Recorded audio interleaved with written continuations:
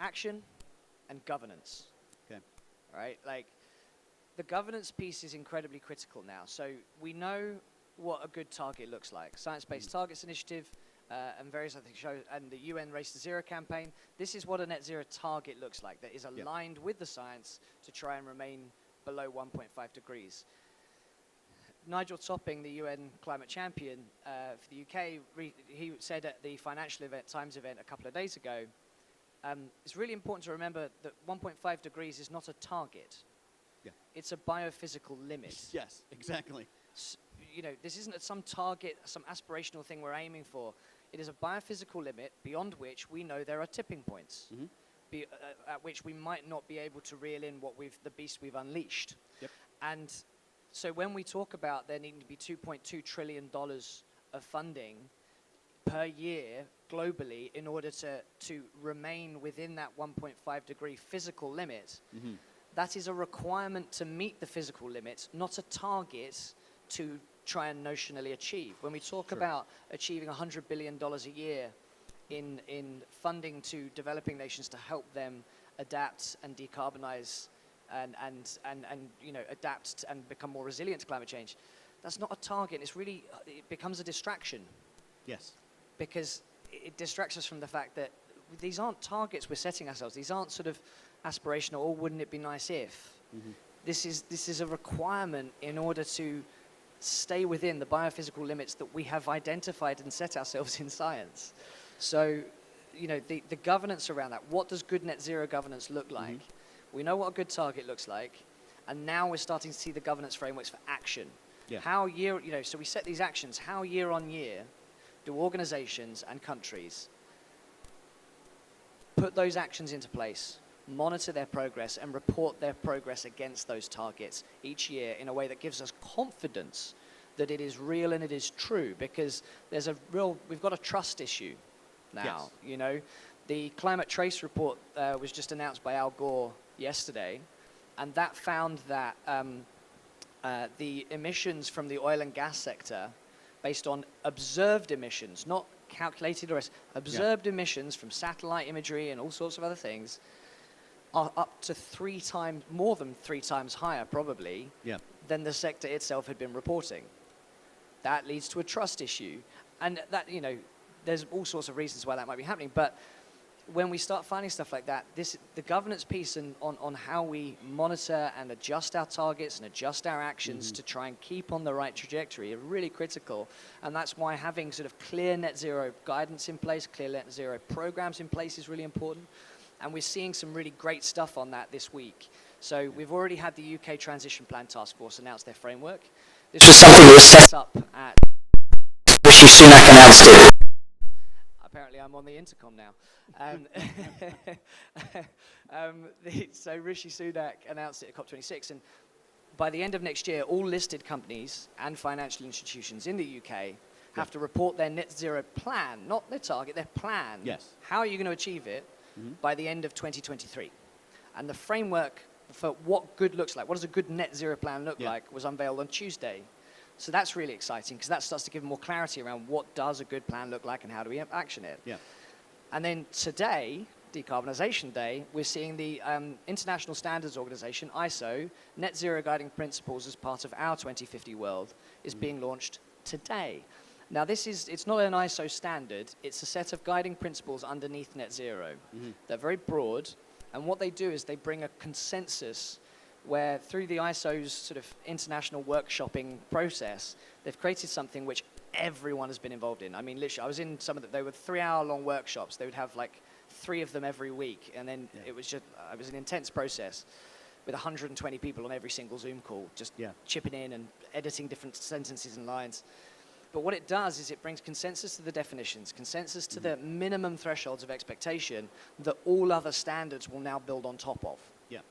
And it's that kind of clarity, it's that kind of simplicity that gets brought through, so that governance organizations like Planet Mark, where we support over 600 companies with measuring their carbon emissions, setting clear decarbonization targets each year, and then working towards their net zero targets and net zero trajectory. Yeah.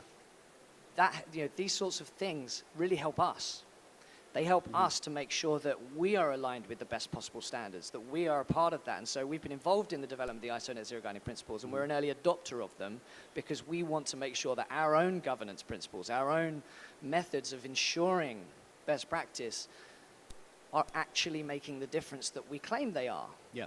Because that's important, and we've got to do that, and that's what will build trust, that's what will build people's confidence in the process, and ultimately that's what will make the difference and have the impact. Well, what needs to happen, over the next, over the next 2 to 3 years, when you look at setting the baselines, when you start to get into governance and transparency, there's a power structure where you're trying to build things from the ground up and you're trying to go from the top down, but ultimately there's a group of people in the middle that we have to engage to act. And that can be in business, that can be in policy, et cetera. But those people are the ones, their jobs are going to change, their lives are going to change. I mean, so much about what they do and how they see the world. So are we climate ready? No, not yet. No, certainly not. If we were climate ready, we wouldn't need to be here. Yeah. And, an important thing to recognize is that humanity has continually gone through transformations. This is not the first time that things have evolved really very rapidly. Industrialization was a remarkable thing, and there's a really amazing photo from New York. There's a photo in 1900 of I think it's like 5th Street in New York, and it's all horses and carriages. Yes. And there's one motor vehicle on the road. Then there's a photo from exactly the same spot in 1912. Yes. 12 years later, it's all motor vehicles, one horse. Now, that's more than 100 years ago, and they saw a transition from horses to motor vehicles in 10, 12 years, right? Yes. Bang. Now, think about all of the trades, the stablers, the breeders, the horseshoe sort of smiths. Sure, all the tackle. Everybody who makes all those ancillary things. All of those things had to transition their industry, and that's, that was the reality of it. Why? Because motor vehicles were better, they were cheaper, they were more efficient. This is exactly the transition we're going through now. Renewable energy, transport, electric vehicles, they are more efficient. The economics have shifted, and in the lifespan of these things, they are cheaper to run, they're better to use, they're much more efficient. The economics have shifted, and so that's when we really start to see the tipping points. And now there's so much capital and investment being committed to net zero transition that anyone who is finding meaningful solutions to this that really make a difference is going to do very well, because there's demand. There's demand in the market for meaningful solutions to this, because fundamentally businesses make money by solving problems, and you name a bigger potential problem than the risk of human extinction. Sure. There isn't one. So if you find a meaningful solution to that problem for your sector, doesn't matter what sector it is, then you're going to have a much more resilient business that's going to do much better, and ultimately will play a part in solving the greatest threat and crisis that our species has ever faced. Well, and that's my point, is that you're sending the people in the audience out into COP halfway through. We're looking at how we get this traction. What advice do you give to people? What should they be looking for today and tomorrow? What are the indicators that you want people to pay attention to? Look for action. And if you're not seeing action, ask what the actions are. Okay. Asking questions is a powerful thing. I've lost count of, so I chair the Institute of Directors National Sustainability Task Force. So I talk with quite a lot of big corporate CEO leaders through that, in that capacity. And I've lost count of the number of times I've had conversations with a CEO of a massive company, and they've told me that they are substantially upping the game within their sustainability strategy. And one of the major factors that led to that decision was that it had been fed back to them that graduate students were asking questions about their sustainability practices in interviews. 100%. Yeah. That is someone who does not work for the organization, may never work for the organization, they will not get the job. Influencing board level strategy because they asked a question. And so when we talk to small and medium sized businesses within our community, and they're sort of like, well, I'm too small to be able to influence my suppliers. Like I can't force them to tell me their carbon emissions, and I can't force them to take action and set a net zero target. That might be true, but you can ask the question. Yes. It doesn't hurt to ask the question. And if you ask the question, and another one of their customers asks, and another one of their customers asks, funnily enough, they're going to wake up and smell the direction of the market. And playing a part in that, ask the questions, propose solutions, help people on their journey if they want help. So I want to see people just seek action and take action. Really look, what's my sphere of influence? What can I do? Who can I have conversations with? Who can I influence? But fundamentally look for action. And if you don't see action and you're only seeing fluff and targets are great, but they have to be backed by action. Otherwise, they are just meaningless. Well, one of the things that I think is important to think about is people wait for this revolution to happen. They keep thinking that it's going to happen, but you don't see it because you're inside of it. Yeah. And it's not one big turn. It's 1,000 tiny turns that turn that wheel. So it's much more of an revolution, but this action traction that you're talking about seems to be the proof. Yeah. So if you do ask the awkward question, and I think that's the best part about questions, is when they're awkward and the silence sits there, that's what drives the interest and the change. Yeah. So final thoughts. Is this going to be a pivot COP? Is this going to be one where you look back and say, we finally figured a principal piece of this process out? Now, we're slightly less than halfway. Mm-hmm. I told you it was going to be speculative. So it's hard to say at this stage. What I can say is often the things that excite me most about COP summits is the actions and the announcements made around the summit, even more so than what happens at the summit. Things like the UK Transition Plan Task Force, things like the ISO Net Zero Guiding Principles, they're not part of the official negotiations or discussions. No.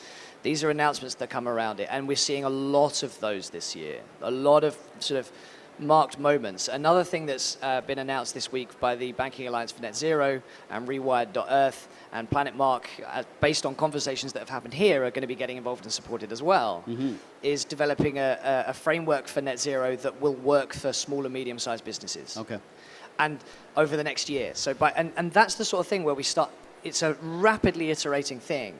And the fact that we've moved from nationally determined contributions, that what nations are signing up to needing to be reported once every 5 years, to now having to be done every single year. This is the upping, this is the acceleration. So in terms of what, is this going to be a good cop, bad cop situation? Very nice. Which side of that line is it going to fall on?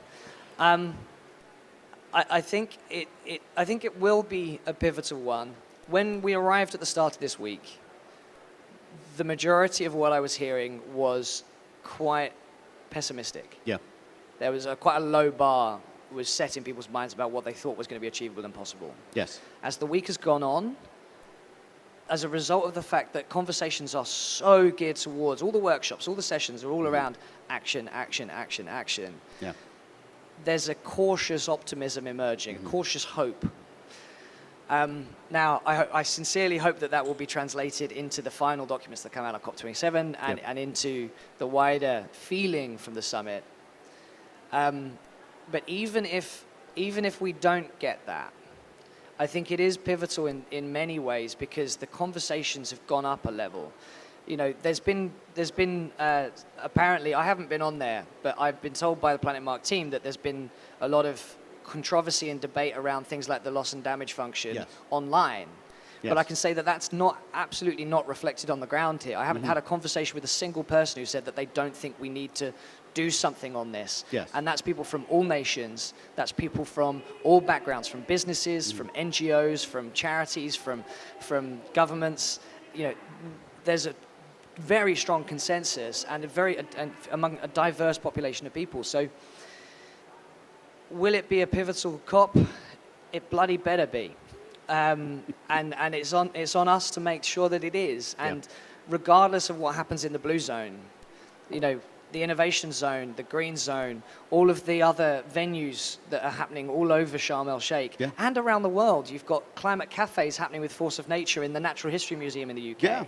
You've got conversations taking place all over the world. it's on us all to play our part as businesses, as organizations, as individuals, to move that needle and make sure that this is the moment where it turns to action. So if you haven't set a net zero target credibly through the Race to Zero, do it. If you haven't got a plan on how you're going to decarbonize, do it. Play your part and make sure that, you know, you've got two choices. You're either on the opportunity side of the coin or you're on the risk side of the coin. No, I think you said it. It's a good cop, bad cop situation. So, I mean, I can't sum it up better. Thank you so much for being here. I really do appreciate it. We're going to take a short break, and then we'll be back with more programming.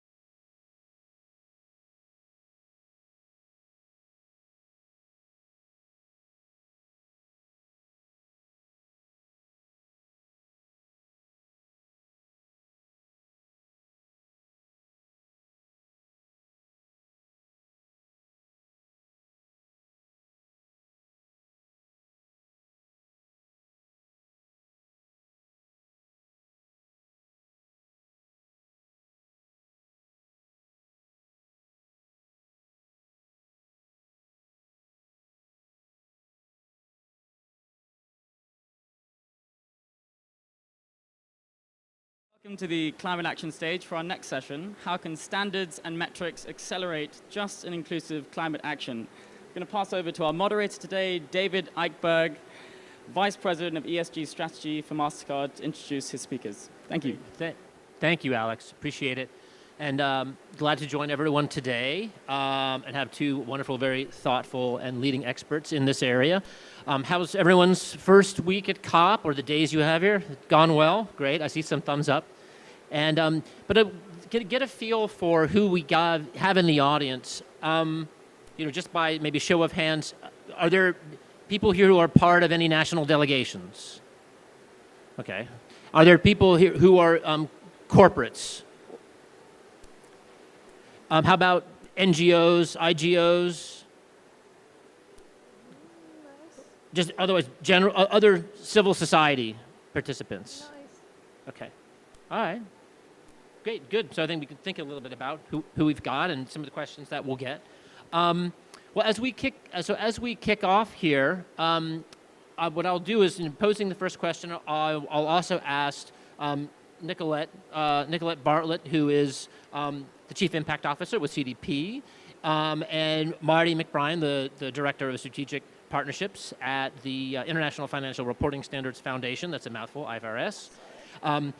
When you do, also pose the first question, and but take a minute, introduce yourselves, a little bit about your role, and then we can sort of dive in from there. That sounds great.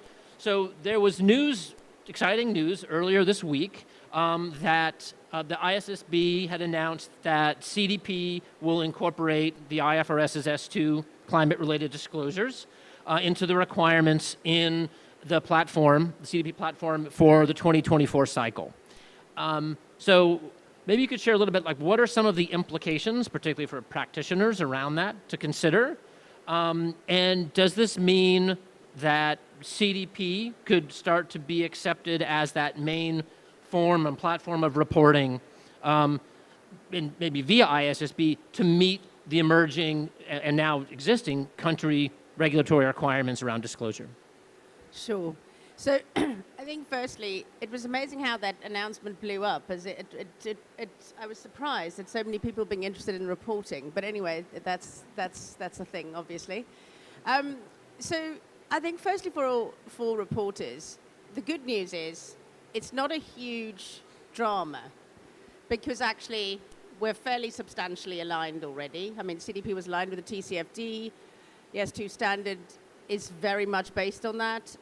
So in our analysis and mapping, there is a lot of alignment already, significantly high alignment, and there's a few parts of structuring that has to happen and restructuring, and apart from that, it's what companies will be used to, but we'll make sure that the integration is exactly the same as the standard, and there's a reason for that. This is, I think, going to significantly reduce reporting burden for companies, which sounds an extraordinary thing to say. Wow. Yes. Given how Say more, please. given how long and complex our questionnaire is. But I think the thing for us, and what makes this partnership so exciting for both sides, is the aim is we can make it doable. And by making it doable and by scaling in our system, regulation will follow. Because remember, once that standard's out and gets accepted by countries in the IFRS, then it takes time for them to actually put it into regulation and accounting regulation in the country.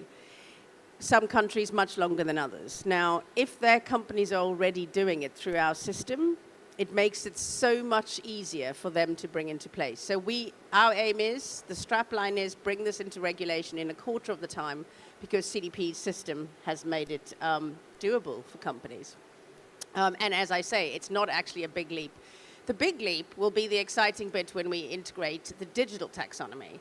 Because, you'll have seen our system. There's, I think the word digital will be very liberally applied to it. And so that's the bit that's the innovation for us, and the bit that we're really excited about, because I think it allows for a backbone taxonomy in the space. We need to be able to be interoperable with other standards, which we absolutely will do, because we believe this is the global benchmark. It can standardize information at layer 1 of climate, but there is so much more that it needs to be paired with, both from an impact perspective for climate, but also broader nature issues, which I know will be there as the standards emerge and evolve. Thanks, Nikki. Well, let's just say, so I'm just going to start by explaining. So the IFRS Foundation, the International Financial Reporting Standards Center, has two boards. We're a foundation, and we have two boards. We have one board that sets accounting standards for over 146 jurisdictions globally. And we have another board, that's the new sister board, which we're talking about here today, which sets standards now for sustainability reporting. And hopefully will be adopted in more than 146 jurisdictions as time goes on. So we're really talking about the two standards today that we have out, which was a general requirements, which applies to all sustainability information, but doesn't go into the granular detail. And then we have this S2 climate standard, which we are so happy that CDP will align the platform with from 2024. Now, from our side, it helps, it's a really useful platform for companies to structure data, to get organized, to put rigor around it. Because for our standards, you then have to take it from CDP and integrate what's most financially material into your annual reports and accounts. So it gives people confidence in what they're reporting. It gives them the structure. It's also so helpful for us as standard setters. It means we've got this huge volume of data, and we can now look at this data and say, hang on, this is what people are actually reporting. Do we need to go back and revise our standards? So it helps, the IFRS Foundation has been setting standards for a long time. They have really rigorous process. Not like I'm a former ESG standard setter in the sustainability side, and due process was never quite the same as it is when it's aligned with financial reporting, right? So this really allows us to make sure that in our post-implementation reviews, which start at 3 and 5 years after the standards, that the data is there for us to refer to it and then help improve the standards if that's needed. Thanks very much for those intros too, and Marty. I would would not be and not, I'd say, envious at all of having two boards to have to report to. One can be plenty to ever have to do. You were talking a little bit on how this is really getting into place and beginning to accelerate, I think was the word that you used, Nikki. And earlier on, Marty, we were sitting and talking a little bit about how we are just seeing such an acceleration in a space that is only now being well aligned. I mean, there is a lot of groundwork, but it was the pace and the manner in which it is happening in a space around sustainability, and climate being a fairly well-established one, but a lot of other areas as well less so, in such a short period of time relative to just how financial accounting standards came about in the first place. And the urgency that is there, given the challenges we're facing across biodiversity, right, across humanitarian impacts as well as climate. But how do we make that such a successful, fast transition along the way? What do we learn from the past? What can we learn from those past experiences? And what are some of the tools and so the institutions we have to make sure that that's done in the less bumpy way? I mean, you touched on it a bit then. We have 20 years of CDP disclosure. We have 25 years of GRI standards. We had 15 years of CDSB standards. We have a huge amount of learning to build on. And that can help us go faster in the sustainability space. We started with climate. The market told us to start with climate, but they definitely told us not to stop there and to go fast. And the board will consult in early 2023 on what we should do next. So we don't make this up at the board. I'm not on the board, by the way. If they're a little bubble, they sit on their own, they work full time like this. But that board will consult early next year about what we should do next. What topics, are we doing biodiversity next? Are we doing water next? Are we going transition? Are we going to be doing some social issues? What will be the next things? And that's market led. So that's up to you as the community to tell them what standards we need to set next. And I think that's quite an exciting approach. Nikki? Yeah, I think you've already said it all. There is a lot to build from, and I think there's already a lot in practice within companies, and that's the key here. I think we'll see a lot of kicking and screaming from certain companies that this is all terribly, terribly difficult, cannot be done, need to get the lawyers out, and yet they've been doing it for 10 years or 15 years. And that's the point, I think. We're building on something that has been in practice for a very long time, not in all parts of the world. Our most exciting trajectory in the last few years has been the extraordinary growth in emerging markets in our system. So we've had, this year was a record increase, 42% across the climate system, and across all of them, 38, right? So there's a big jump, 20% jump in forest, roughly 20% in water. So it's not just climate that's growing. But the place where it's growing is across Asian countries. And that's really, really, I mean, it's up to 63% for climate across Asia. It's huge. Our second biggest disclosing country now is China. Really, really exciting. So there, it's not that it's been in practice for a very long time, right? So there is going to take time, but that's the point of this, is that by the time the ISSB comes out, some of those companies will have been in the system doing this, building capacity, so that when the Chinese seek to make it regulation, it will be something that can be done quite efficiently for them. Definitely resonates with me at MasterCard, and also previously at HP. I guess I'd say, look, the lawyers were always still very interested. That didn't change. It wasn't a question of whether there was a lot of, wow, like really is this next? Maybe not, but maybe not kicking and screaming. I still think it is the vast majority of a lot of companies that need to move along that practice, and very, very quickly. But that is interesting trends about what you are seeing in emerging markets. And maybe on that question, we are here at a COP that's based here in Africa. And not the first COP in Africa, but it is at a time where there's also a lot of focus on the need to address, the needs of the global south, right, around particular climate adaptation and resiliency, but also the role that it needs to play relative to mitigation. And so, Marty, maybe you could talk a little bit about how do you see that the standards and reporting will help those financial flows into the global south? Thank you. Well, we know that high quality reporting helps investors make better decisions, helps them allocate the capital. In the global south, what we're seeing now is this is the money COP, right? We need to start to see the money flowing. And via disclosure using our standards, we're going to see higher trust and transparency in those companies, allowing private sector finance to flow to the south. Now, we know that's very easily said and not as easily done. So at the African Finance Ministers ICF meeting 60 days ago exactly, almost, they literally published a statement to say, we see these standards the ISSB are putting out as a key tool to help move the money to the south, and we need to think about being early adopters.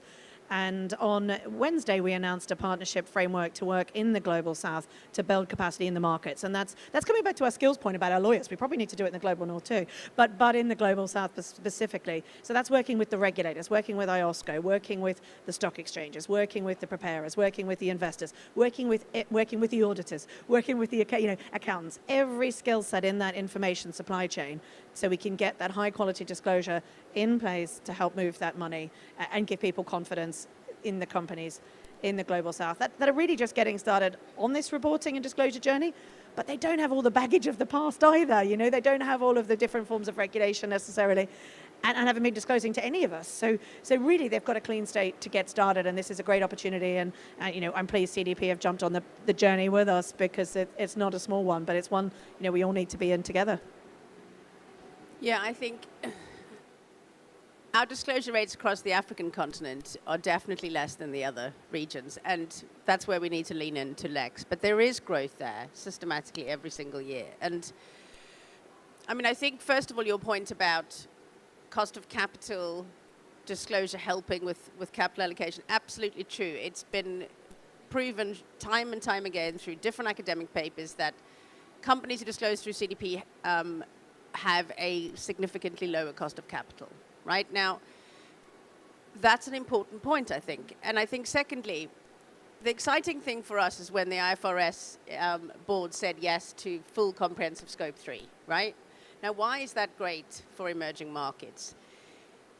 What we found is that, obviously, with many companies, their supply chains are in emerging and developing countries, right? So then the concern becomes, that's going to make capital leave, because they're going to be high emitters, and if I have to take responsibility for my Scope 3, I'm no longer going to keep my supply chain in that country. Well, the interesting thing is, many times when we compare the emissions of the company that makes the same products and services, say in the global north country versus that supplier in the global south, they have lower emissions because they have newer technologies on average, right? This is not company per company, but on average, when you aggregate it, it's like that. So that's an interesting fact. So they tend to stay with those suppliers. That's the first thing. And number two, what we found is companies because they have to take accountability for it, so this is now their emissions they need to work with and own and is attached to them, they lean in to their supply chain quite actively. And they work with companies to help them transition because that's only good for them. And we've seen banks come in. We've run a few pilots where banking partners have come in. And because that company has a forward procurement contract, it ensures that they get lower cost of capital for clean energy within the company, installation on the ground, etc.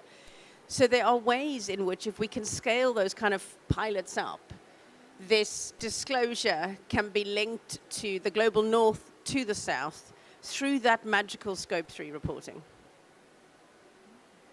I think that's a good observation, particularly how a lot of these some of the supply chains in the emerging countries, they essentially can get over what would otherwise be a lot of the legacy production infrastructure to being something that's more efficient.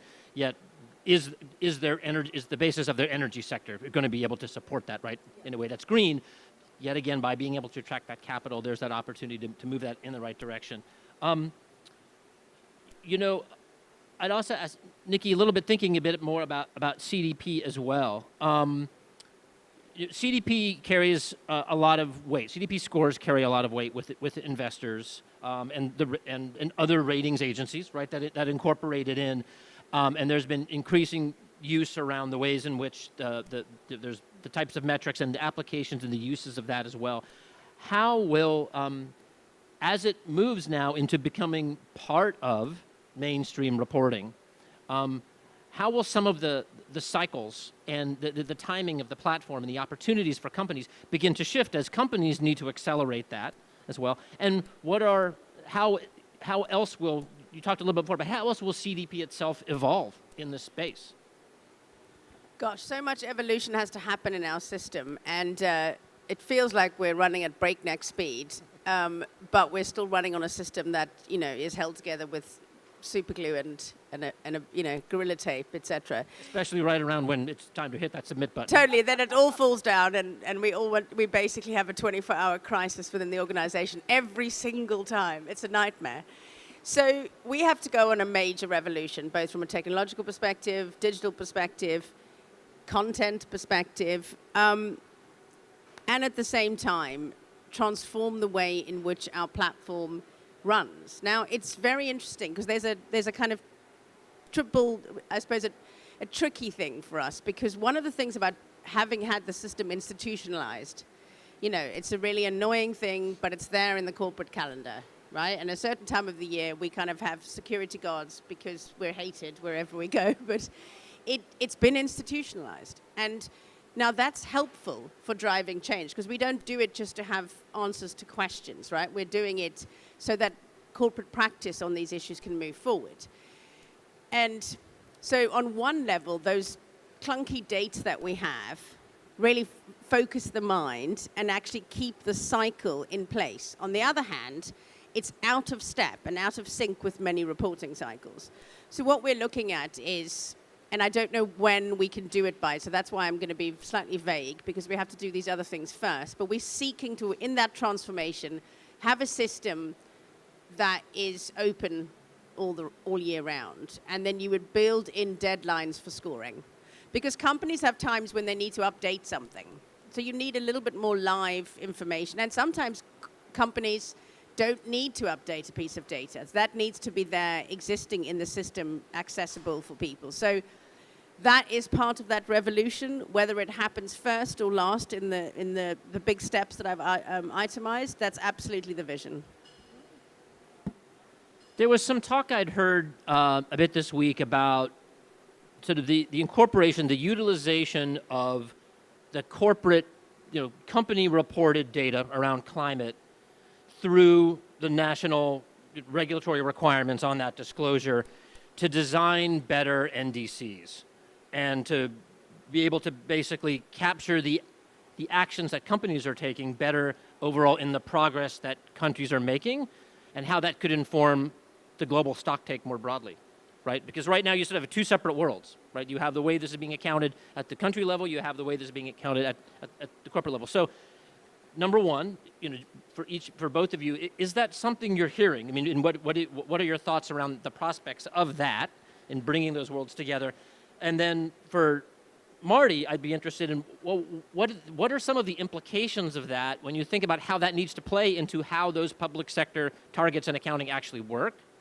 And then for Nikki, I'm interested in sort of practically from the CDP data, what sort of does that mean around the level of granularity involved to feed into NDCs for scope 1 and 2, but really for scope 3? Hope that's not too complex. No, that's absolutely fine. I'll start with it from sort of the public accounting perspective. So many people don't know that there's also, we have an International Accounting Standards Board.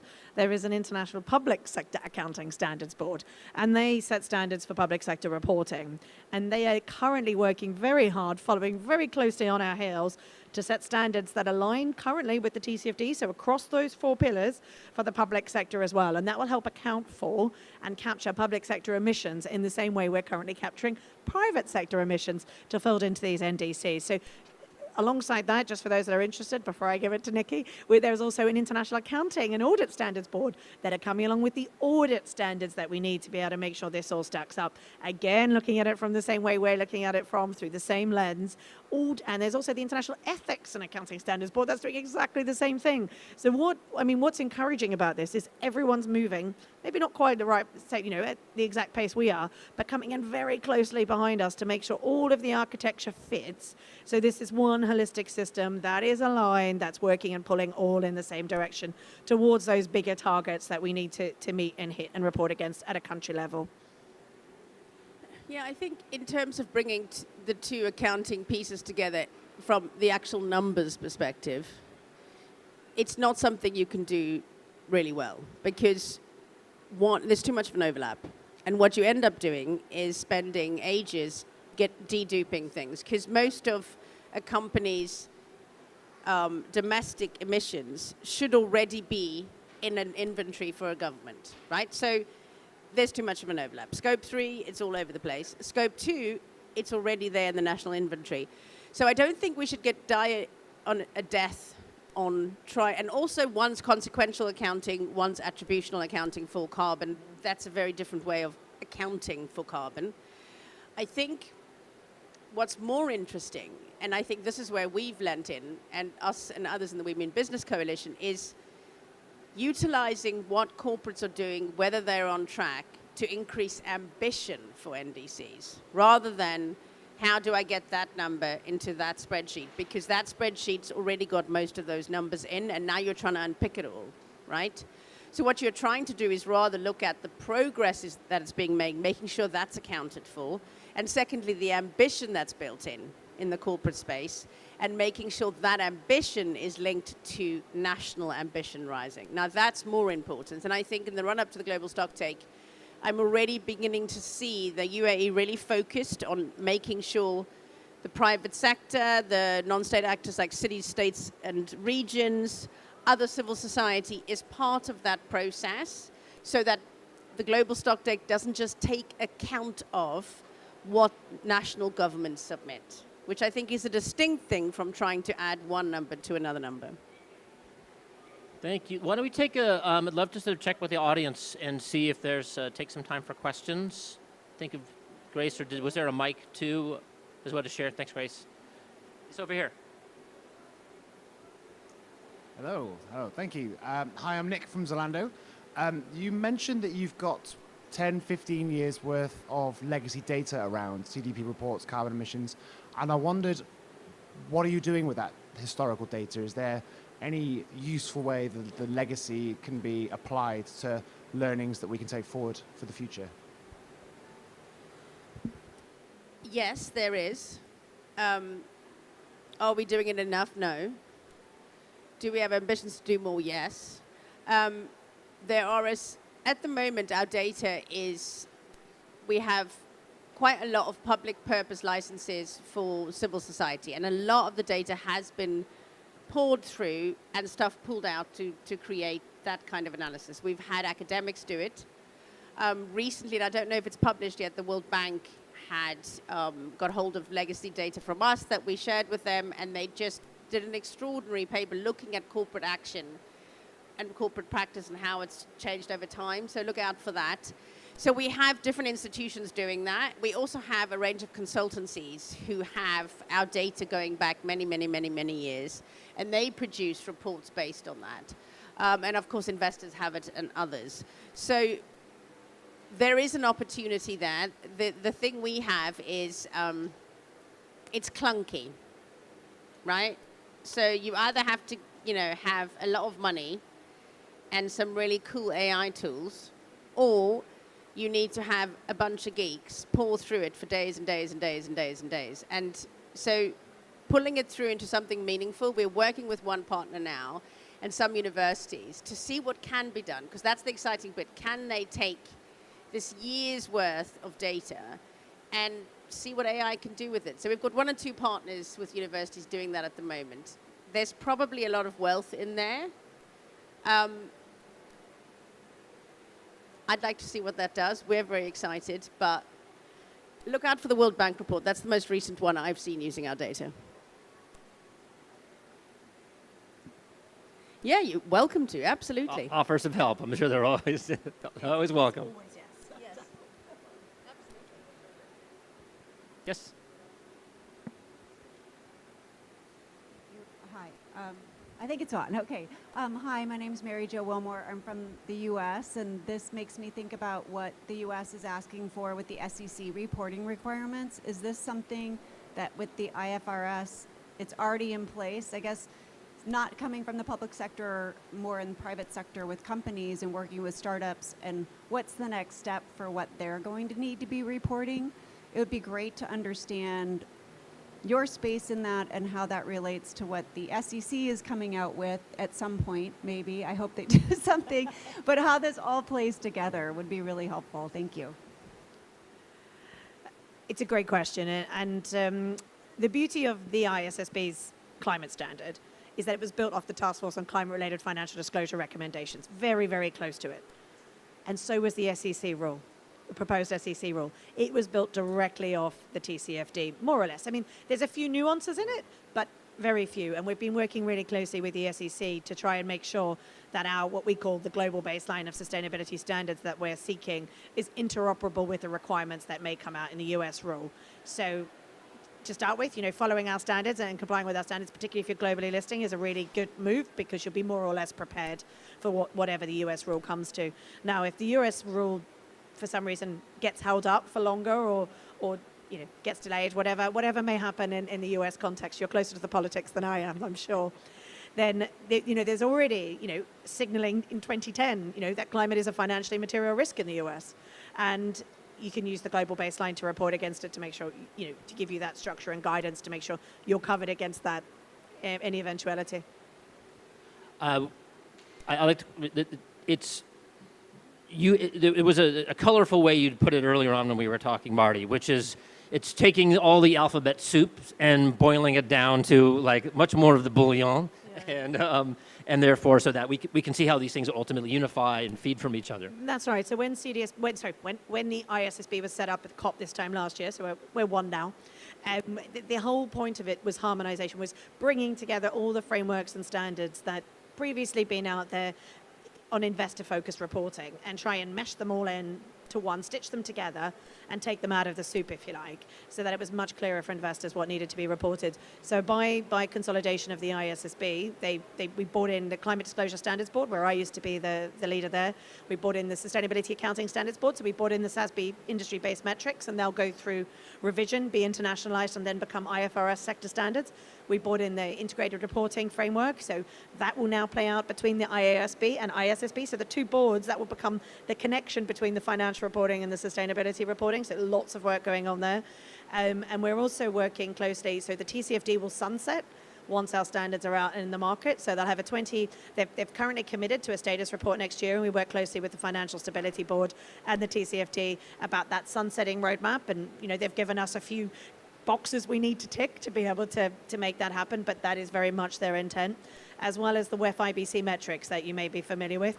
They've given us the boxes to tick, and then they will also sunset. So we're working very hard on a roadmap with them now that may be announced at Davos next year. So really trying to take all of this out and make it as simple as possible for companies to be able to, comply with the global baseline and then layer on jurisdictional requirements. And, that global baseline is really informed by CDP.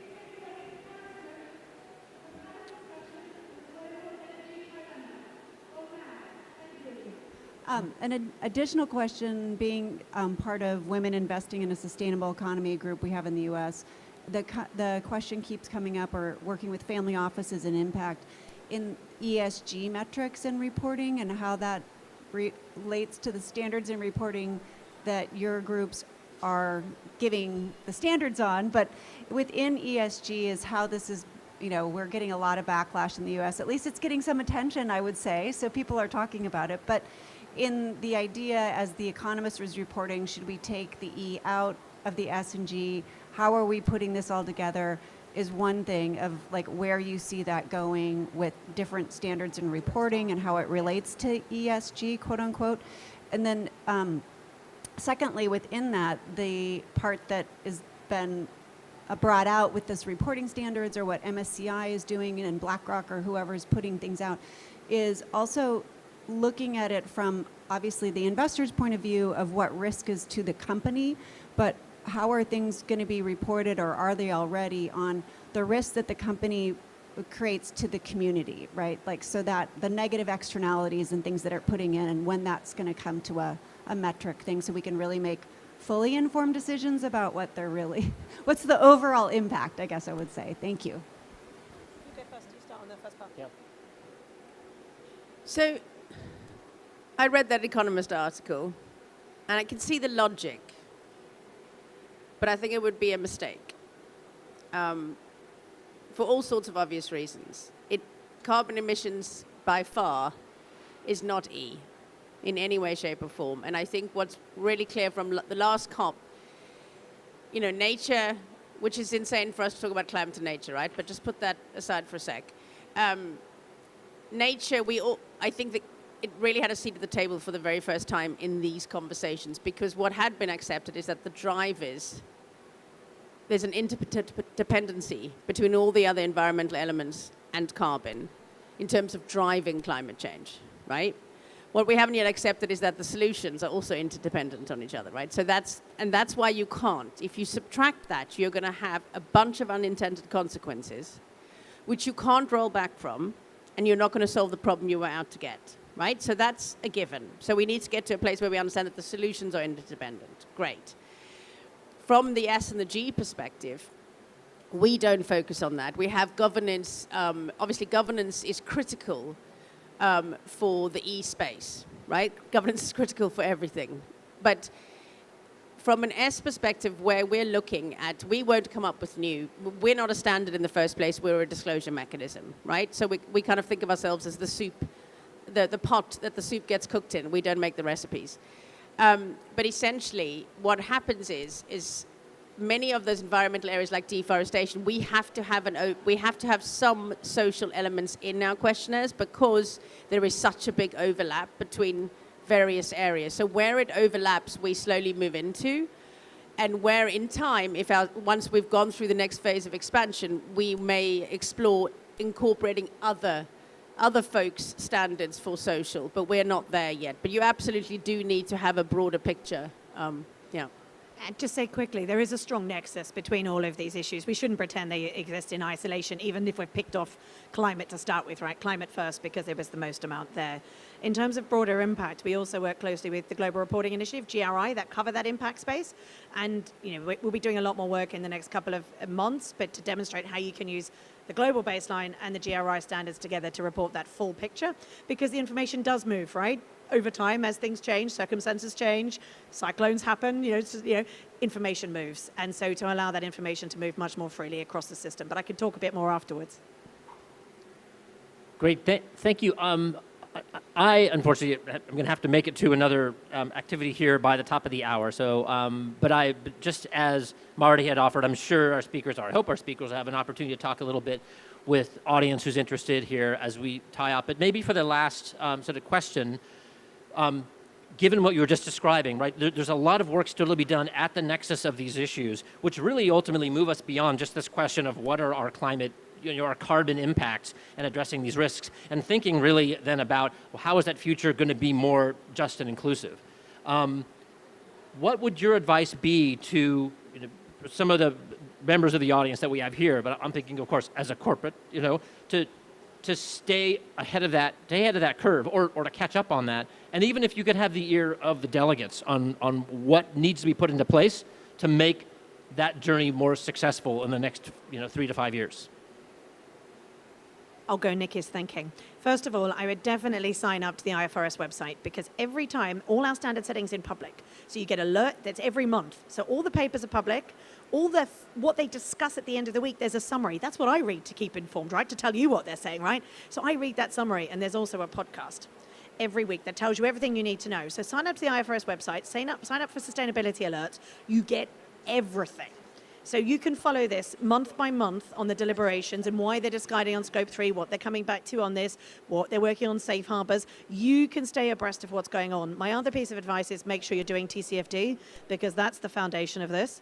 My other piece of advice is talk to everyone in your business, because skills are going to be one of the biggest challenges. Upskilling all of the professions is going to be one of the biggest challenges for us to move at the pace we need to move in, more broadly, to achieve all of our ambitions here at COP this year. So skills is it, and make sure you're talking to everyone and encouraging everyone to learn and keep moving forward. Yeah, I'll be very boring and say, if you haven't already got your company to disclose through CDP, disclose through CDP. It's painful, but it's a learning journey, and it builds capacity, and that's its job, right? And you can use it as an excuse to get your company to do something, let's be honest. That would be my first thing. In fact, I would just leave it at that, because I think what Marty said at the end was exactly the right thing. We've probably got about, 10,000 people on the planet who can actually do the things that need to be done right now. And we need like 10 million people, right? So capacity and skills is the biggest thing you have to do. So if there's one thing you can do, whether you're in a company, wherever you are, get to your leader and make sure, don't care what you have to do and who they have to meet, that they get this. Because the gap is so massive in terms of how people really understand this risk and this opportunity. And without it, we can do nothing. Again, to that pace at which we have to find ourselves moving. I hear, run to the fire, right? The world is burning, but run to the fire on this. Don't wait. You got to build the muscle. And break down these silos, because we need to build capacity and skills across and between organizations in this. Marty and Nikki, thank you very much for joining us today. Thanks, everybody, and hope you have a fantastic COP.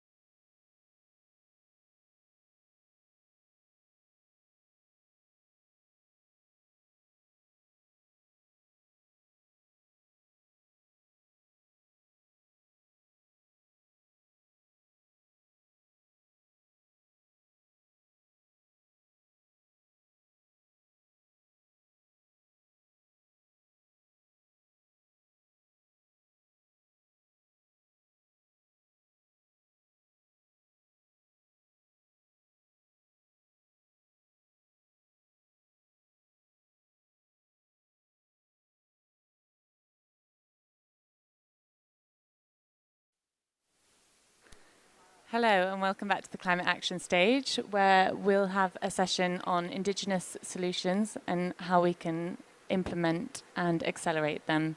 The session will be chaired by NDN Collective, so I'm delighted to introduce you to your moderator for today, Jade Begay.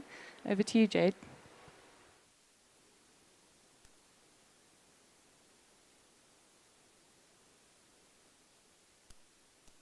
All right. Thank you so much. Hi, everyone. Welcome. As was just shared, my name is Jade Begay. I am a citizen of Tesuque Pueblo in northern New Mexico in the U.S. I'm also the Climate Justice Campaign Director at NDN Collective. NDN Collective is a nonprofit based in North America, and our entire mission is to build Indigenous power, and we do that through our collective work. So we have a nonprofit that does advocacy work, that does philanthropy and grant-making work, but we also have a couple other arms that help us really just have a systems approach to our systemic problems. So through investment and our loan department called NDN Fund, we're addressing wealth gaps in our communities and driving resources into our communities and our tribes. We also have a for-profit arm called NDN Partners, where we are working with tribes and Indigenous entrepreneurs to help them scale and help them build their businesses and their innovations, whether that be an Indigenous-led coffee shop for movement organizing and people to have gathering space, or whether it's a renewable energy project or a regenerative agriculture project. So we'll get to share more about our work and talk about the different types of Indigenous-led solutions that we're building and investing in. But I want to just pass it along here to give for my colleagues here to give some intros.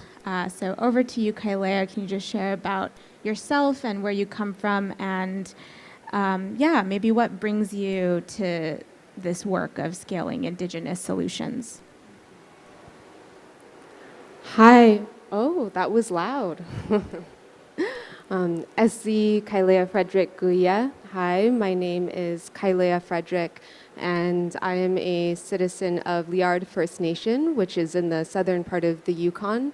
I am Tahltan and Kaska First Nations, as well as a Black American, and I'm the climate justice organizer. I get to have the pleasure of working on the climate justice team with Jade at NDN Collective. I'm also a parent, and I currently live in a very small city called Petaluma in the state of California. And, I think that, it's kind of twofold in terms of what brings me here. Part of it is the drive of being a parent at a moment of collapse and at a moment of having to figure out what the long-term vision is in terms of the health of the planet and my children and my grandchildren's ability to thrive. And the second portion of it is the need to have more Indigenous representation, more representation from frontline communities, from Black communities here at the UNFCCC. This year, NDN Collective was a partner with the Indigenous Peoples Pavilion, where we are working to create and carve out our own spaces within the COP zone, which, for generations has been exclusive and left our people out. So it's a pleasure to be here with you all today, and I would love to pass the mic. Hafide tiro guahusi manyaka dioro ginini entelu I Pacificu I Islas Marianas. My name is Manyaka Dioro. I am a Chamorro woman from the occupied islands of Guam and the Commonwealth of the Northern Mariana Islands, out in the Northwest Pacific. I am a Changemaker Fellow with NDN Collective, and I'm also an Environmental Justice Movement Fellow with these two that's being run out of the New School Tishman Center for Creative Disruption. And I'm so honored to be on this panel with these wonderful, amazing Indigenous women who have been a great inspiration to me and my work as a climate justice organizer and a founder of the organization called Micronesia Climate Change Alliance. And what brings me here is, as a woman from a small island or a large ocean state, we face the compounding threats of the climate crisis as well as militarization. And my islands are often used for war training and for propositioning of the world's greatest superpower in the region closest to Asia. And it's really important because the expansion of the military is tearing down limestone forests. It's hurting the biodiversity of my community. It's destroying ancestral sites. And the fact that world militaries don't have to report, draw down, and are completely exempt from COP, from all of the negotiations here is a real huge missteps in the whole process, especially given that the world's militaries contribute most to the pollution and are the largest consumers of fossil fuels. And that's a great misstep for us to have all these conversations around innovation, yet not hold accountable the polluters of our planet. Yeah, let's give her a round of applause. Thank you, Monyeka and Kailea. So as you all probably noticed, we have a few names on the screen. And we would like to have our colleagues join us on the stage. You know, as you all have probably learned, it's very hard navigating the COP space, and there's all kinds of logistical things going on. So yeah, if we could just play that video and do a little stage rearrangement so we can bring up our colleagues and our relatives to the stage.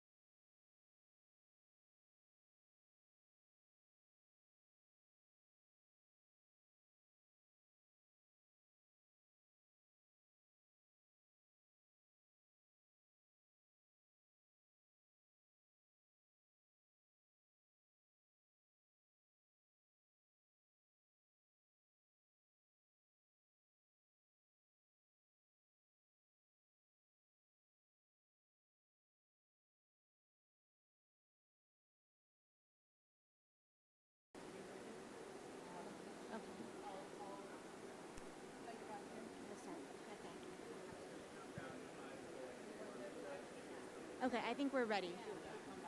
We're back. All right. Thanks, everyone. Thanks for your patience and giving us grace as we get all set up here. We're also live streaming, so we have a live audience that we're also working with and engaging with here. So anyways, just appreciate, the patience. Wanting to give Nicole and Janine an opportunity to introduce yourselves. Just briefly, who are you and where are you coming from today and what's your role?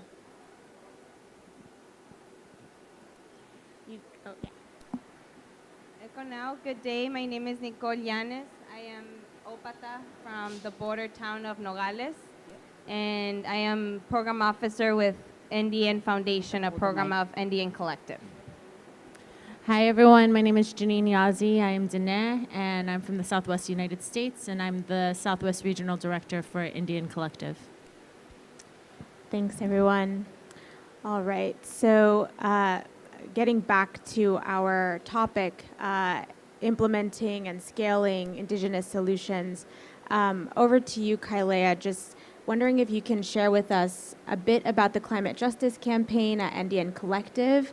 How is it that we are, because we're a team, how is it that we are preparing our relatives for moving through the climate crisis? Can you just share a bit about the work that we're doing there? So as Jade had mentioned previously, at NDN Collective, our core mission is to build Indigenous power. And so at the Climate Justice Campaign, we are building Indigenous power so that our people feel empowered and also, empowered to bring their solutions to the table, and also equipped in terms of adaptation and preparedness, because so many of our people are already and have been facing the impacts of the climate crisis now for decades.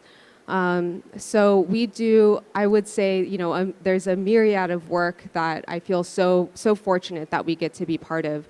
We work, at the grassroots level in terms of supporting with organizing that's happening on the grounds. As many of you might, likely know, many of our communities are in active fights against those extractive companies, big polluters that set up in our territories and have created really horrific conditions, genocidal conditions for our people. So we support on the ground with some of that, some of the organizing and campaign work that needs to happen so that people feel resourced to be able to continue the fights for the long haul. We also do advocacy work, and so we are supporting with, the bridging between our grassroots communities and making sure that their voices are uplifted all the way into the highest levels of government. We believe, again, that, our people inherently carry mitigation measures through their cultural land-based practices. And so a big part of our campaign is actually redefining who it is who it is that we think of as climate experts, who it is that we think of as environmental experts, and making sure that we support in moving them into those positions that are decision-making bodies, where there is that potential for them to bring not just their voices, but their solutions, and bring some of the implementation forward from all the way at the top. And we also do some education as well. I'm sure that many of you at this moment in time have experienced some impacts of climate change in your own communities. And there's, I would say, in general, a very big gap when we are talking about what it means for households, just everyday people, to feel prepared to deal with a very big weather event. And sometimes it's dealing with, wildfires, smoke inhalation, or extreme heat. And so our team supports with putting together educational materials for our communities so that people can feel, informed and also supported when it comes to actually making sure that we make it through these challenging times. So I'm gonna pause there for now. But I just want to say again that our team really, it's a multifaceted approach. We're at a moment of collapse, and so we are utilizing many different tools and avenues in terms of engaging and working and mostly just uplifting our people. Thank you, Kailea. So Janine, wanting to go into the work that you do at NDN Collective, how many here have heard of this initiative called Justice 40? It's okay if you haven't. It's a U.S. Policy program. And this program was launched early in the Biden administration to direct 40% of the green infrastructure benefits to what they call disadvantaged communities. And I happen to sit on the White House Environmental Justice Advisory Council, so I get to advise on this initiative. And while it's a great intention, it moves quite slow. I'll say that much, as so many policy programs or initiatives in federal agencies do. And so at NDN, we've developed a model they're called the deep dives, regional deep dives. And it's kind of our challenge, if you will, to the federal agencies and the federal government to say, actually, we can do this better. We can drive resources and build capacity in our communities faster and more efficiently because we have relationships, we have trust, and we know how to mobilize dollars to where they are needed the most. And so Janine is our Southwest Regional Director, and can you just shine light on what your work looks like and more about this regional deep dive program at NDN Collective? Absolutely. Well, the regional ecosystem deep dives are really a pilot project at NDN to focus on 4 regions throughout the United States and the Pacific, because one of the region is Hawaii. And so they include Hawaii, the Southwest, of which I'm the director, the Plains, Midwest, as well as Alaska. And in this work, we're really trying to strategically determine what ways we can deploy our ecosystem of services to better build power in movement spaces, as well as in the work being done on the ground to overcome many different challenges. We're at a climate conference and a climate action hub, but it's important to note that Indigenous peoples have been developing solutions for sustainable development before climate change discussions and issues and challenges have become a mainstream topic. This is largely because we have the lived experiences and the on-the-ground realities that have taught us generation after generation that the way we are living and building our institutions of development are unsustainable and out of alignment with the balance that is necessary to protect and respect our connection to all forms of life and to our sacred elements. Being in the Southwest, water has always been a very precious resource. And it's been disappointing here at COP because there was a high-level roundtable on water security that I was invited to be a part of, which I was really hoping would be an opportunity to not only present some of the innovative solutions being done and led by grassroots communities in the Southwest, but by Indigenous peoples all across the globe. Yet in that high-level roundtable, all countries were reading statements and then leaving the room and not really listening to each other or engaging in effective dialogue because other streams of work were more important to them. And so I pointed out to the group, I wasn't able to deliver the statements that we wanted to present because it was a very disappointing space to be in. And I felt compelled to point out to the room that we can't have discussions around just transition, around sustainable development, around food security, around overcoming inequality if we do not have water security. And the water conflicts that we are seeing across the globe is not something new. In the Southwest, we've known that the different waves of colonization that enabled development of metropolises in the Southwest are directly linked to water wars and the control of water resources in water-scarce regions.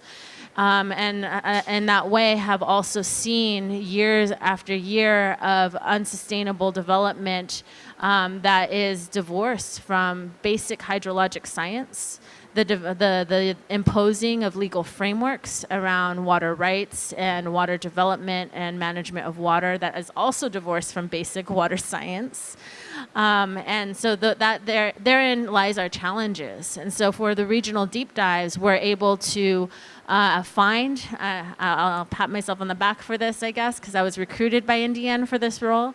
But we're able to find those people who've been working on the ground across a variety of issues to champion innovative approaches and processes in the development of solutions, because the process is just as important, if not more important, as the solution itself. And so, I've been working on developing rights-based approaches to development for several years, for over 12, 13 years now. I don't even remember anymore. I try not to keep track of it as I age. But in those processes, have been able to really see what the different jurisdictional issues and challenges have really inhibit the type of scaling out that needs to happen of innovative approaches and solutions being championed by Indigenous peoples for the sustainable management of water, restoration of food systems, and the necessary work to confront and develop ways of addressing legacies of contamination from the extractive industries and from the unsustainable development that has already happened. And so it's been very fulfilling and very challenging, because what I've seen in doing this work is that there's a great need for not just power building, but for creating new mechanisms and processes by which to center the values, the type of leadership, which is very, matriarchal, woman-centered, inclusive, in the in baking that into the actual decision-making processes of the institutions that we're creating. And so it's an opportunity to see and meet communities where they're at, to imagine different possibilities for how we organize and how we utilize the tools of the different legal structures and institutions that are available to us, but then how we also work beyond those tools and create our own mechanisms and pathways to support power building in our communities. Yeah, wow. We are so honored to have Janine on our team, clearly a powerhouse. Turning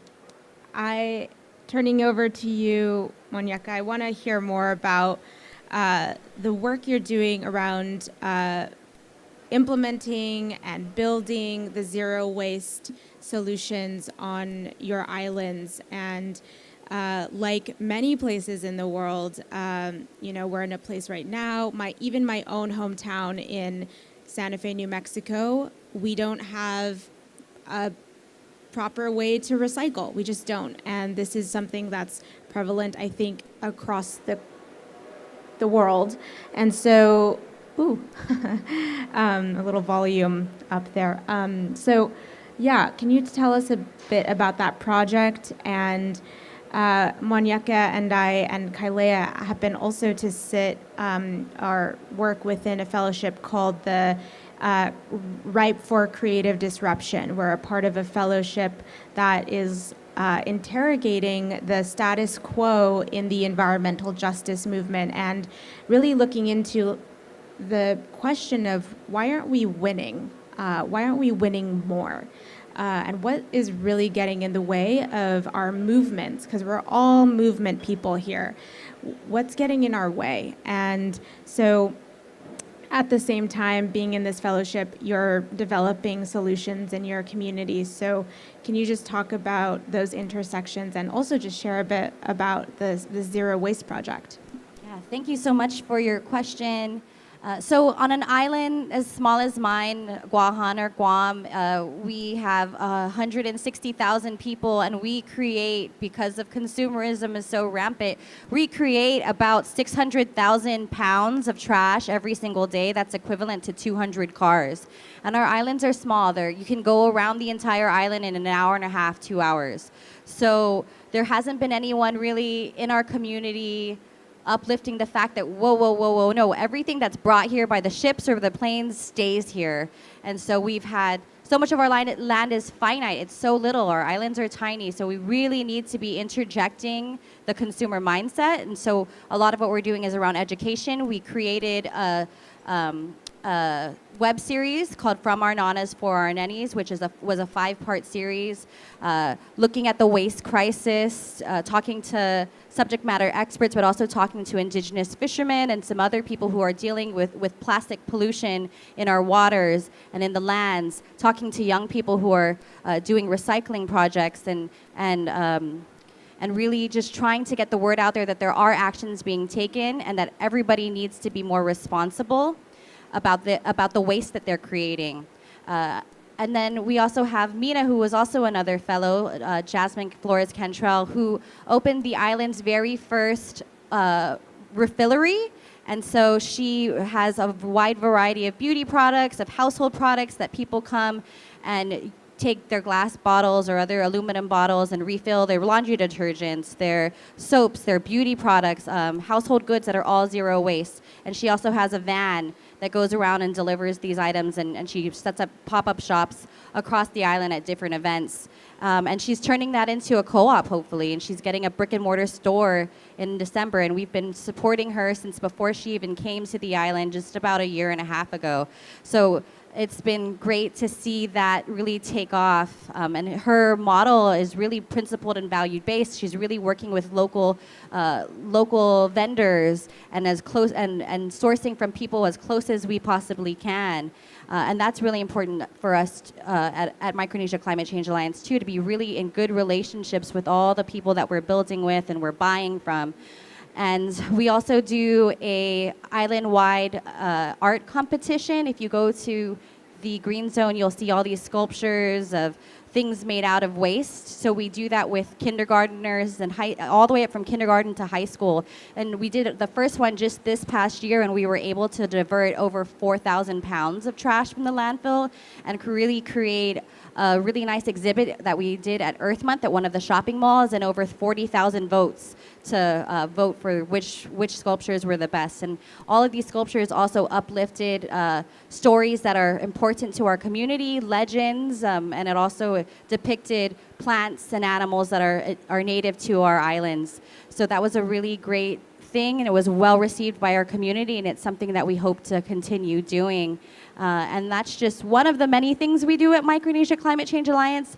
We're a very small organization, and I'm so grateful to the support of Indian Collective for financing me to be able to meaningfully provide for my family, because as an organizer and a movement person, you are impoverished basically, because you're really choosing to work from a place of heart and not from a place of trying to get money and doing that hustle. And so it's really great to see the Changemaker Fellowship uplift people in their communities who are trying to live their indigenous dreams out, and that's not often supported in this type of culture of the dominant capitalist culture. So it's really a privilege for me to be able to continue doing my work and do it in a way that's not where I'm not going to be emboldened to welfare programs. Thank you for shining light on that. Yeah, it's a full-time job to fundraise, and a lot of our people are in that position, trying to fight the fight, which is exhausting, and it's emotional labor, because this work is heart work for us. It's literally do or die, and on top of that, we have to fundraise. So, I feel really proud about the work that NDN Collective is doing to invest into Indigenous-led solutions, because the people closest to the problem obviously know how to solve or create solutions for the problem. So this is a great segue over to the work you're doing, Nicole, in NDN Foundation. NDN Foundation, as I mentioned earlier, is the philanthropic arm of NDN Collective. And we believe that when Indigenous people are resourced, we have the power to change the world. And so, Nicole, can you talk a bit about the different programs NDN offers, including the Changemaker Fellowship, which Monyaka is a part of, and what are we doing to organize specifically within philanthropy so that resources and funds are unlocked to liberate our people? And I just want to make one note. So if you were at COP26 last year, you probably heard about the $1.7 billion fund that was created, committed, a lot of philanthropic groups committed to this $1.7 billion fund. Now, we know, based on a report that just came out a few days ago, 7% of those dollars have made it to actual indigenous communities. So that's a failure on philanthropy, and that's why we exist. Like I said, we're challenging federal agencies and the federal government to say we can do funding better, we can do direct access better, and we're also challenging philanthropy and saying we can do better. So yeah, give us your funds and we'll distribute them. So can you talk more about that work, Nicole? Of course. Indian Foundation is the philanthropic arm, as Jay was saying, but we're a movement building organization, right? So we're using all of the resources and ways available to liberate our people, to mitigate and adapt to climate change, to resource our people to be able to do not only the work that they're doing in defending their lands and the territories, which that is part of the innovations, because when we defend our lands and our territories from extractive industries, like the Amazon rainforest, like the forest, throughout North America, our rivers, our waters, that is the start to be able to create the solutions that we need in technology and with recycling and with renewable energy, right? So that is part of the innovations. And we support that work in our communities. We have supported communities in Mexico, for example, that have reforested thousands of acres with just minimal funds, and have brought in back the native bees, and have kept their forests, and they're able to manage them, and not only manage them, of course, but protect them from being stolen from extractive industries from other countries or from the government. In Alaska, for example, one community, we have another program, one program that's called Direct Action. It's rapid response. It's for climate mitigation, climate adaptation, when there's a climate change disaster, for example, in Puerto Rico. Before the government goes in, the government doesn't even go in Puerto Rico, let's just say that. They don't even put back the electricity to the communities. And we contacted all of our relatives that we have contacts there and said, what do you need? We need electricity, we don't have internet. Our whole farms were flooded. We make the application process as simple as possible. That's why we believe in direct access to our people. Not through these institutions. What do you need? Let's get you the resources. This is an emergency. In Alaska, this community, the sea rise flooded their whole community and they needed to move. The sea rise had not increased at a level where FEMA, the United States government program that responds to climate change, one of the programs, had not risen to a percentage where they could come in. Indian Collective came in. And we gave them the resources so that they could do the work and respond to their own community, right? We have a community self-determination program where we make large investments and grants to our communities for whatever they need. That's why it's called community self-determination. What do you need? You tell us what is needed. What's needed in one community is not what another community needs. We're all in different spaces. We're all in different ecosystems. We all are in different cultural regions. So we honor and respect the self-determination, and that's a principle of our peoples, and that's a principle that we move with in all of the work we do.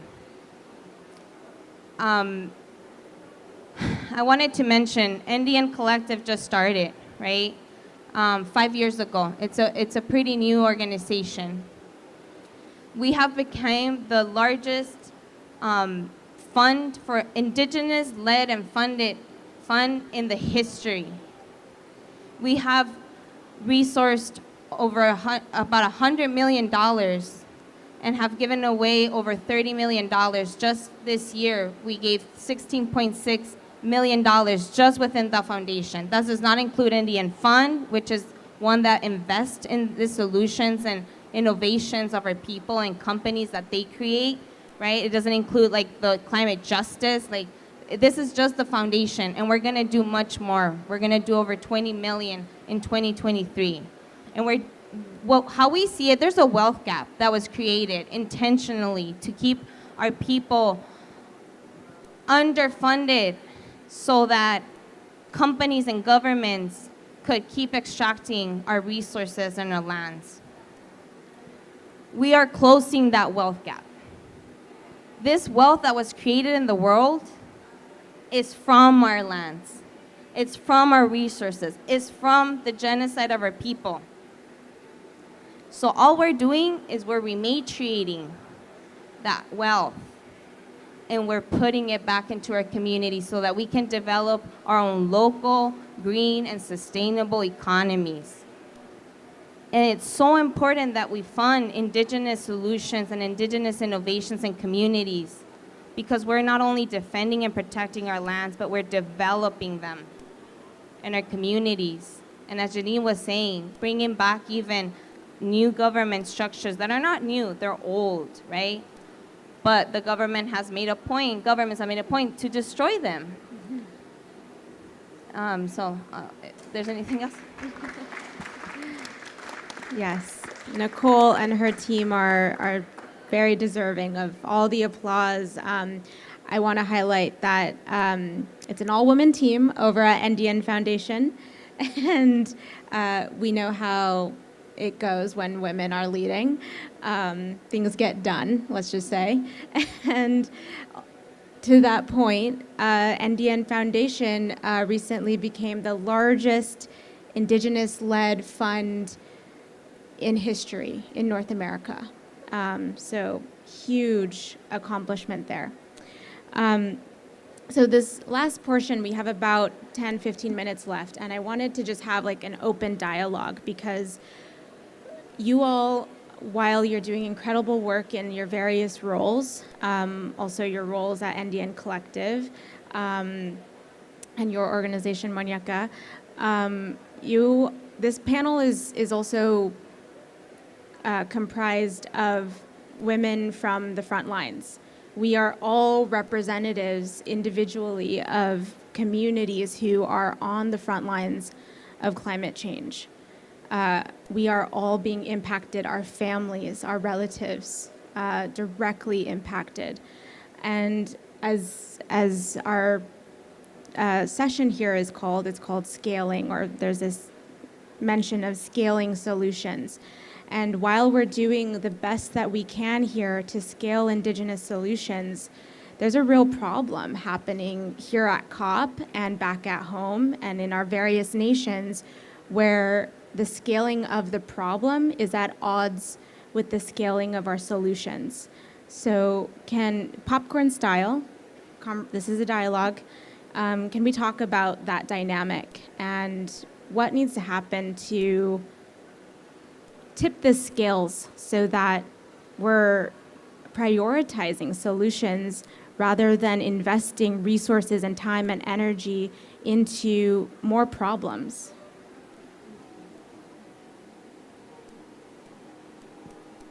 Oh, I had all eyes on me, so I guess I'll go ahead and start it off. I think this is what makes the mission of NDN Collective so beautiful, is that it's based in a theory of change that if you invest in the self-determination of indigenous peoples, that benefits all peoples and planet.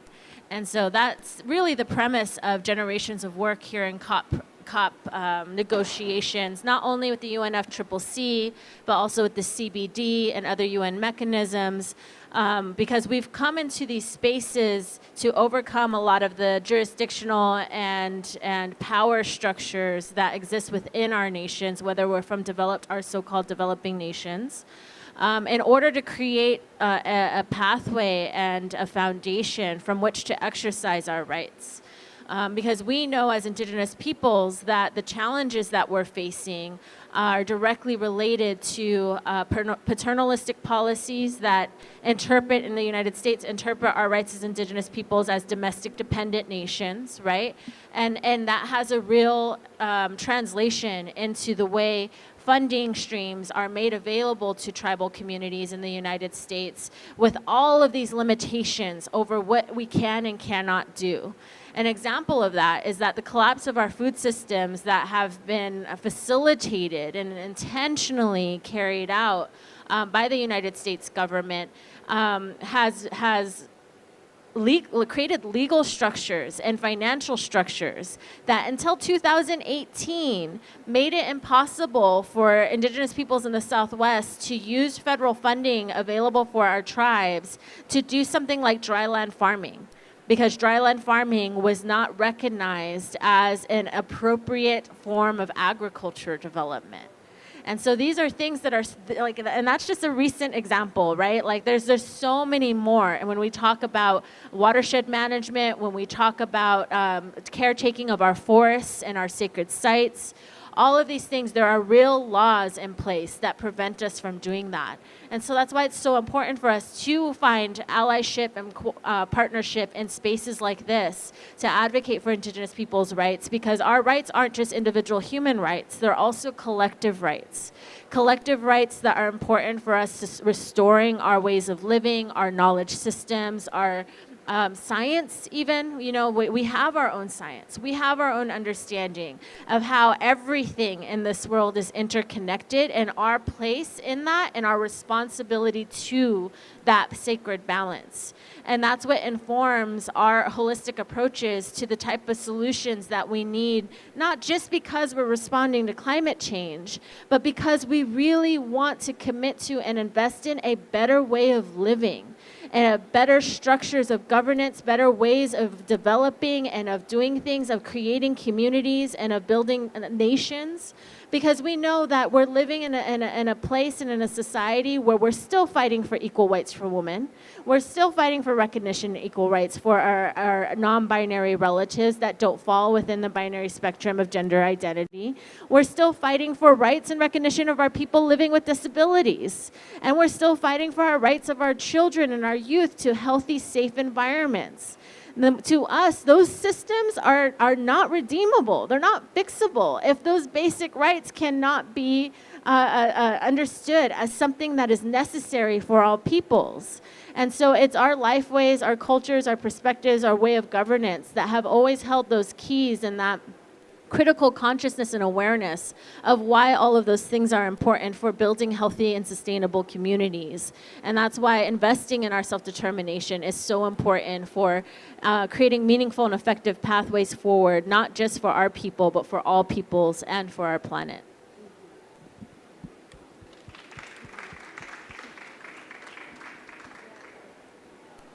Hello. Oh, yeah, I think really what's beautiful too, after doing the leadership training that Janine really held down, is really returning to and remembering our spiritual health. That's really important as Indigenous people, and even in our communities where we're like struggling to get by every day. So much of what we're trying to do is just to have our own people remember how beautiful and how powerful we are, because we're so used to being told, you're so little, you're so isolated, you don't matter, and for us in the Pacific, you're basically disposable. The tsunamis of the rising waters and the climate disasters and militarism, you're basically gonna be erased, and that's a narrative that our own people are buying into.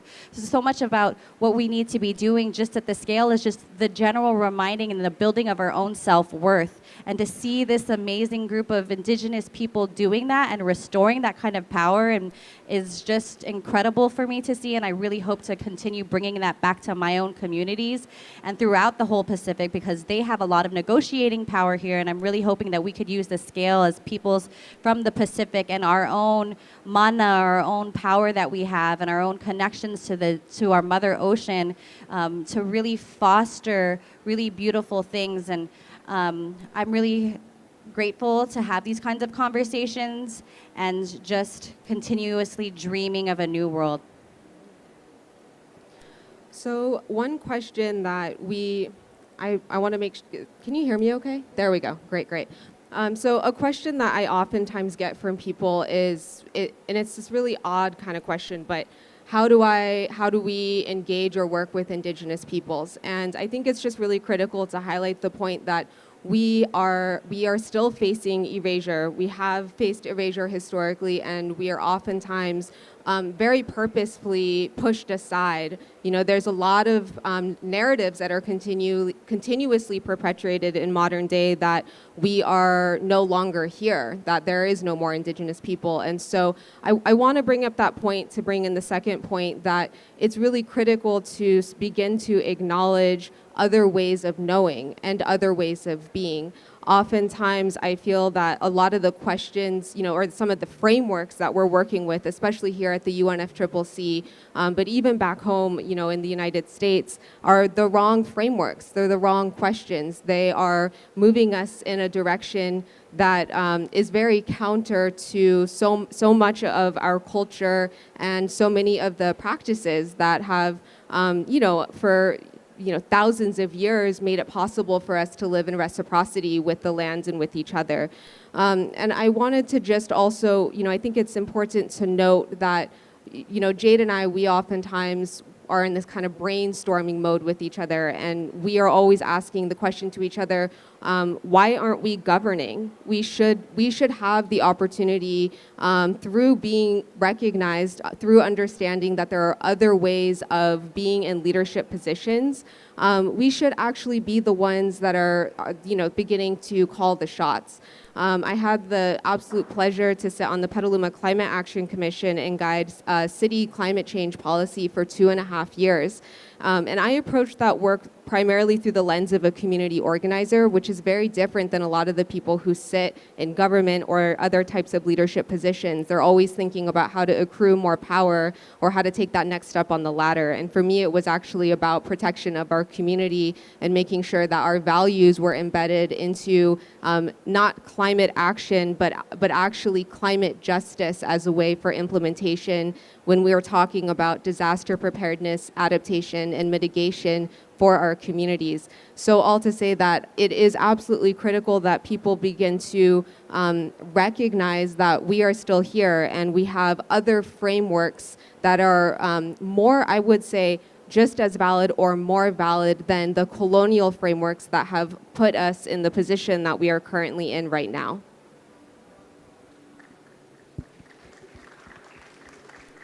Nicole, you want to finish us off here? Point it up like this.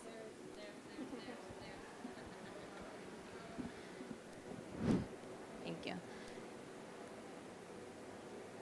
There's stopping the destruction that is happening, right? We're moving from fossil fuels and coal, hopefully, to other resources, extraction of resources such as lithium and precious minerals so that we can build these new technologies, right?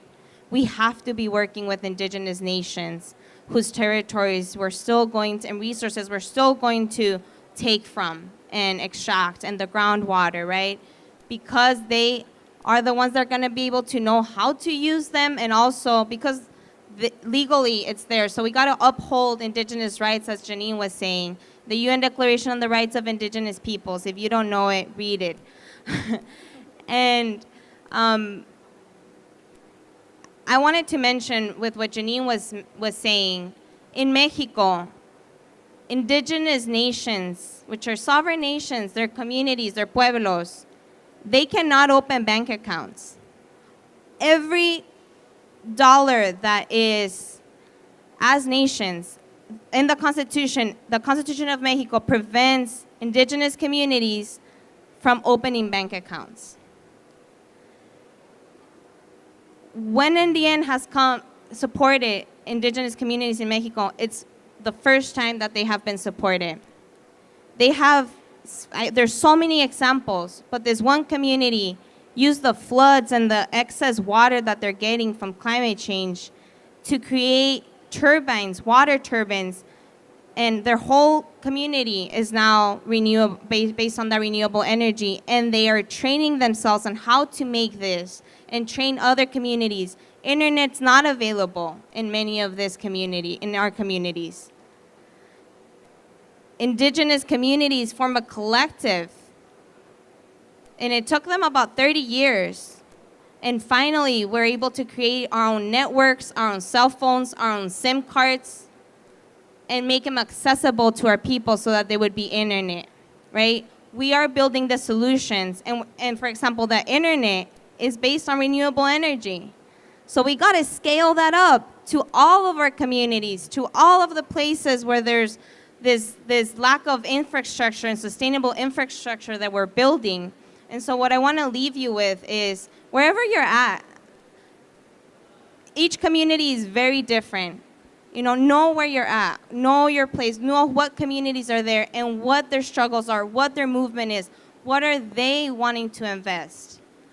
Including people, it doesn't all have to be organizations. That's why we have the fellowship, right? Because brilliant change makers like Muñeca and so many others have these ideas and know what their communities need. And when we invest in people, we invest in their communities and we invest in their organizations.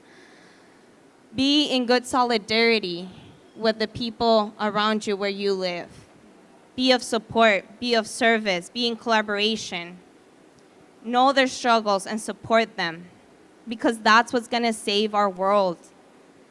And that's why we say we're over time, so thank you. And, oh, yep. Just something to think about. In these negotiations, as these states are pushing forward their solutions and their approaches, it should be telling that if they're unwilling to put in safeguards to protect human rights or indigenous people's rights, that should tell us that this is not the solution that our world needs. And across the board, in every conversation, there is that constant fight. They do not want to put safeguards for human rights or indigenous people's rights. And that should tell you what they're trying to do. And just because I have the mic and I can have the last word, I think we're all here for climate. We're all here for finding solutions. But I think there are a few things that when we go back into our lives and we leave the COP, there's criteria for whether or not our work is really on the path of creating actual climate justice. And let's talk, like, we can't go more, but climate justice is what we should be achieving, not a climate action plan, or a strategy, but climate justice. And so the criteria is this solution working to advance indigenous rights or human rights? And does this plan, are we consulting? Do we have consent of indigenous peoples or local communities and frontline communities? So that's all I'll say. Thank you so much. And Thank you. Yeah, have a good rest of the COP. Thank you. Thank you so much, Jade. Wanjiro Matai yesterday finished a panel saying it's a crisis of empathy, it's a crisis of human connection. And what you said today is such a strong and powerful message that we can all take home. It's a powerful message led by women, which we particularly appreciate. So if I can just say that we will continue to create a platform and a space for those voices to be heard whenever we can, however we can. And thank you for being here today. Thank you, Sophia.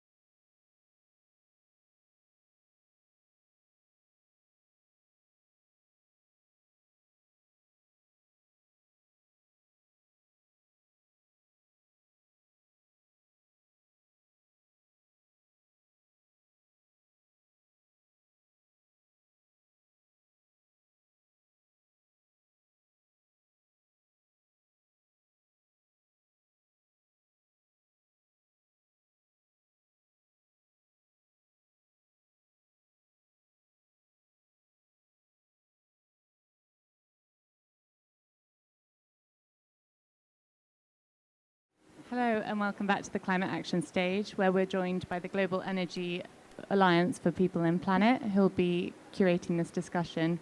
So I'll hand you over to your moderator for today, Joseph Nganga, Vice President for Africa for GIAP. Over to you. Thank you very much, and good morning, good afternoon, good evening to everybody. The Global Energy Alliance for People and Planet is a philanthropy that has been set up by three large philanthropies, Rockefeller Foundation, IKEA Foundation, and Bezos Earth Fund, to drive three outcomes: jobs, CO2 reduction, and energy access. To achieve those objectives, we must work closely with project developers, private sector, to drive energy generation. There's a huge challenge in the generation side of things, where if you talk to anybody on the continent, they'll tell you that there's a very low supply of bankable deals. We believe that part of our work includes driving bankable deals so that we can unlock private sector capital. As an alliance, we can only do that by collaborating with partners and with ensuring that everybody who has a role to play in the continuum of projects has an opportunity to do so, while the alliance uses our philanthropic capital to pay for innovation, to pay for new models, to unlock capital, to de-risk projects so that we accelerate electrification on the continent. And not just electrification, but renewable energy electrification. I'm therefore very pleased to be listening to this panel where they will discuss a particular project. This COP is about implementation. 1 year into GIAP's life, we have supported a number of projects, of which this is one of them. So very clearly an implementation stage of things, and I hope to see a lot more of this as the Alliance works together to drive the three outcomes. Thank you. I will now hand over to one of my colleagues, Dennis, to take it away. Thank you very much, Joseph, and thank you for those framing words. Before we start the panel discussion, I will welcome each one of us to watch a video about the BETMAI so that we see on the real ground experience what the project is and what the impact we are trying to get to is. So I'll ask our production team to please play the video for us.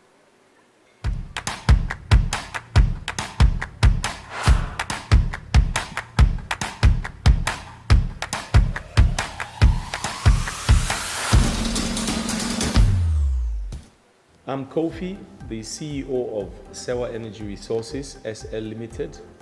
I'm a native Sierra Leonean and know firsthand the challenges we face due to poor electrification in Sierra Leone. As a Sierra Leonean who's passionate about my country and my people, I felt it was important to do what I can as CEO of SERL to play a part in improving the lives of our people through the BETMAI hydroelectric project. SERL, being an indigenous local company, gives us the necessary skills to make such a project successful and viable. This is a labor-intensive and high-cost project, and for SERL to succeed, we needed to form strategic partnerships.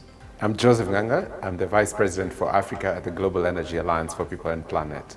The Global Energy Alliance for People and Planet has been set up by three philanthropies: IKEA Foundation, Bezos Earth Fund, and Rockefeller Foundation, with a core capital of $1.5 billion and leveraging $10 billion from alliance partners to drive three key outcomes: job creation, renewable energy, and CO2 reduction.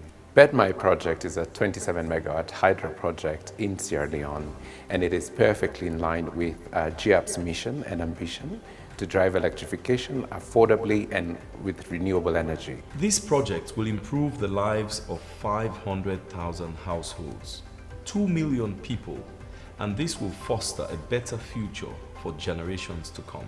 When we think of developing projects, it's very important to have the technical and financial bits correct. It's equally important to work with very capable local developers who can not only drive this first project forward, but once it's successful, continue to develop additional projects.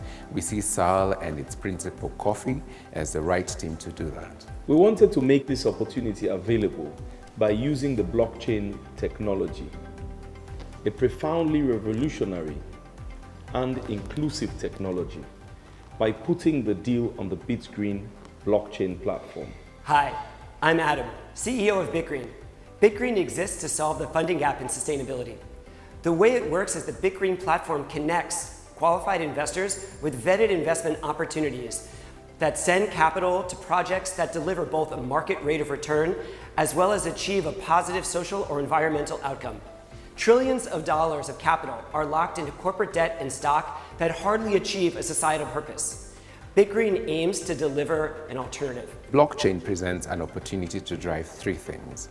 One, an efficient and affordable way of raising capital. Two, it's trustless and open source. And three, because the blockchain provides very efficient financing mechanisms, it can be an efficient way of bringing in smaller amounts of money, different types of investors who have different risk profiles to drive electrification. There's nothing better than having a good investment and at the same time making a positive impact on millions of people.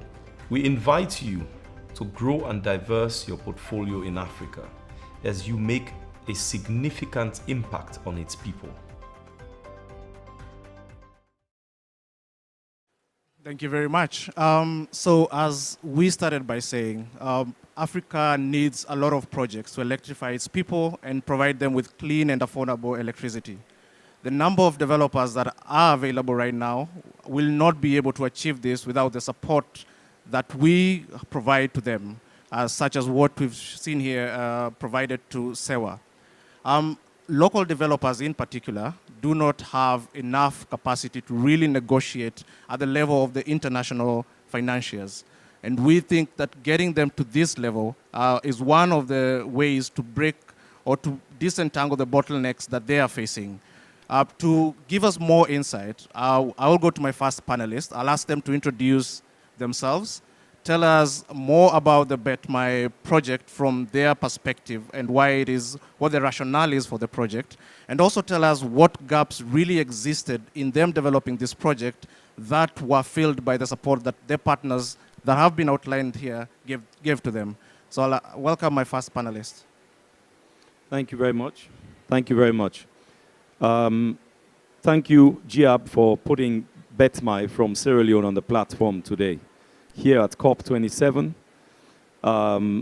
in such a world-renowned event.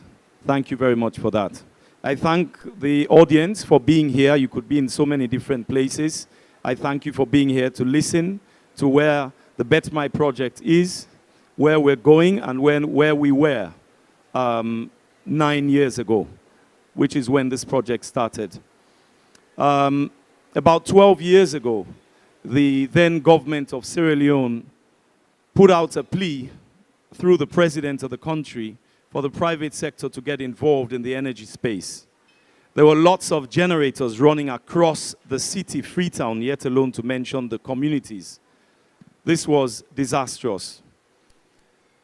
Shortly after that is when the SEWA Energy Resources SL Limited was formed to basically develop, finance, construct, and operate renewable energy assets in Sierra Leone and the West African region.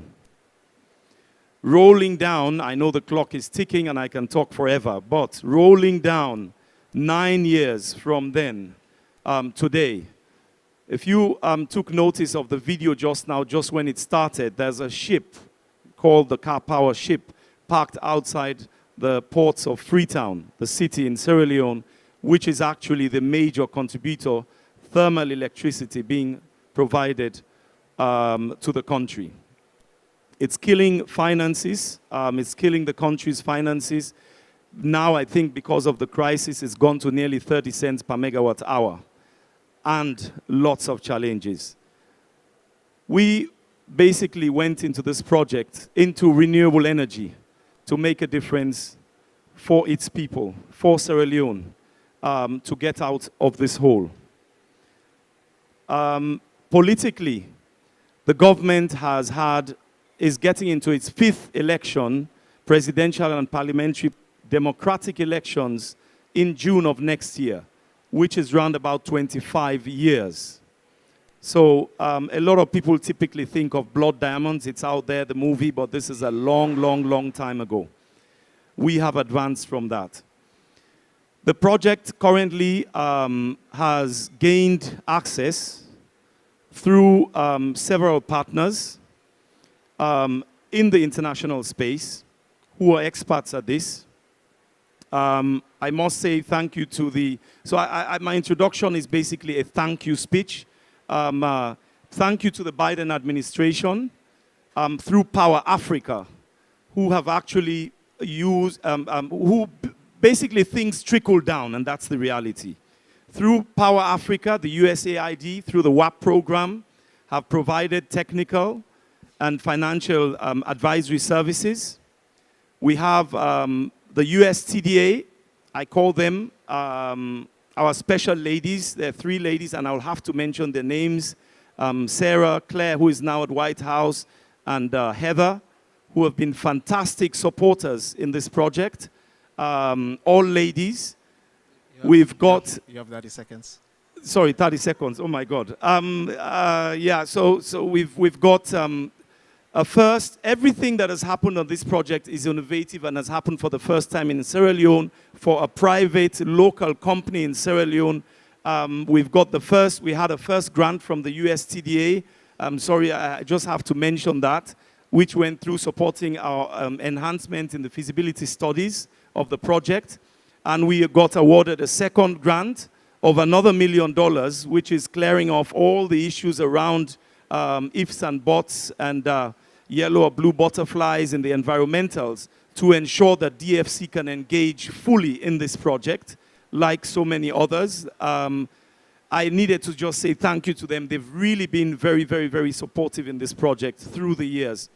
And obviously, we come down to GIAB, who's been the last innovative umbrella to this project, who have been extremely effective in actually getting this project to leverage our equity position in the sense we are now able to pick our own equity partners, professional equity partners out there who are the right fit for this project. This, we have tried over the years to get to financial close, get partners. It's been impossible. And they've been able to make that possible for us as a local partner, maintaining majority stake, which allows us to move on to other projects and being able to stand in the global platform and actually have the discussion with equity partners and decide who's best for the country, for the project, and for the people. Thank you very much. Sorry. Thank you very much. As you can see, local developers are very passionate about the work that they do, and that is why we really need to support them, and we want to support them. On the issue of support, I would like to bring in Herbert, who has been on the support side of this project. Herbert, you have 30 seconds to introduce yourself, and then you tell us what support you think, based off BETMI, what support developers require. Okay, thank you, Dennis. When we were engaged by GIAB, the introduction of KK Advisors, sorry about that. KK Advisors is a multi-advisory firm located in Uganda, East Africa. Our focus is advising on electricity sector projects and markets. GIAB engaged us to conduct bankability assessments in Sub-Saharan Africa. We did conduct bankability assessments in Sierra Leone and Malawi, where we were able to identify gaps and bottlenecks which shaped country programs for GIAB in upcoming interventions. And when we're conducting a bankability assessment in Sierra Leone, we're able to identify the transition that was required from thermal to renewable energy, and we thought that the pathway project for that would be the BETMI project. Now, in conducting that assessment, of course, we did that at the sectoral and then at a project-specific level. At the sectoral level, we looked at, obviously, market maturity. That's what lenders and investors look at, to be able to have a feel that the market is able to provide support to recoup the investment they make and make a reasonable return. We also looked at the demand assurance aspects as well. And in looking at those aspects, we're able to determine the right credit enhancements facilities to be designed to support the BETMI project in terms of ensuring that the investment can be repaid.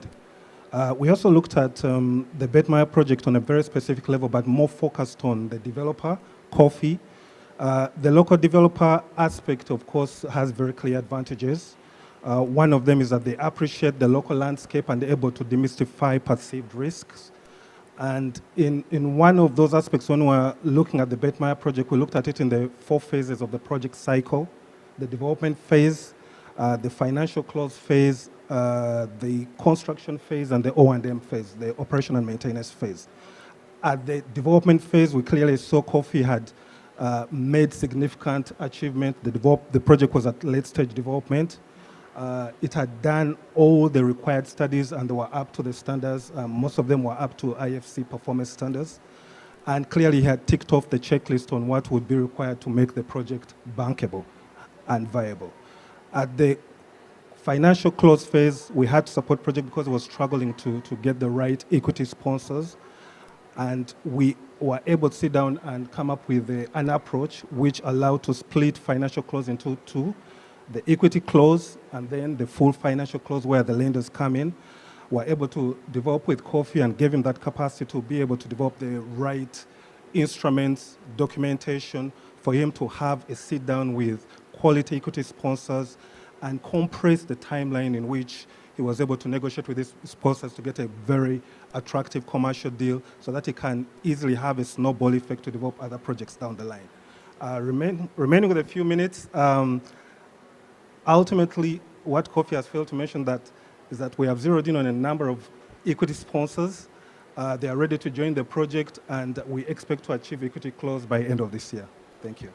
Thank you very much, Herbert. That is very good news that we are nearing equity close on such a big and significant project to Sierra Leone. So this project is all about innovation, as our title today is. And one of the most innovative considerations that we have made on this project is alternative finance sources.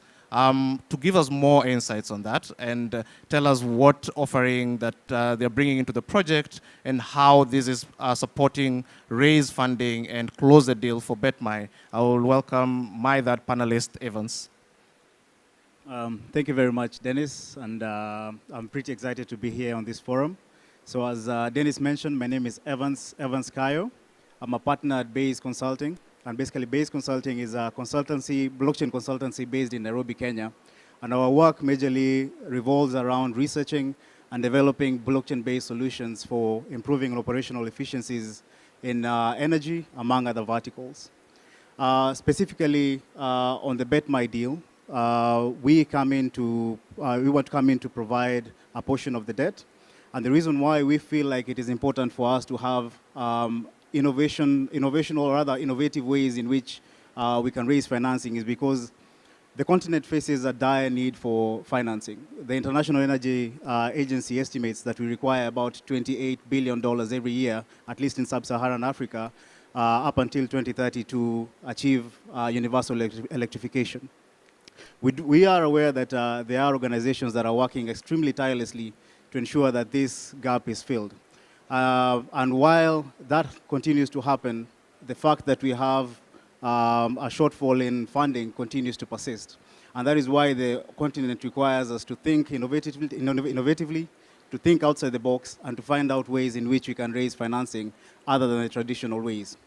And in that case, we had an interaction with GIAP, and we found out that we are able to raise financing through the blockchain.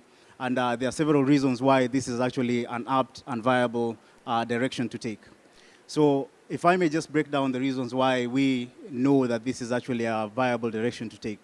Number one, over the past 13 years, or rather the 13 years of the existence of financial applications in blockchain, we have realized that there's been tremendous growth in value and capital that has grown within the blockchain space. Over the years, this capital has been flowing largely into tech-based solutions and more particularly into blockchain-based solutions. But in the recent past, over the past 3 or 4 years, there's been a significant push towards having this capital flow towards projects that have real environmental and social benefits. One of such projects is the BetMai project. So there's been a significant drive for pushing this amount of capital that has been developed in the blockchain space towards environmentally and socially impactful projects such as BetMine. Secondly, blockchain gives us the ability to fractionalize projects and assets. This is actually beneficial in two angles. For the investor, it gives the investor an opportunity to enter the project, or rather to enter the asset, first at a very low nominal value in terms of ticket sizing. And also from the developer side, it gives developers such as Coffee the ability to have, or rather exposure to a wide and diverse and also atomized investor base. So that more or less eliminates the restrictions towards a small set, or rather a limited set of investors, and takes us to a broader set of investors. Thirdly, it gives us access to an extremely liquid secondary market, and that gives us the ability, or rather gives the investor the ability to get in and out of the asset whenever required. That has not been the case with traditional forms of financing, because those traditional forms of financing might need you to be locked up in an asset for 15 or 20 years. That will not be very appealing to retail investors, because you might find that there are preferences that direct retail investors to prefer shorter term investment terms and shorter term investment vehicles. Thank you very much, Evans. Thank you. So I think the realization is local developers require support. But from this project, we as GIAP have learned that every developer that we want to support, we might end up designing bespoke models to support them, which is not very scalable at the scale at which we want to build energy infrastructure in Africa. So there is a challenge for us to come up with a model as partners that is highly scalable and fit for purpose, so that we reduce the amount of resources, the amount of structuring specific to a certain deal, and we make it an instrument that can be used elsewhere in the world, and we share our lessons with the world. So given that framing that this is just one project that has happened from the support given by a lot of partners, I want to ask my panelists to respond to this one final question, and each one of you has a minute. Is from your learnings and from your experience of BetMai, what is your rallying call to partners and to the communities in terms of what would happen, what will need to happen so that we scale this support and we move it at the speed that is required to achieve energy security and energy access in the next few years, as is the target for most of the governments. I'll start from my farthest panelist and then come in towards myself. Yeah. Thanks, Dennis. From the perspective of supporting local developers, definitely what we did on the equity structuring, we developed documentation which can fast-track negotiations very quickly and compress the timeline for closing projects from 24 months to literally 6 months. So developing standardized documentation, coming up with a standardized process that would allow the compression of time from what we even achieved with BetMai to be able to close this project at the end of the year. Thank you. All right. So as far as scaling blockchain solutions is concerned, one of the most dire requirements for us basically is to work with governments to structure regulation that will be able to support the scaling of this solution or this offering throughout Africa. And also the kind of support that we received from GIAP and other organizations that we're working with, I believe helps us in terms of developing this opportunity and developing this product even more. So regulation and the kind of support that we received from philanthropic organizations like GIAP play a big part in ensuring that we're able to develop this solution even further for application of more and more projects across Africa. For a project that is a government priority project, a priority project for the Ministry of Energy, looking at a country that has 8 million people, with this project, 27 megawatts, I'm asking for $57.4 million in debt to be able to energize 2 million people, 1/4 of the country's population. Now, scalability. We don't want to stop there. We don't want to just put lights and bulbs on. We want we desperately need economic empowerment. Go out to the villages, see all the women there. Economic empowerment, how do you do it? With electricity is one of the main factors. How do we scale that up? If you are able to get that out to these communities, it means that there would be change. There is irrigation, there is productive use, there's so many things. That's what we need to be able to move to the next stage. And obviously, we lost a company that was coming to invest in Sierra Leone some years ago, a smelting plant, of course, no energy, so they left. Like so many others in so many industries, the energy has to be there first. And surely we do have already a fantastic platform with the support we've already got now to be able to scale that up, to start taking projects to another level. But reference to debt, thanks most recently, Africa Development Bank, me and my thanks, has engaged with us. They've supported, committed some support to the project. And it's again a question of this project has basically been developed based on its merit. That is why you see all the international backers behind the project saying this, we can use this project to make the difference. And you're not only making the difference in making Sierra Leone green, but it is really making a huge impact on so many lives. I have to say this so many times because I don't have time to say all the things you want to say, but I want people to go home with that thinking there's 57.4 million asked on debt with speed. And that can make a difference in 2 million people's lives. I mean, I don't know how else to say it, but I think I will really close on that. And also say that this particular project not only does that, it's a good project. So whoever is putting money into it as debt is a good project, and you make good money. Coming in with a very good tariff, which is affordable, out to the communities. Nearly 1/4 of what is killing us today in the thermal market. So at the same time, you can make that impact on so many people's lives. Please, let's consider that. Thank you. Thank you very much. And I would like to thank all my panelists. We can give them a clap.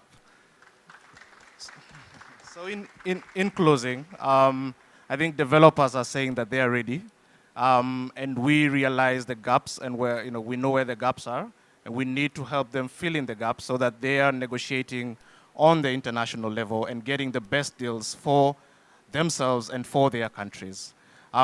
The 2 points that were the rallying calls for action from this panel, just for this project, is we need to close the project, and the developers talked about what the requirements are.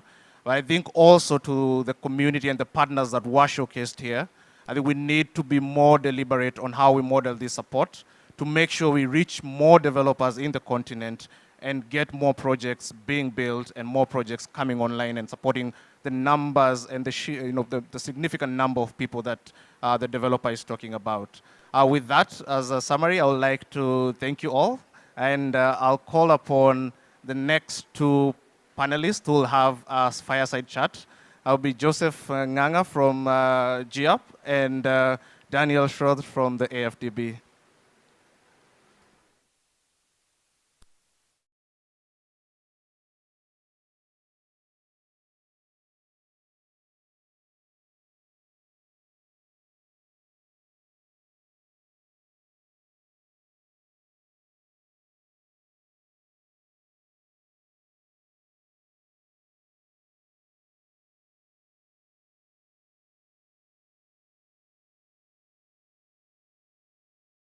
Just a segue from the previous session, we have GIAP, which has supported the project, and AFDB, which has supported multiple projects as well in Africa. What I would like us to, or rather our panelists to talk about, is the support they provide and how they see this as being generally what developers really need to actualize their projects. Let's start with Daniel. Right. Well, first of all, it's a pleasure being here. And it's the first time now during the days of COP that I actually made it to the Innovation Zone. So I'm really grateful to our colleagues and friends from GIAP for inviting me to this session. Just to highlight, and I missed, unfortunately, most of the discussion from the previous speakers around the BETMI project. I'd just like to highlight that this is a project, and I've just sort of remembered that won, I think, the second prize a couple of years back of the West African Clean Energy Forum, WAFCEF, which we've been supporting from the African Development Bank side. So it's great that we're now re-engaging also with the collaboration of GEAP on this project. Through our Sustainable Energy Fund for Africa. And Joseph just joined us on another event earlier in the Africa Pavilion, where he sort of handed over the commitment of GEAP to support CEFA with $35 million. This will increase our ability to support critical projects such as BETMI in Sierra Leone, but also across many other countries. So from our side, we're really looking to intervene at different levels. So there's a lot of support required, of course, upstream on project preparation support. We can provide that support to the private sector, but we're also intervening a lot sort of on the public sector side, because obviously without sort of some of the conditions in place, a lot of the private sector investments will ultimately not happen. But then also we have the ability, of course, to bring our own financing tools to these type of projects, but also in many cases it's necessary to bring sort of blended finance into the mix to make them affordable, to make the tariffs kind of affordable for the people in the country. And through CEFA we can sort of provide these concessional investment layers in these types of projects. And of course, there's also a very important aspect of risk mitigation, but we can maybe talk about that a bit later. So maybe I'll leave it at that. Thank you. Thank you very much, Daniel. Same question to Joseph. Thanks, Dennis. And it's good to see you after a few minutes, where we just came from the Africa Development Bank session. So as GEAP, we are an alliance. We exist to work with alliance members to unlock the three items I mentioned earlier: job, CO2, and electrification.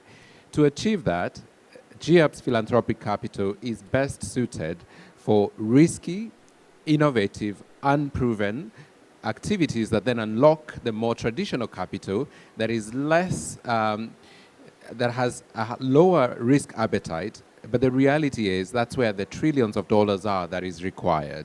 So in this example of a project, which we will use as a model for how we collaborate, Africa Development Bank, USTDA, DFC, Power Africa, each of them have a role to play. But among those roles, there are gaps. And so GEAP's innovative capital, agile capital, can come into those gaps. But how do we go from one project that's doing very well to the thousands of megawatts required on the continent through facilities such as CEFA, that infrastructure that can carry forward that innovation? Because GEAP is never going to be able to do 1,000 projects on the continent. We must work through instruments that exist in the market that are best suited for this and turbocharge them to accelerate electrification. So looking at this project as example of what, as an alliance, we can do to drive opportunities on the continent at scale, presents us with an example of how to do that. Thank you. Thank you very much. Thank you very much. So a very critical component of this project has been this developer is actually a local one, which is not very common. So what are your comments, and what do you think is the direction of travel when it comes to supporting local developers and having them play a significant part in electrifying Africa? Well, I think this is an excellent example. I think we need a lot more local developers that know the territory, that know the country better than anyone else who's coming from outside. And I think that's very critical, particularly also looking at environments that are, in fragile countries. We've just come from the session that focused on the Sahel, countries such as Mali, Burkina Faso, Niger, Chad, Mauritania. It's not easy to do business there, and we're sort of trying to facilitate that. There's a role for the international private sector, but really I think what's going to make the difference is if we provide sort of the required tools to local developers to really drive the energy agenda. And that includes both sort of the the more sort of utility scale projects, but I think even more importantly, I think the rural electrification projects, kind of having mini grids, having, providing solutions to the local population, productive use solutions. I think having this kind of capacity to engage is really critical. And I think again here, it's not either or, it's really both that we need. We need the local, we need the international, and we need a lot more partnerships between the two. If we don't have these partnerships, we will not get to the thousands of projects. We will sort of be stuck at talking about 20 megawatt here and 30 megawatt there, and some connections there and there, but it's not going to make the dent that we need to do. I think we've all seen the figures in terms of energy access. We're actually backtracking. We're not making progress. It's the first time I've heard from the IEA numbers almost back to the height of the people without access to electricity in Africa of 2013. So a lot of the progress that has been made over the last couple of years through the various crises, COVID of course, the Ukraine war, etc., are being wiped out. So we really need to collectively avoid sort of that backtracking, double down, provide the support required to local developers, bring in international expertise where it's required, and I think this really would get us there. Thank you. Thank you. Same question, Joseph. Thanks, Dennis. I believe if you look at electrification, whether it's off-grid or grid-connected, particularly the generation side of things, in Africa, outside of South Africa and North Africa, where you have very large economies that can support 200 megawatt projects, 300 megawatt projects, the majority of sub-Saharan Africa will be electrified by 10 megawatt projects, 5 megawatt projects, distributed across the continent. To develop such a project, the capital required at the early stage, high-risk capital that goes into permitting, licensing, land acquisition, PPA negotiation, is relatively small. And the project cannot really carry the cost that it required to be developed by international investors. Why? Because in the early days, you don't know yet whether you have a project. And so for an international investor to be traveling back and forth with a very opaque view of what the potential is and a very limited size of project negates the possibility of having multiple projects being developed at the same time. So by default, if we're going to electrify the continent, we must work with local developers who have local costs on project development. And they will get at a point where an international investor can look at that project because it's advanced enough and make a business case, and that makes it easier to bring in a lot more capital flow. So from the GEAB's perspective, and in our work with the Alliance, the goal is to see how do we help those developers. We have various initiatives, including in Nigeria, for example, we are working with Olon to support mini-grid developers who today can do 1 or 2 projects a year, to go to 10 or 20 a year, because that is how we're going to accelerate this. So from our perspective, we strongly believe that local developers on the continent have a significant role to play in generating the pipeline. If you talk to the international financing community, the constant refrain, which I must say drives me crazy, is there are no bankable projects. Well, let's solve that by figuring out what is stopping there being bankable projects, which is local developers who can develop these projects, but don't have the expertise to get the project to a level where the international community can then say, yes, this is an investable project. So identifying people like Kofi, identifying other developers in Nigeria, working with them, whether it's through grant funding or other instruments such as CEFA, we can help them, we can handhold them on the first project to deliver that to the international community or to large investors who have lower risks. It's not just international community, it's pension funds, it's local banks, but they all have the same similar requirements. If we do that with a developer, we get them with the first project, they will need less support on the second project and less support on the third project. And we hope that becomes a virtuous cycle that accelerates project development. Thank you. Thank you very much for that. So the last question will be based on our title, which is Innovative Partnerships. So we've spoken about the role of international financing institutions, such as yourselves, and the realization is that this cannot exist, in its own vacuum, and this is not the solution to getting where we want to be. Who are the other stakeholders that you want to be part of these innovative partnerships, and what role should they come in and play in the whole? Right. No, I think partnership is really the word of the day, because the challenges are so huge that it's impossible for any single organization to address them on their own. I mean, we just were talking about in the earlier session, there's a need sort of to create that baobab, sort of being able to, one person alone will not be able to hug a baobab. But if we have a lot of people around holding hands, we're able to do it. And I think that's also really the vision behind the Global Energy Alliance for Planet and Prosperity, GEAP. It's really to bring like-minded partners together, ensure that there's ownership from governments, that is really critical. It's not always the tendency that, a partner, I have a great idea, I'll launch an initiative and I'll pick country X, Y, and Z. It's really critical that this is sort of driven, owned by the countries themselves, otherwise we will not sort of see the success in implementation. It's also really critical for partnerships to work, that there's a good understanding of what are the needs, for example, of the private sector. What does the private sector need, and who can sort of provide the requisite support, and that support will be multifaceted by any means. It will have to be support early stage, technical assistance, project preparation. It will have to provide support, grant funding where it's required, concessional loans where they are needed, and of course mobilizing the large-scale financing that is needed to make the dent that is required. So I think partnerships are essential.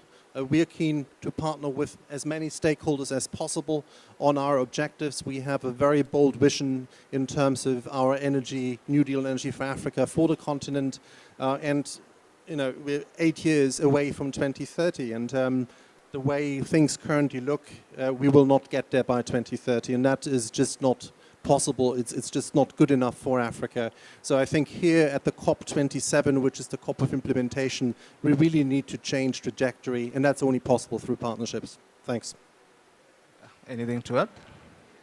Thank you. So I will say it in two ways. One is the financing innovation. We had about the blockchain space, but there's also local currency debt facilities. We are supporting Nigeria develop a $50 million local currency facility that will leverage the $30 billion available in the pension funds in Nigeria to fund local projects in local currency. Those of you who are familiar with the local currency challenges, and particularly in Nigeria, will understand why this is so critical.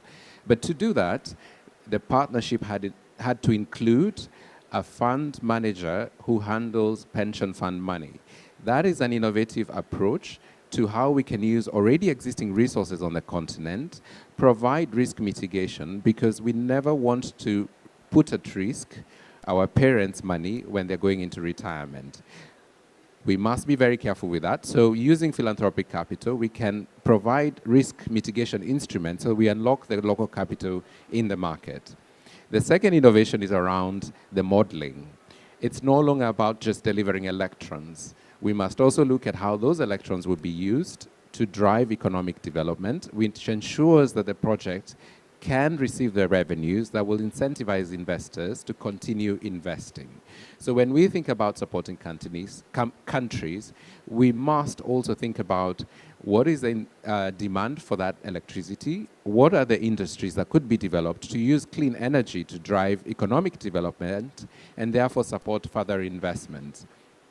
And the third innovation is around energy, technologies, and materials on the continent. The continent is super rich with renewable energy, battery storage, minerals. In a discussion between the president of the bank and the president of Rockefeller Foundation, there is a discussion on how we can look at the Desert to Power program and say there will be hundreds of megawatts of solar and battery required to install in the Desert to Power program across the Sahel region.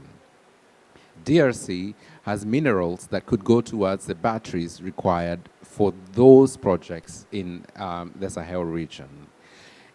If we bring in additional innovative partners who can support DRC to convert their raw materials into battery technology rather than export it elsewhere, could that be a bulk procurement order that would de-risk the investment into adding value to materials in DRC to create batteries for the continent. So all to say that, yes, the traditional models are required, but as somebody once said, insanity is when you do the same thing and expect what? So we must think differently, because we've been doing something for a while and it's not working. Thank you. Thank you very much, Joseph and Daniel. We've come to the end of our panel, and I would like us to appreciate and acknowledge our two final panelists. Thank you very much. Come to the end of the session. Thank you very much for your attendance, and we hope to see you again. Thank you.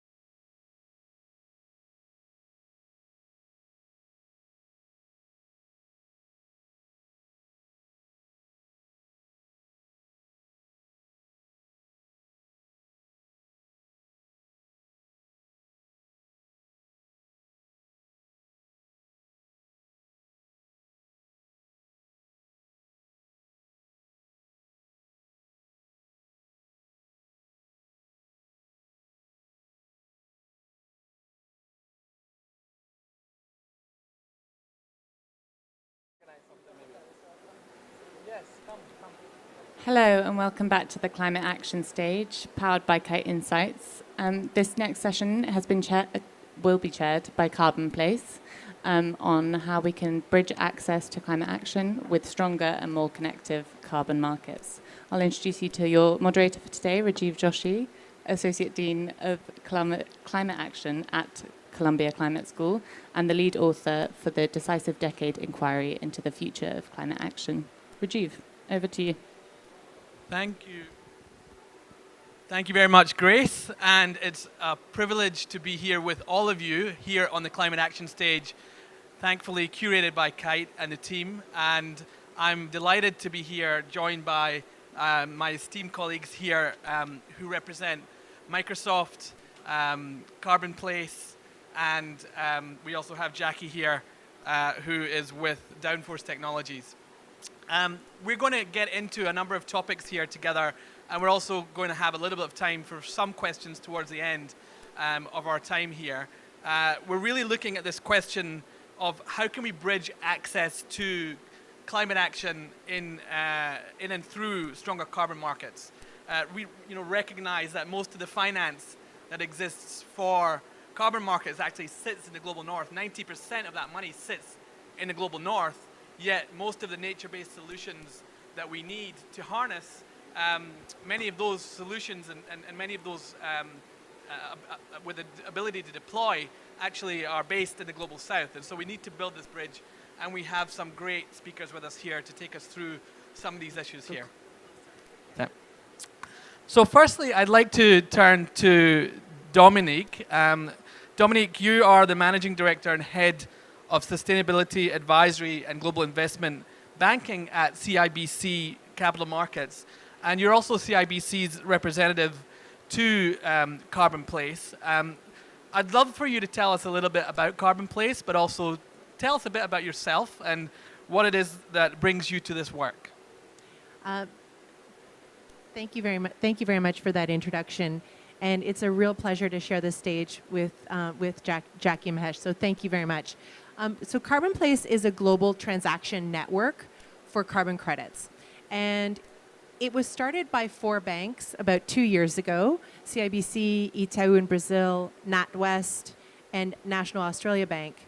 And we've since added 5 other founding members. I mean, that is just an amazing accomplishment to have 9 banks come together to do this consortium together. And what we are building is a network that allows for the safe and secure and transparent transfer of carbon credits. And that sounds like gibberish, I suppose, but what it is right now there's the infrastructure that currently exists in the carbon markets is quite outdated. And what we're trying to do is build robust infrastructure that makes it very easy for project developers, and we're going to get into it with some very interesting examples. Very easy for example, in this example, we're going to try to keep it to a farmer because that's the work that Jackie does. In the case of a farmer, for them to be able to access through their bank directly the money that is required, the money to get it directly, and the buyers on the other side, who are on the global north, will be represented by some of the banks. So I guess the main thing I want to leave you with is that what we're really trying to do with Carbon Place is to create a transparent network, which currently is a bit of a problem in the current carbon markets. We're trying to create accessibility, so getting the money into the farmer's hands and the carbon credits into the enterprise's hands that wishes to purchase those carbon credits, and trust, which is a really important aspect that we really need to improve in the carbon markets. Thank you very much, Jackie. And just one small... Dominique. Sorry, Dominique. One small, and I'm keen to get to you, Jackie.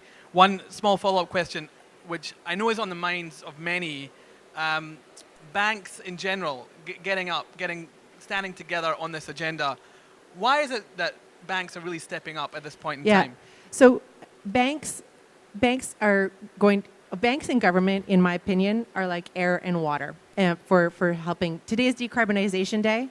And so if we're going to help to do decarbonization, banks and governments are such important parts of the system in order to make it happen. I'll give you a robust example. National Australia Bank, which is part of our consortium, they're working with Downforce Technologies in order to work with farmers to help them improve their soil. So that helps the farmers. It helps to make sure that they're going to end up being sustainable farms. And it will increase the yield as well. On top of that, they're receiving carbon credits. They will be receiving money in their pockets to help their families. So as banks, we want our local economies to thrive. And so in this case, for example, farming and agriculture, this is an important role for us to play.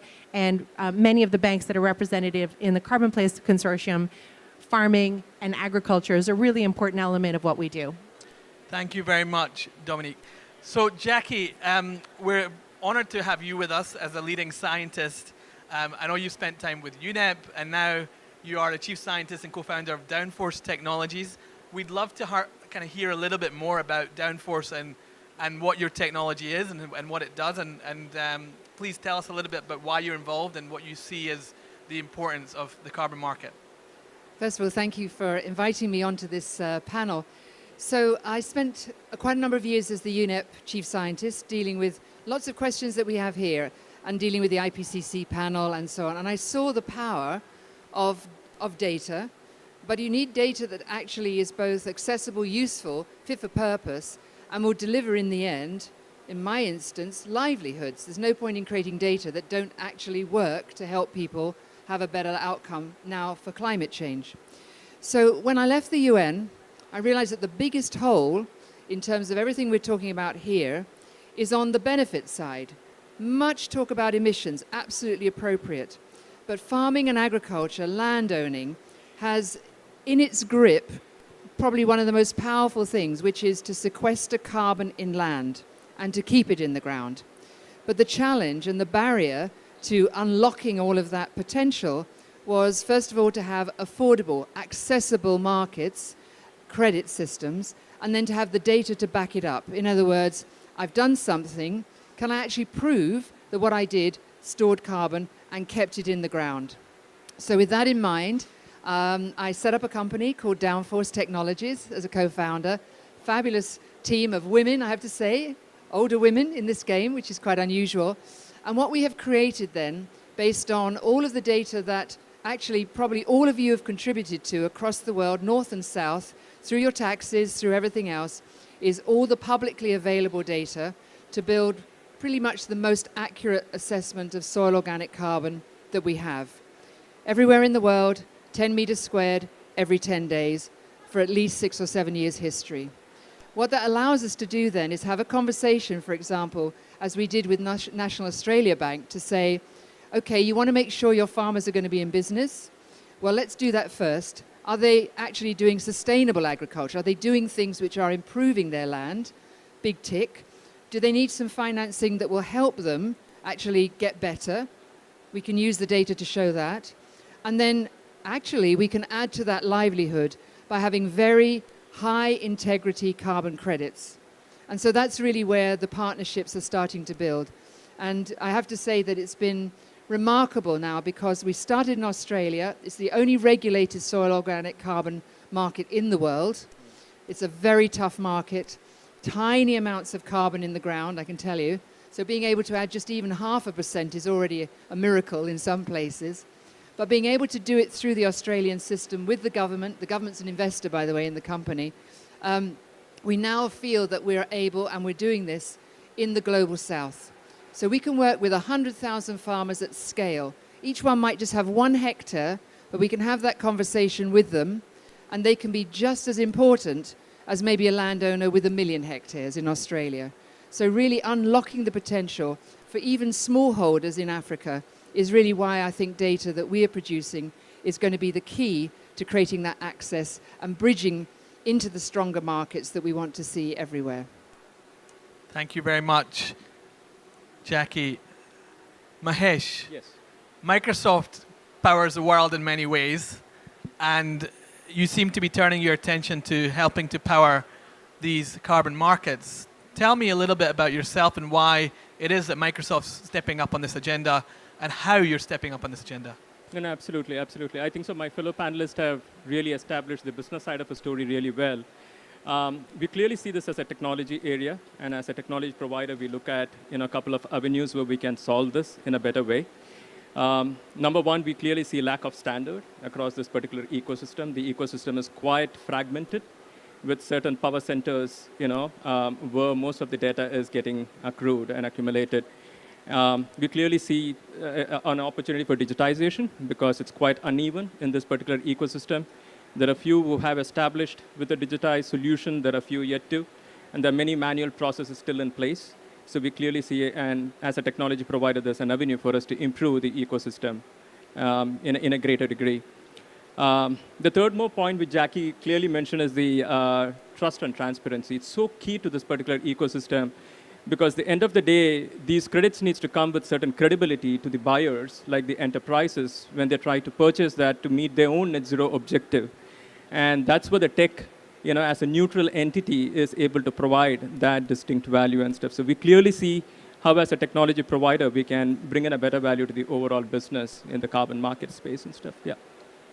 Thank you, Mahesh. And I want to pick up again on this issue of trust because I think this is a critical issue. I think it was also picked up earlier this week. I don't know if those of you followed Catherine McKenna and the team that published the Secretary General's high-level experts group report on net zero commitments that companies and other non-state actors will be making.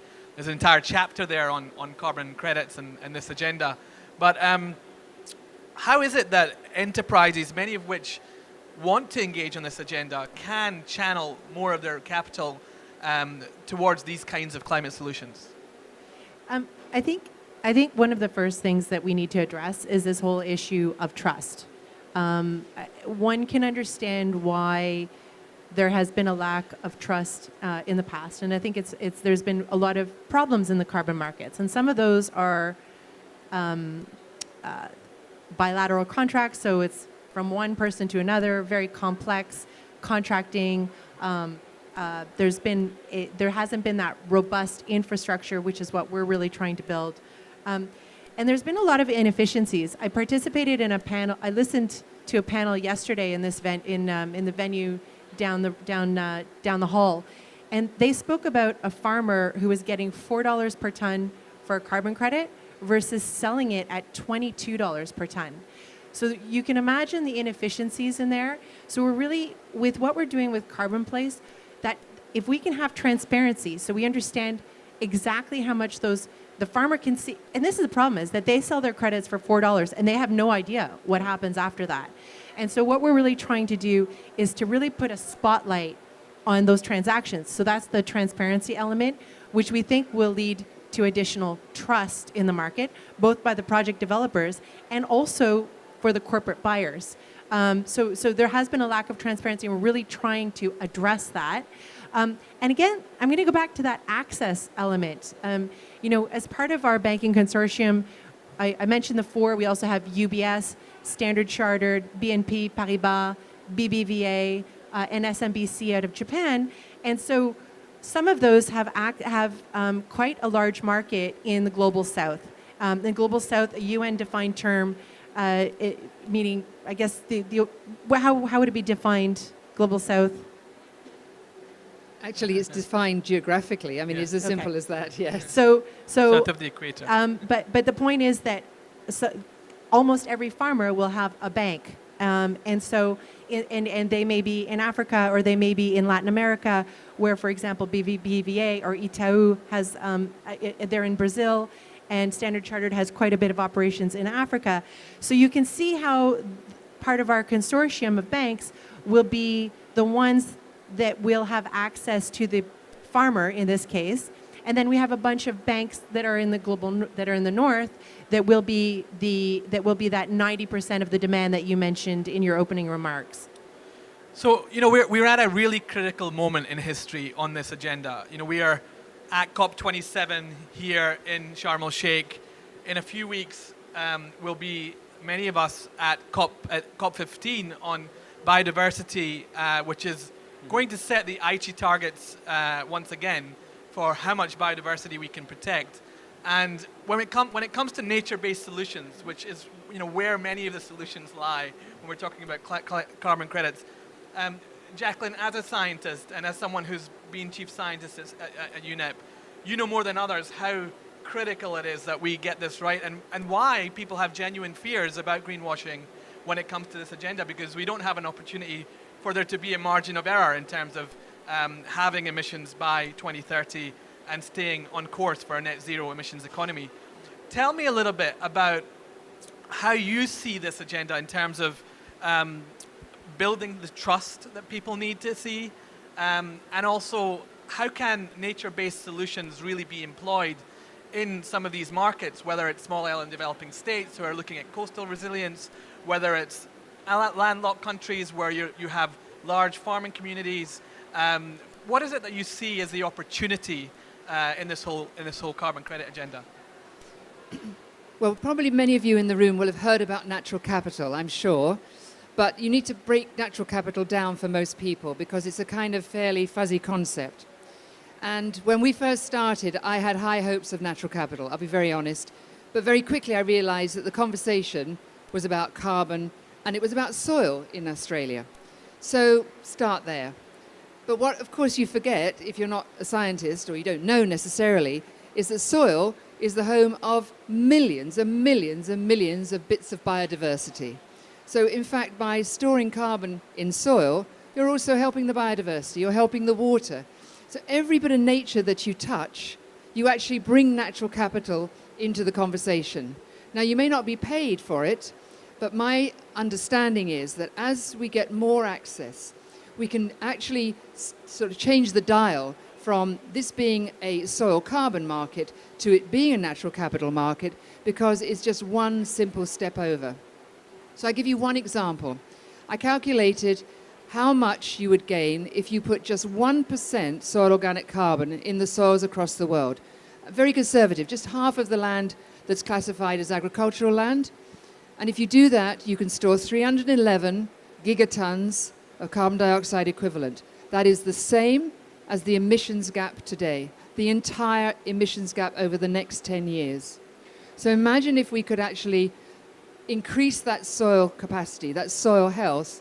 You not only bring the capacity for great food, but you also, and address food security, but you bring biodiversity with it. And the microbiome, in the end, is what's going to create great biodiversity above ground. So, starting with good science and building up that soil, you begin to see how it affects water, how it affects biodiversity. And this is the way I hope that all the conventions will come together in the end. So that we're not just paying for one thing in carbon, we're paying for all of them indirectly. So yes, this market has to mature, there's no doubt about it. But we have the beginnings of it by having the access that Dominic has talked about, by having registries which we can address all over the world. And fundamentally for me, I live in Kenya, making sure that my pastoralists, the farmers I deal with, all of those people, don't think twice about going to the bank and saying, I want to have a carbon project, I want to have a biodiversity project, and knowing that I'm going to get a livelihood out of it, because actually I'm the one that's growing the carbon. It's not somebody in New York. It's my hard blood, sweat and tears, and I actually would like to be paid for it. So I'm very passionate about this, as you could tell, but I wanted to create data that would underpin that kind of equity and ethical markets. And I think we're very, very close to being able to achieve this. Thank you so much, Doctor.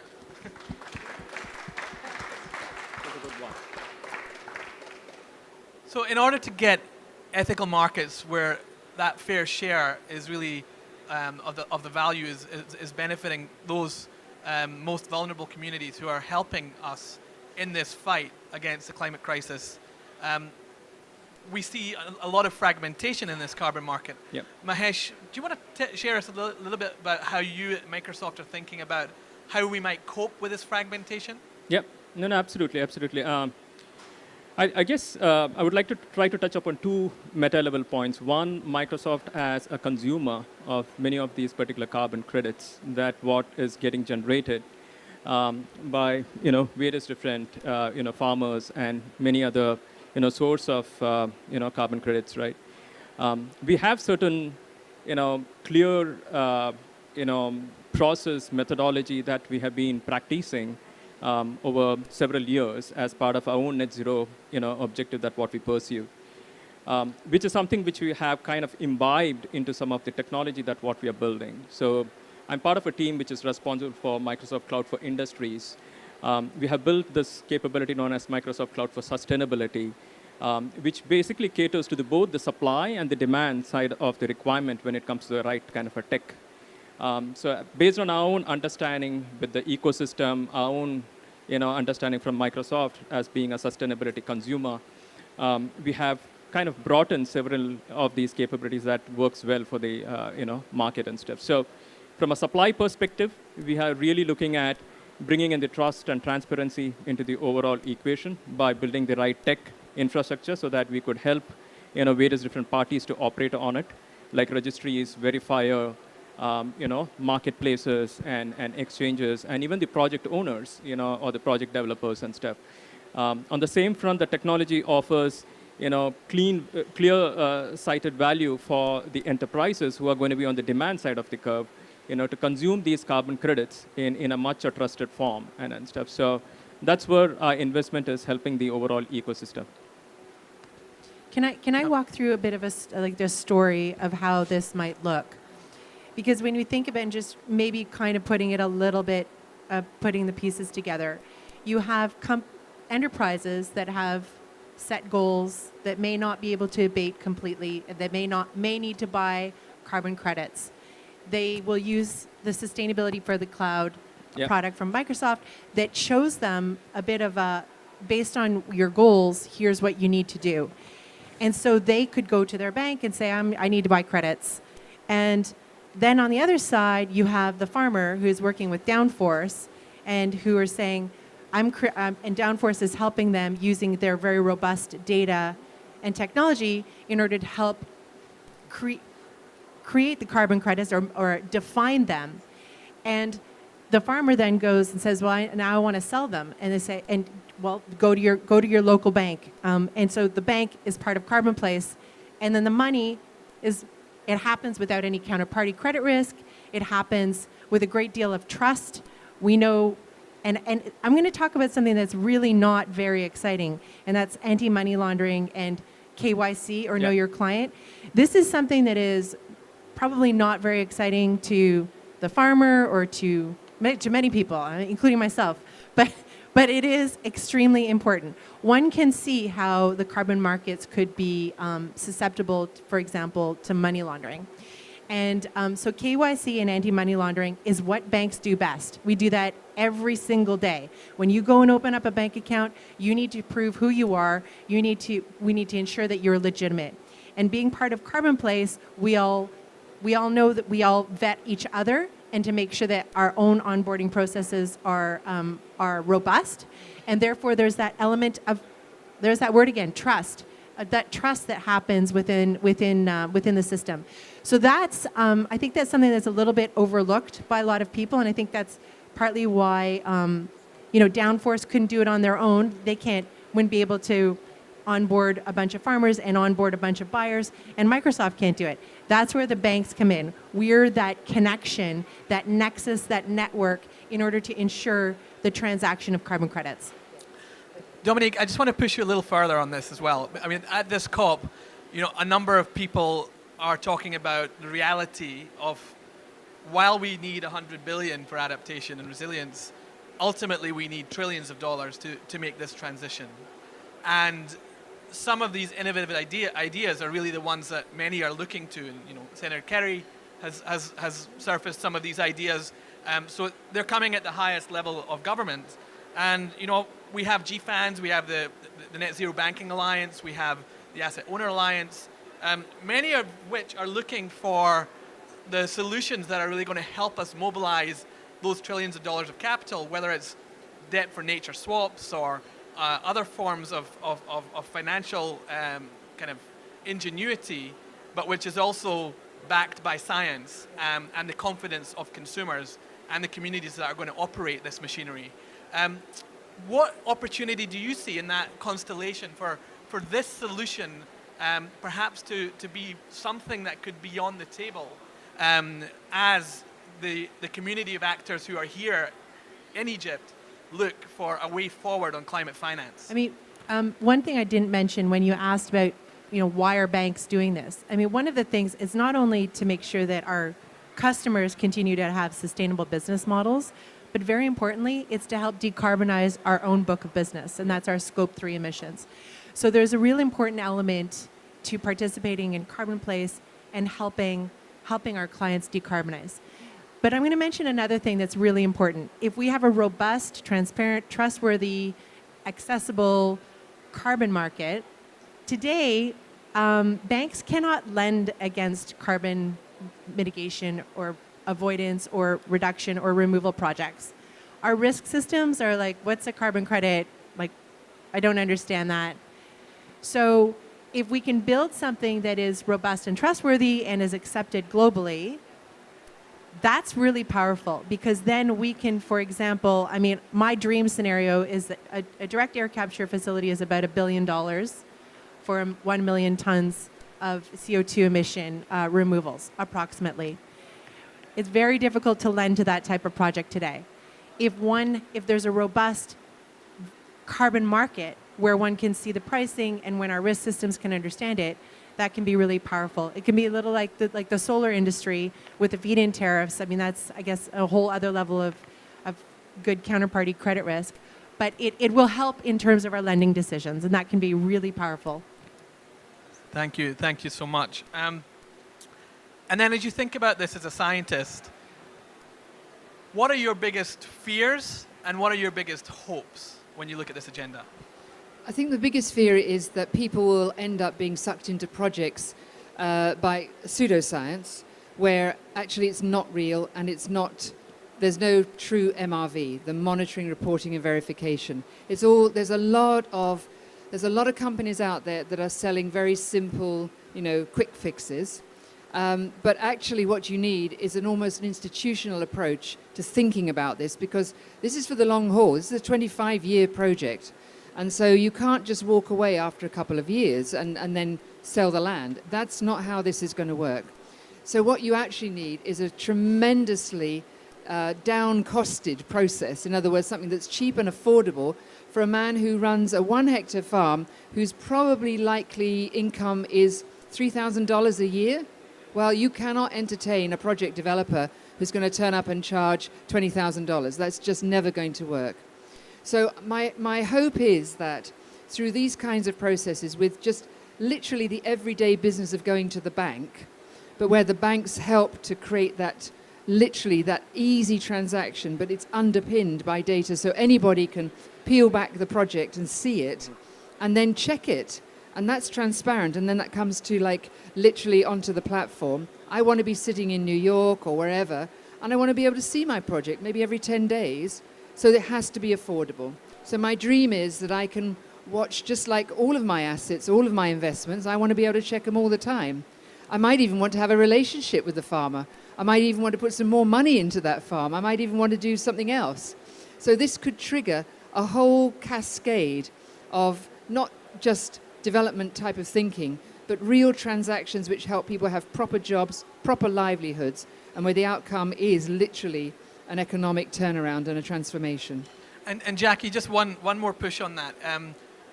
Land is such a critical part of how we can absorb carbon, but at the same time, our oceans are a critical ecosystem, one that is dying in many ways. But 80% of the world's people live on coastlines. Many fishing communities are already regenerating using aquaculture and seaweed planting. What opportunity do you see for those communities to play a role in this kind of system? Well, I'm really hoping that as the blue carbon conversation gets going, that we start to look at the land part as being protected by the ocean. And that as you, for example, invest in mangroves, you nevertheless invest in seagrass. And it's that combination that's going to help us start to really think about how we bring the ocean onto the land as part of this thinking. Otherwise, it's tremendously difficult. Outside of coral reefs, it is very, very difficult to imagine raising funds to save the oceans. We have to do it because of our land-based emissions. That's the way to do it. Thank you. And Mahesh, and before I'm going to come to the audience, so please be ready with your questions. We're going to try to get a few, and if the mic can be ready. Mahesh, Dr. Jacqueline talked about the need for institutionalizing this agenda, right? Yep. And we need the infrastructure, and it's common infrastructure that we need to build this kind of ecosystem for carbon credits. Can you talk a little bit about how you're thinking about that at one of the world's leading technology companies? Yeah, no, absolutely, absolutely. I think so.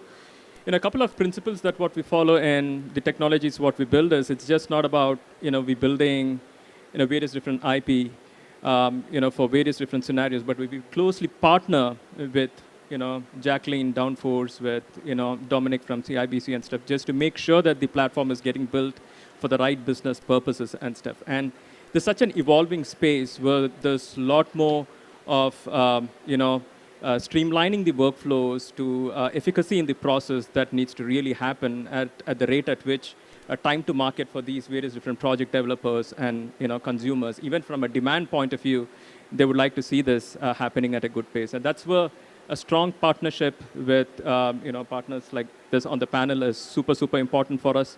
And we work in a very collaborative manner.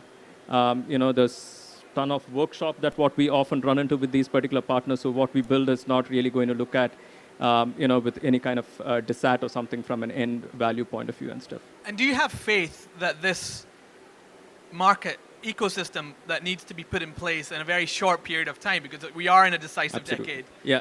Do you believe that we can move the market and move the players at the pace and scale necessary to really put these solutions in place? Oh, 100%. I mean, our spirit is really high on this. I especially lead from the sustainability team point of view. Our leadership is completely convinced on this particular area, how we need to be investing in this particular space and stuff. And 100%, at least we are committed to make the right technology for this particular ecosystem. Yep. Thank you very much. So now to our audience, and I believe we have a question. The first hand I saw was at the back. And I do see a gentleman over to my left, and 2 or 3 others. So, please. I'm Priscilla Liu. I head up sustainable investment for Deutsche Bank DWS for Asia. So actually, Global South does include India and China, for better or for worse. But it's a big footprint. Nonetheless, one of the things that I've been working hard over the last 4 years is advocating using blockchain and tokenization as a way for securing and really having transparency as well as traceability of where the carbon came from, so that you can tag it and know exactly on a per token basis, 1 token, 1 carbon credit, where, when, and how it was produced. I think this is critical because it eliminates the middle person that is having the difference between the $4 and the $20, because you don't need, it's all mechanized. And I'm doing this for renewable energy, because that is metering the renewable energy in real time through the operations management software, and then that populates the token for the carbon credit that's created, so you know exactly when it was created, where it was created, how it was created. And then whoever wants to buy it or wants to own it goes on the platform, secure the access, and can be able to purchase it. So there's no middle person. There's no additional, if the carbon credits are selling for $20, the farmer will get all of it. So I want to work with you all, because right now I'm just in my little space managing my funds to do it this way. But I want this to be adopted as a universal platform so that there's transparency, accessibility, and also be able to ensure that there's no double counting. Talk about KYC. Whoever buys it has to go through KYC. This is not a planted question. No, it really isn't, but you should be up here. I have a doctorate in computer science, so this is something that's near and dear to my heart, even though I'm an investor, I manage asset management for funds. But I would like very much to basically engage all of you to support this approach for all carbon credits, so that we can eliminate this disparity. But not only that, we can then direct the investment of corporates who are trying to get to net zero, who are my clients. Right now, I'm working with the big corporates to help them to get to net zero, who is investing in infrastructure to neutralize their carbon footprint. But what I want to do, number 2, which is going to be... I just want to get a few more questions in. So I think we got the essence of the question. Right. And actually, this stage is critical for collaboration. So we do want there to be follow-up conversations as we step down. And I think you being part of that. One last point, which is important to Africa and the global south that are poor, where nobody wants to invest. And that is that carbon credits right now is tied to, CDP ties it to the region where it's produced. Well, most of the manufacturing is not in Africa. So if you want money to go to Africa, we should break that and say the carbon credit value is by the transformational impact of what it does, not where it was produced. You don't neutralize where it was produced because that's not where the capital is needed. It's got to be the impact and the transformational strength of that carbon credit. Okay, thank you so much. And we look forward to the follow-up discussion with you. Over here, I'm going to take 3 questions and then our panel is going to respond in batch. They might choose to take 1 question each. Please introduce yourself. Hello, I'm Manchu Agarwal. I'm in the venture industry, and actually I look to carbon markets as a way to finance a lot of the technologies that I work with. One of them, for example, is in the remediation of peatland. So we've got a very good MRV solution using satellite technology to be able to understand how peatland changes, and it's a great way to be able to create that robustness. But one of the key underpinnings behind this conversation has been trust.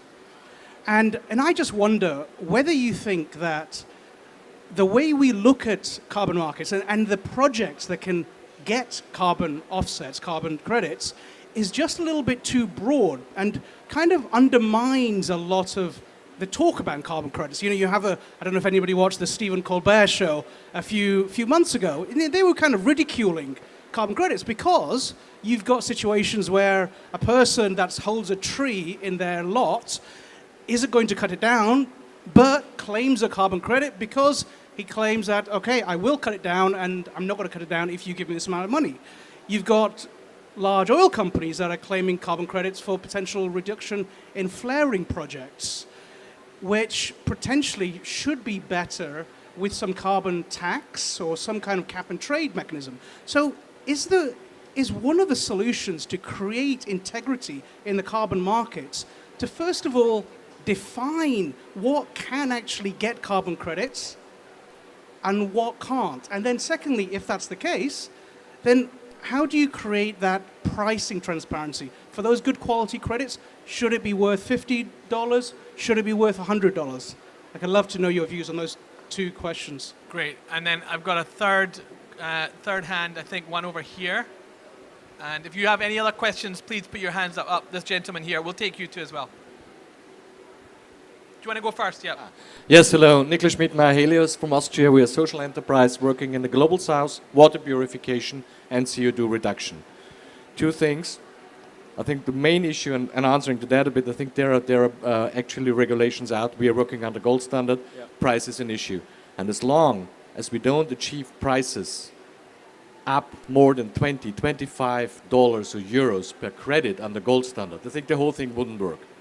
And we work in 10 SDGs, not in 3 like on the gold standard. Do we get any social impact financing for that? So banks, social impact financing, one question, where the route is going, and one question is, what's the price you're selling your credits currently on the market? And maybe a third one, what's the price Microsoft is purchasing credits on the market? It was also in the HLEG report, I think, around the gold standard. Over to you, and if there are any other questions, also not only from men, but we will accept men. Hi, thank you very much. Sam Gledhill from Trove Research. My question speaks to the first 2 questions, actually, which I don't mean to try and paraphrase anyone, but the question really is, what does one need to do to encourage capital allocation from the corporate market to climate action, and using carbon markets as a method to do that? These 2 questions spoke to 2 barriers to that. One is, can I be secure of the quality of a carbon credit? If I can't, I'm not going to step in. And there were concerns around quality, methodology, additionality contained in that question. The second point is, what is the mechanism of purchase? Can I trust that a sufficient amount of those funds is flowing back to the original project developer? And potentially, could I use Web3 or blockchain-based mechanisms to achieve that and to cut out the middleman? My question then is, those are 2 barriers, carbon credit quality assurance and mechanisms of transaction. which of those barriers do you see as more of a critical threat to the integrity of the market and to the investment into to climate action? Chang, thank you. Thank you. And I think we had one last question, so I might just do that, and then the audience can integrate all their questions into the wrapping remarks. Was there one more question? Anything on your mind? If not, going once, final. I'm going to start with you, Mahesh. Yeah, sure, Please. absolutely. The first question that what I got on the technology side of a story, very interesting, and that's exactly what we are trying to build as part of our offering. We clearly see, how the ecosystem really need to be collaborating better with the trust and transparency. Blockchain as a technology or as principles is something as what we are trying to adapt into the offering. So there are two sides of a story. One is about a better transparency provides a better accountability across the participants as well, because it's a ecosystem which is transacting upon various different assets, like it could be the projects or the claims or the credits and the credibility of these particular assets, and there needs to be a certain degree of tokenization and standard, all that requires to be adapted, and this is thumbs up on it. Definitely that's something which we are trying to build. The second part of the story is the buyer needs to be convinced about everything about the credit that what they are able to purchase, right? Right from the lineage about which is a project, which is a claim, who verified it, what was the mechanism that was used to verify it, when it was verified, who created the credit, how many credits have been sold out of this particular project. That lineage is super, super important when it comes to the customer, because it brings in a great degree of conviction to the customers and stuff. So these are some of the aspects that what we're building into the technology and stuff. And I happen to showcase that to my fellow panelists. They're pretty convinced, is what I think it is. So, there you go. This is the partnership that I was trying to say that, in which we work, on a joint technology development and stuff. So I'm going to try and answer sort of 3 in 1. So blockchain is part of the thinking, absolutely, because we have to secure the vintage and the provenance and all of that. So that's absolutely, exactly as you said, it's essential, and we have that. However, on top of that, you need to address the issue of the quality of the credit. So what is it that we're actually offering to the marketplace? And in my long, long years of experience of dealing with biodiversity and many other things, it is different. To put, an additional 0.5% of soil organic carbon in the ground in the ancient soils of Australia is really hard work. To put 0.5% into the Mau forest in Kenya, you could pretty much just get your cow to stand in a field and you'd get the same outcome, okay? So it's really important that we bring the social impact in. And I can tell you that our credits in Kenya go for $35 a ton and up. And we have people who want to buy and are willing to pay 60. Because, and why do they want to? Because they see that they get all the additional tags, the social impact, the livelihood. Investing in farming brings water to the surface, so then they don't have to invest in boreholes. And I think that's where the project development has to be much more sophisticated now. And then coming to your point about barriers, I'm passionate about trying to remove a big chunk of money which is not staying with people and getting it into the mobile wallets of the people who are actually doing the work. So this is one of the reasons why I wanted to invent what we did at Downforce, was to actually take that whole chunk of effort out and make it possible for these integrated projects to get off the ground. But right now, the challenge is that it's difficult for 1 hectare to arrive at the bank. To arrive in the marketplace. That's why we need a bank to do that. I can talk to an Australian farmer, 600,000 hectares, pretty good, right? But I don't have that in Africa. I have got small little bits. And then I actually do want to see the transformation in the desert, in the marginal lands. That's where it's going to really start to count. So quality, absolutely. We look for a premium price, and that price comes from rehabilitating land and rehabilitating communities and giving long-term livelihood and securing it with blockchain to make sure you have the provenance and the vintage. So, yeah. Jackie, one more question. As an Indian Kenyan, I hear a lot of this coming from particularly the younger activists right now who are concerned about what they term as the risk of carbon colonialism at a time when we need companies to still have pressure to be reducing their emissions and not evading their emissions. What would you say to that criticism in terms of this project and how how it's trying to address that question. I think that's why I put so much emphasis on the co-benefits. Yes, of course we want to get carbon out of the atmosphere, but we want to do it for the benefit of having better food, livelihoods, schools, etc. That's the real goal in the end. It's about sustainability. Carbon is our route to getting that. Just to address, there were some questions on trust and quality carbon. So there's a lot of work being done by the, as you all know, the Integrity Council of Voluntary, ICVCM, Integrity Council on Voluntary Carbon Markets, and we respect the work that is going on there. And if you think about it with what we're doing, we're building a road, we're building the infrastructure, and they're doing the minimum standards for the cars that are going to go on the road. And so whether you're a Bentley or whether you're a budget car, you have to have some seat belts and four wheels, et cetera. There's going to be some minimum standards. And the market is going to figure out the pricing based on the quality of those credits, at least in the early days. And we announced a pilot with Climate Impact X, which is an Asia-based exchange. And so there'll be, bid, ask, and the price will determine itself based on the quality of those credits. I'd like to thank all of our panelists, to Dominic, Barker, and the whole team at Carbon Place that are driving this agenda. To you, Jacqueline, your scientific expertise on this agenda is renowned. And Mahesh, the work that you and the team at Microsoft are doing, it seems is going to be absolutely critical to making all this work. But more than anything, we'd like to thank the audience, because without catalytic collaboration, none of this will be possible. And the offers that have come from the back of the room and from others, feel free to come forward. I'm sure you could grab and accost our panelists for a few more minutes as we clear out from the room and make offers to continue this conversation on the road through Sharm el-Sheikh and towards COP28 as we work through this in the decisive decade. Thank you very much, and please enjoy the rest of your COP. And another special thank you to Rajiv for his expert moderation. Thank you, Rajiv.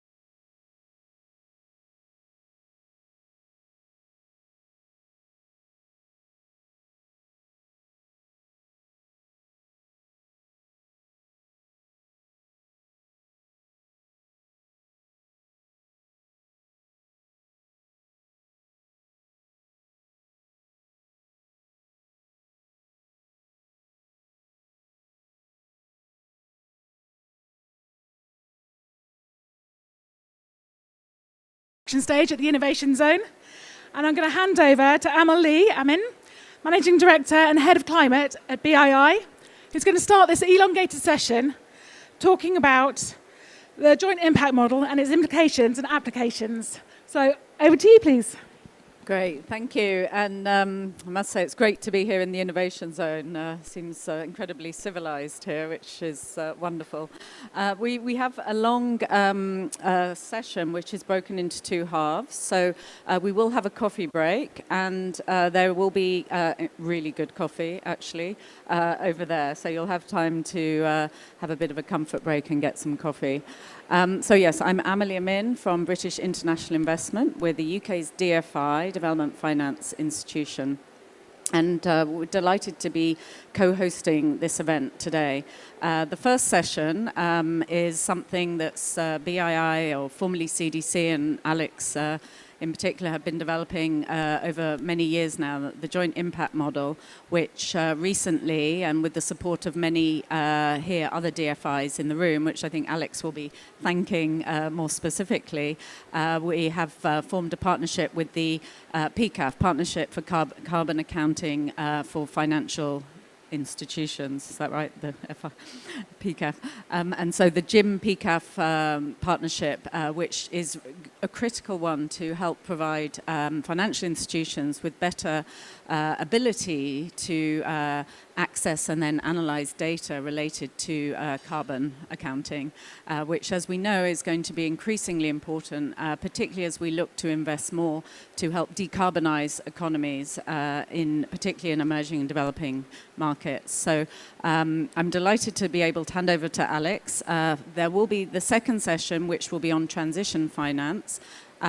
Is also something that we, BI, have been partnering with a number of others, particularly some South African banks and it's great to see you here, Ivana from Nedbank, and others who will be joining for the second panel, as well as with 91 Oxford Sustainable Finance and the Blended Finance Task Force, where we've developed a framework for a very practical framework to help financiers, practitioners, to make better decisions around net zero related investments, and in particular where we know the investments will be emissive, but also where they will be essential to decarbonising key sectors and helping deliver on development objectives. So that will be the second part of this session.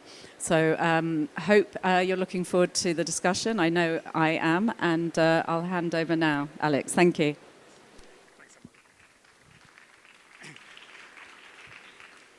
Well, welcome everybody. Thanks for coming.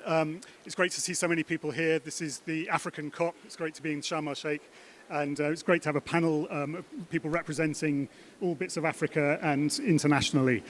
So a couple of quick words, and I think Amelie said practical tools. This session is all about practical tools designed to help institutions in developing countries to step up and also to take advantage of climate finance, but also to be more accountable and transparent as well. So strong focus on practicality. We'll make sure that there's plenty of time for questions in the session, but this is an ongoing dialogue. We feel constrained by time for both sessions, so please do come and talk to us afterwards. A very few quick words. First of all, it's great to have a commitment from this team to work with 25 banks in developing countries over the next year, of which we have 2 banks on the stage here, but several others who are interested in joining that partnership in the audience. And our goal here really is to try and influence at least 500 banks over the next couple of years in order to kind of create a tipping point for what we think. We did a count up, and we think that there are something like 2,500 commercial banks in developing countries, most of whom are not fully engaged in all of the global alliances and all of the announcements. So we're really trying to reach that group of banks and other financial institutions because they play a very important part. They have substantial footprints themselves, but they're also going to be key delivery agents for climate finance. So we want to help them. So that's the first point. Second point, thank you to a whole bunch of different organizations who've helped make this project possible through technical assistance from development finance institutions to developing countries. So in no particular order, DEG, who are in the room, Proparco, the French Development Finance Institution, FMO, the one I used to work for, British International Investment, FinDev Canada, and there'll be some others coming on board, including multinational development banks joining this partnership shortly. Also our technical partners, Stuart Red Queen, Finion and others, and also the Dutch Ministry, who've been supporting Action through their CAP program to reach out to more and more banks in emerging markets and developing countries. Third point about ambition, I don't need to tell any of you about the urgency of moving fast. One of the things we hear from banks a lot is that there just isn't the data, so we can't start reporting yet. So until we report, we can't do a footprint and a baseline, then we can't come up with our plan. Well, our aim with this program is to fast track all of that for banks by getting more timely and more accurate data to use in the model. So we also plan in the next few months to announce a couple of partnerships with near real-time machine learning data providers on emissions, but also on jobs, so that banks can get rid of that argument that it's still too unsure to get started, and get started, because we need people to take action urgently. So it's a big partnership, there's a lot of ambition, and we've got a great panel here, so I'm just going to start off with those, but please do also ask questions as we go. So I'm going to start with Justine from First Rand Bank. And I know you've got a couple of other South African banks in the room, but First Rand, you're a top 5 bank in South Africa, but also I think a top 3 probably in Southern Africa in terms of taking action on climate and measurement. Why did you sign up to PCAF, and what was interesting about the PCAF-GIM partnership, Justine? Sure, thanks Alex. Hi everyone. So we've been measuring our operational carbon footprint for many years. But as a financial institution, that's not where our materiality lies in terms of the emissions and the impact that we have. That comes down to the emissions associated with our loans and investments. So it's a Scope 3 Category 15 investments. So there was a lot of pressure locally and internationally as a financial institution, how you're going to get to grips with understanding those emissions, how you're going to start measuring it. And there's very little information was around at the time on how to do so. So we reached out to PCAF, or they were looking for members as well to join the PCAF partnership, and they were offering support and advice and more of a collaborative effort and to develop this methodology to measure those financed emissions. It's not just an understanding of our impact on the environment through our banking activities, but also financed emissions speak to risk, and climate risk is a big focus within the group as well. So it speaks to transition risk, carbon pricing, to know what your financed emissions are. So it was the start of a journey. It was a helping hand that was held out to us to say, let's develop the methodology, let's get started, let's walk you through the process, and let's develop this methodology together. Thank you, Justine. Now, let me turn now to Dr. Maysoon Ali from CIB here in Egypt. So we've now I think you're probably the most recent bank to join PCAF and to sign up to the PCAF-GIM partnership. So what do you hope to achieve for CIB? Because anyone who came through the airport, which I guess is unfortunately most of us, you will have seen some huge green billboards from CIB Bank talking about how green it is already. So what more can you get from this partnership?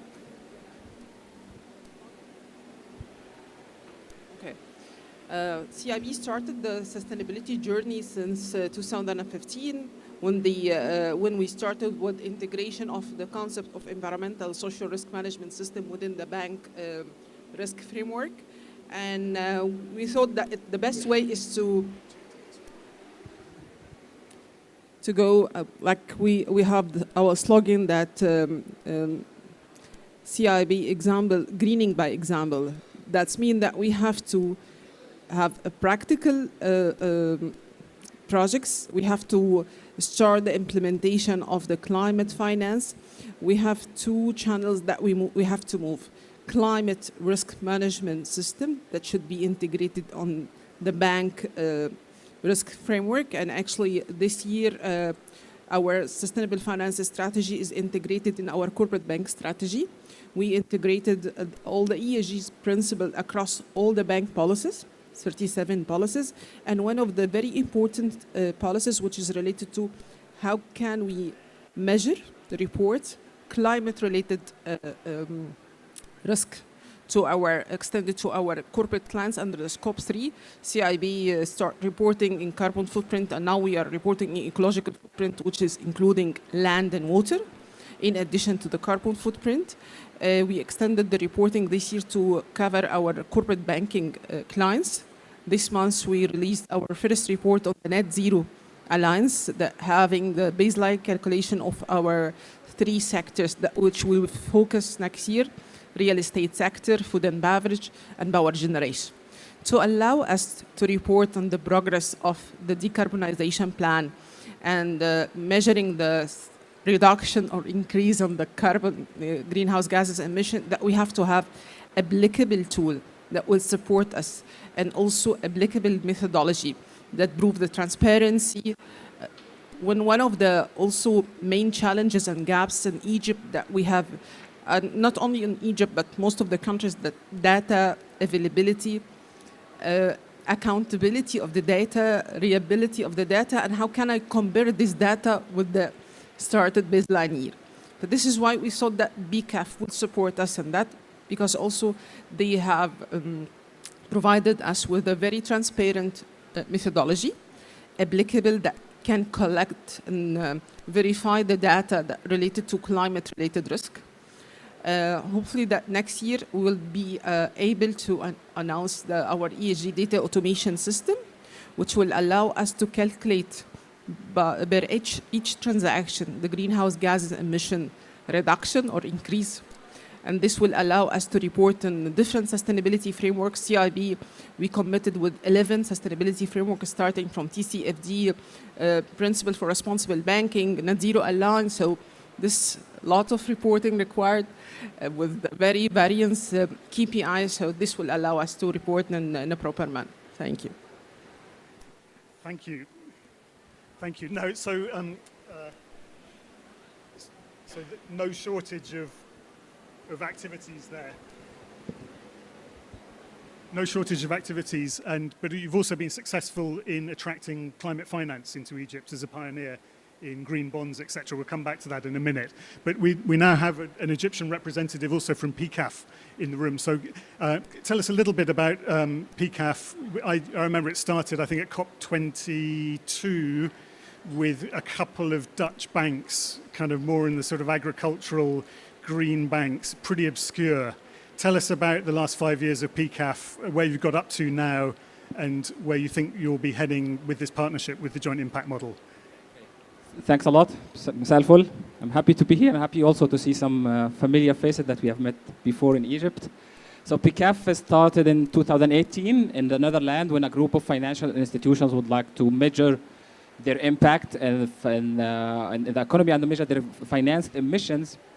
Because, like for example, the CDP estimates that the financed emissions of the global financial industry is around 700 folds of the direct emissions. So for banks to establish a decarbonization strategy, it's a must to measure their financed emissions. So this group of banks and the Netherlands 2018 established this PCAF methodology, implemented, applied, used it to disclose their financed emissions. The methodology was somehow successful, helped them to reduce their financial emissions, and therefore the methodology has been called to be used also in North America, grown up, and then in 2019 PCAF Global has been launched, and then the initiatives grow and grow, and then I guess that beginning of 22 we had the aim to reach end of 22 with 250 banks. So far there are more than 320 financial institutions have signed to disclose and committed to disclose their financed emissions using PCAF methodology. So what PCAF offer with the GEM impact model is that, like I work sometimes with an asset manager in the decarbonization of their asset or real assets, where they have direct access to the data of the real assets to measure their financed emissions. With the banks, it's much more complex because of the diverse portfolio of activities and projects. So they need a well-established methodology and robust methodology to measure those different wide range of activities. And this is what PCAF provides. It provides a robust methodology, verified or reviewed and accepted, recognized by the Greenhouse Gas Protocol as its methodology in conformance with the protocol requirements of measuring the value chain of Category 15 of the investment finance. And yeah, that's and also what we hope from like PCAF offered that the methodology offer also a huge database of emissions factor, around 3 million emissions factor to use it in the methodology. And it offers also a collaboration platform. It's an industry-led initiative. Like for example, when Justin and Bank joined the initiative, we had very interesting discussion and they gave the feedback to develop the standard itself and make it more suitable for the global south or in South Africa. And when we were so excited to get CIB signing, we know as Egyptians that CIB is pioneering in all sustainable activities in Egypt and leading the way and pioneering that. So we are looking very much to of discussion with the GEM model colleague and also with the Maysoon and her great team to push the word of PCAF and GEM further in Egypt. I'm sure that when CIB join, we'll have much more to develop and other banks will follow. Yeah. Thank you, Aslam. That's really fantastic to hear the ambition there. And I think at least 300 banks globally now signed up to PCAF, and clearly, there's 15,000 banks globally. So you've got some way to go, but you're also approaching a tipping point, which is great. Now, so we've heard from 2 banks in Africa. I know that there's at least a couple more banks in the audience also in Africa who might be interested in joining. So it'd be great if we can kind of make that happen so that there's a real centre of expertise in Africa as well as other developing countries. René, we now move to the policymakers. René, you're from the Dutch Ministry of Foreign Affairs. Can you tell us a little bit about the Dutch kind of concept here about financial institutions, supporting them in the global south? And kind of, why is it in particular that the Dutch are so innovative in this area? There's so many initiatives coming out of the Netherlands, Joint Impact Model, PCAF, other things.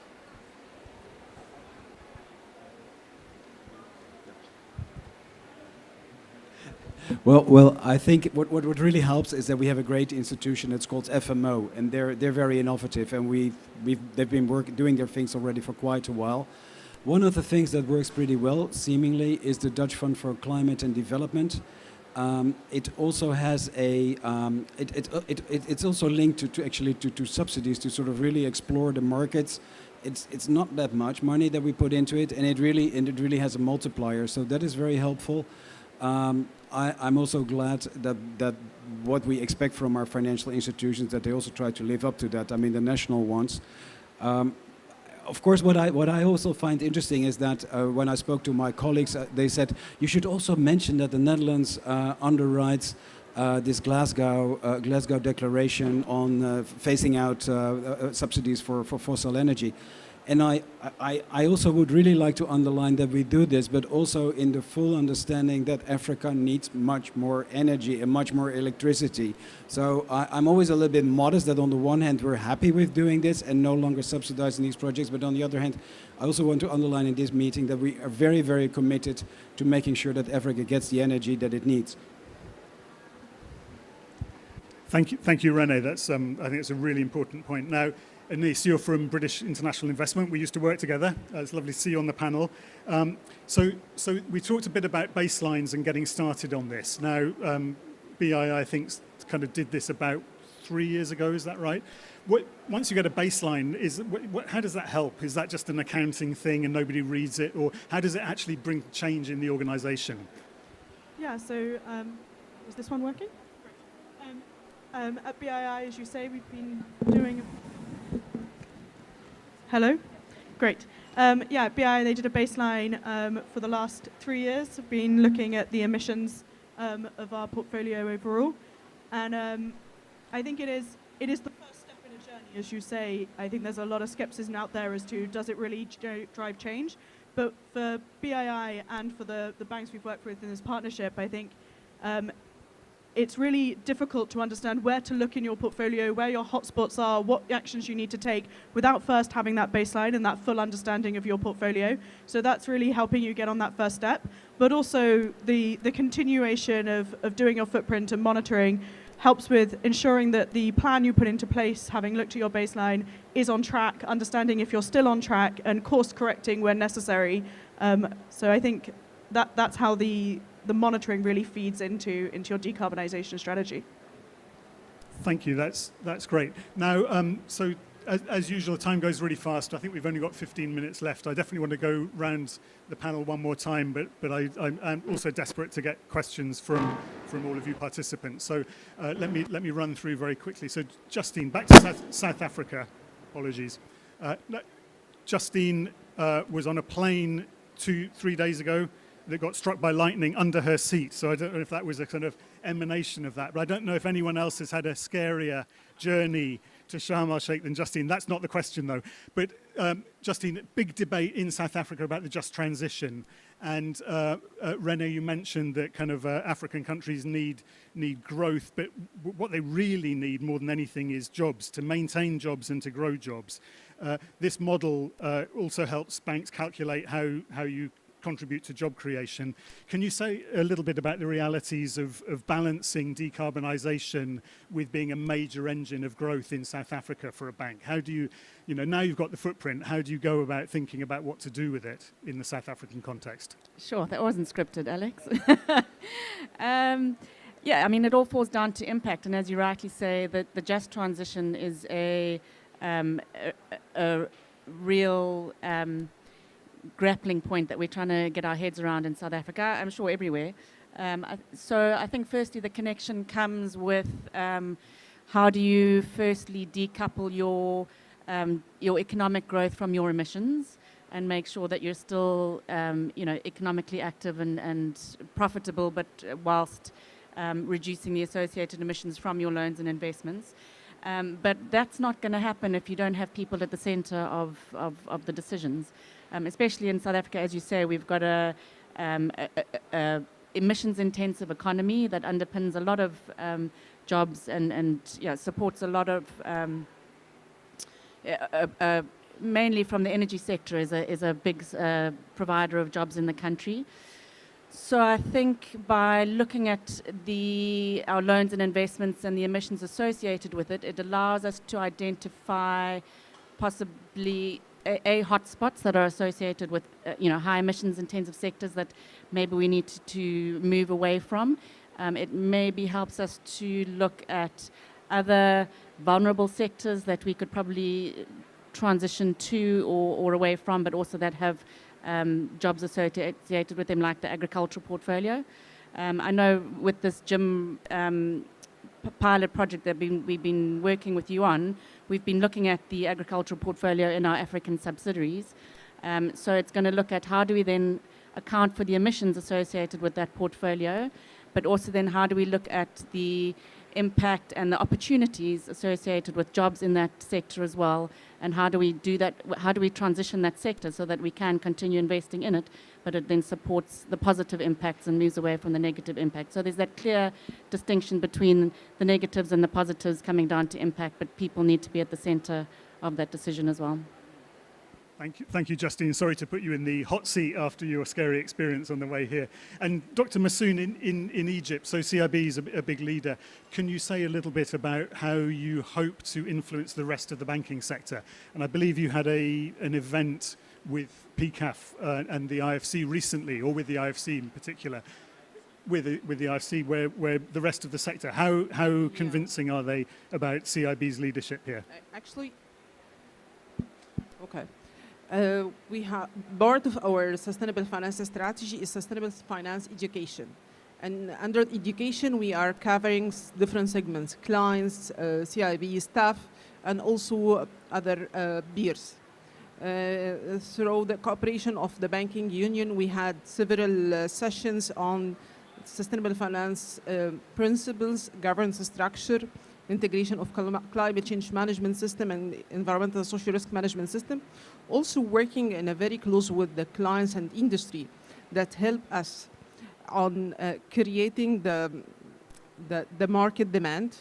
CIB issued the first green bond last year with $100 million, focusing on renewable energy, energy efficiency, sustainable transportation, and this month we're going to issue our first impact report.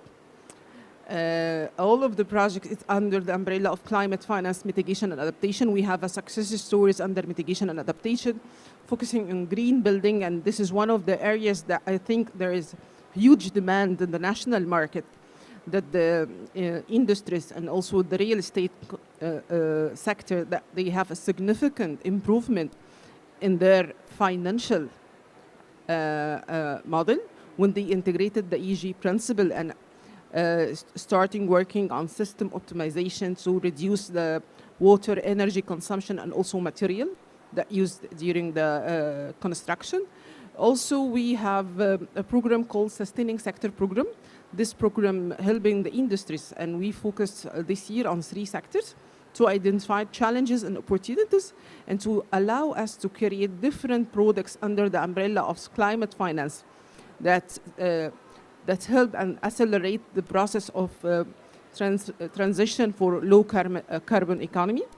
In our website, we have our ESG framework manual, our CIB green bond manual, which focus on different areas, starting from industries till transportation, tourism, sustaining innovation solution for energy management system.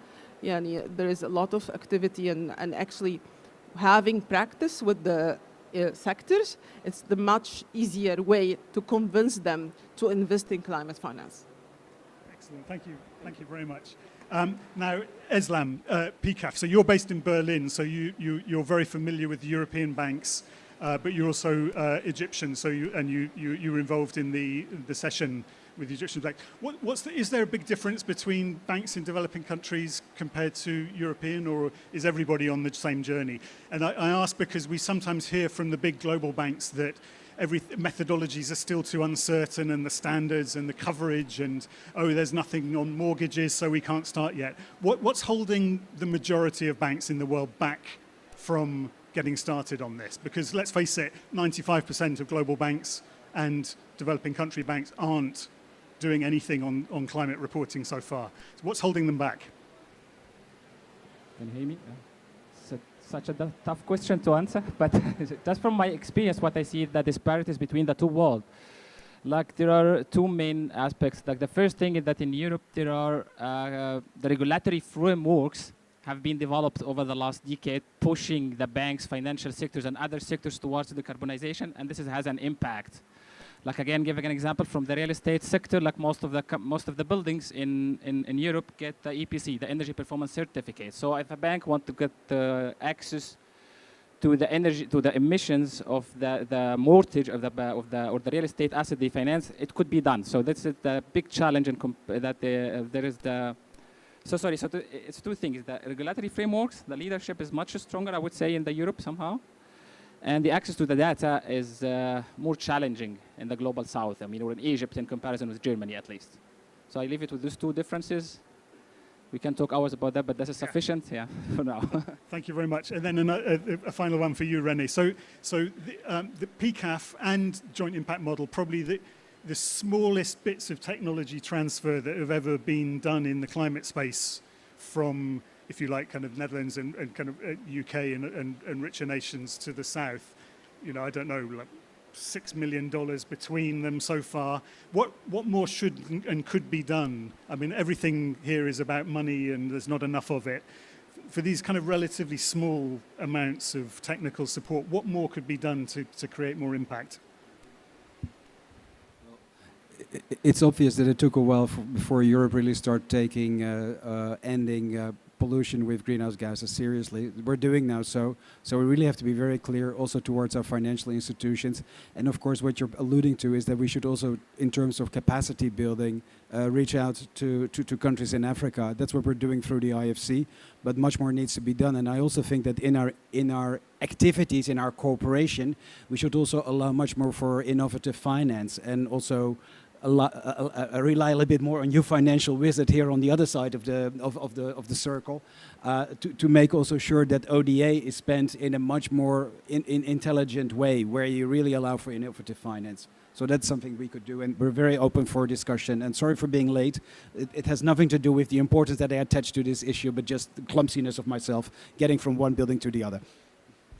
You could have said you were meeting President Biden, and everyone would have been very impressed, I'm sure. But and Ace, last question for you. So you spend part of your time working for the Joint Impact Model, but the majority of your time BII. What technical challenges are there in this modelling effort? Some people say, oh, modelling isn't really the way to go. Everything should be like hard data reported from the kind of individual business and the individual power plant, and that modeling's too unreliable. What's your response to that? Yeah, I think from our side, the use of a model enables people who don't yet have access to that kind of information to start being able to join the conversation. Obviously, the more and more hard data you can get, the better. That's great.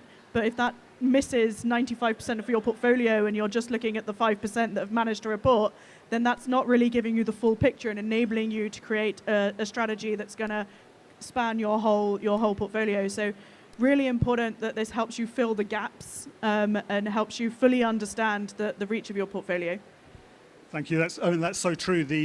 A couple of banks who couldn't be here because of kind of travel distances and other, a bank in Ecuador, and our colleague there said, "Oh well, we're starting on vehicle finance," and Julia in the audience, kind of pretty much running the joint impact model, said, "Oh, is that because that's your biggest impact?" And he said, "No, it's just the only one we've got any data for. It's only 15% of our portfolio, but it's the only thing we know."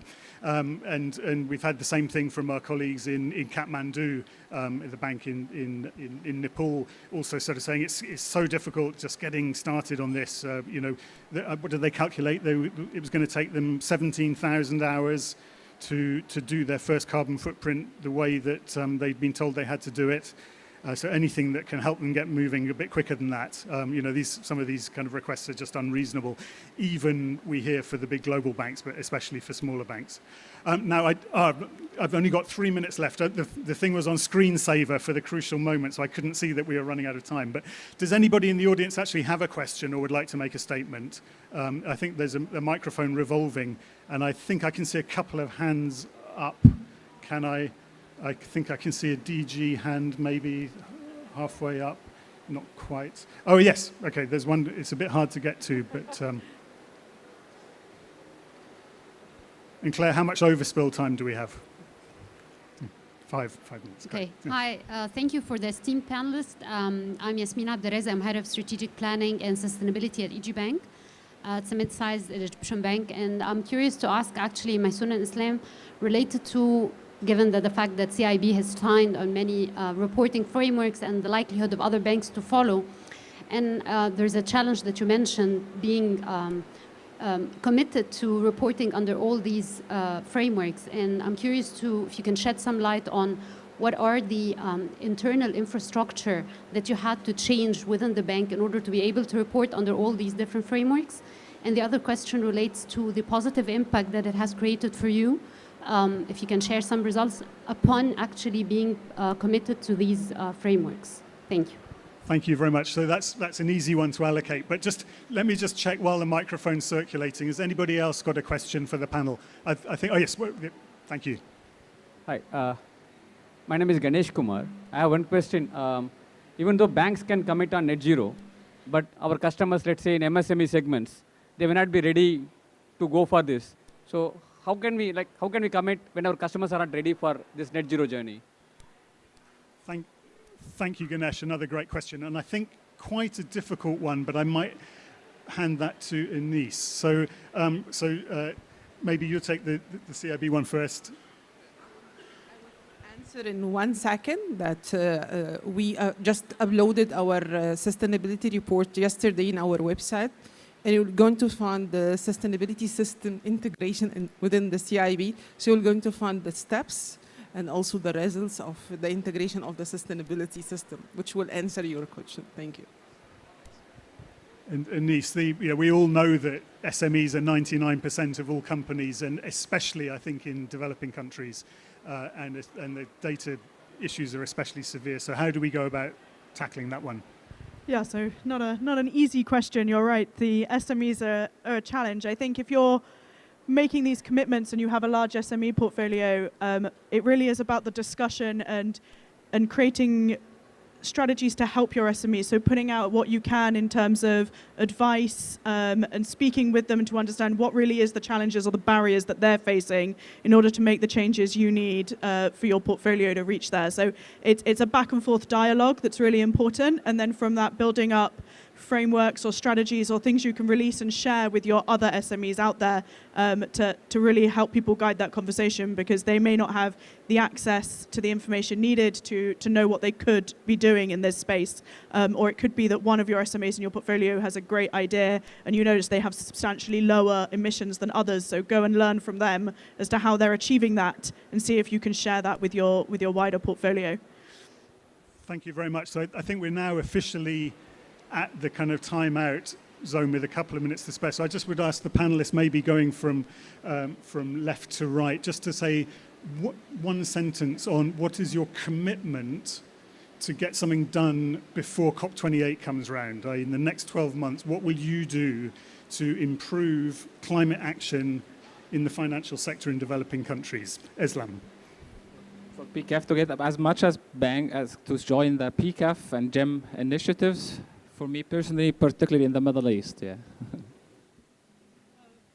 The joint impact model, I think it's about expanding our reach in terms of our clients, but also making sure the model is improved in terms of the types of asset classes it covers, and improving the data that underpins the model so that it's as up to date as possible. First Rand would like to improve the depth and the scope of our financed emissions calculations and get a better handle on that so that we can start setting decarbonisation targets. I'm going to say from strategy to implementation, more ESG instruments, sustainability bonds, blue bonds. We have to go beyond the expectation. I think what we should do is just keep investing and keeping each other accountable and being transparent, because it's one thing that governments are required to do towards the citizens, and I think it's also that what citizens can expect from their financial institutions, that they're accountable and that they're transparent about what they're doing, so that there's no greenwashing. Very good to end on the greenwashing risk. So we must wrap up now. I'm sorry if you had questions. I'm around, Anise is around, and Giulia De Bernini is also around, so please do catch us in the very short coffee break. And I'm going to hand over for part 2, which is just as good as part 1. So please don't drift away. Please stay for the second half. Thank you. I was just also, I think there was a short video that we're going to play in this interlude. So, but please, there is, as I say, really good coffee. Unfortunately, I managed to spill some on me up there, but it is excellent coffee. But please come back. We have a fantastic panel. Oh, stay. Oh, to stay for the video, then go. No going? Okay.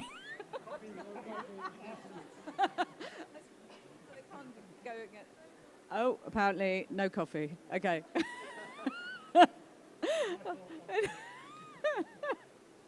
Okay. Wait, we have a video. Financial institutions drive sustainable development in the countries where they lend and invest. To fight the climate crisis, they must transition their portfolios to net zero emissions while still supporting growth and jobs, and report on their progress. To do this, they need lots of client data and analytic bandwidth. Unfortunately, most banks in emerging economies do not yet have carbon footprint or jobs estimations data. For example, take a financial institution that invests in Kenya's economy via small workshops, agribusinesses, and wind farms. Hard data on their carbon emissions and positive socio-economic impacts are simply not at hand. The few financial institutions that spend resources to estimate their impact struggle to generate reliable and comparable results. Which is why most financial institutions have limited visibility on their progress to a job-rich, low-carbon portfolio. To fill this data gap, financial institutions need a standardized approach. This is where the Joint Impact Model, or JIM, comes in.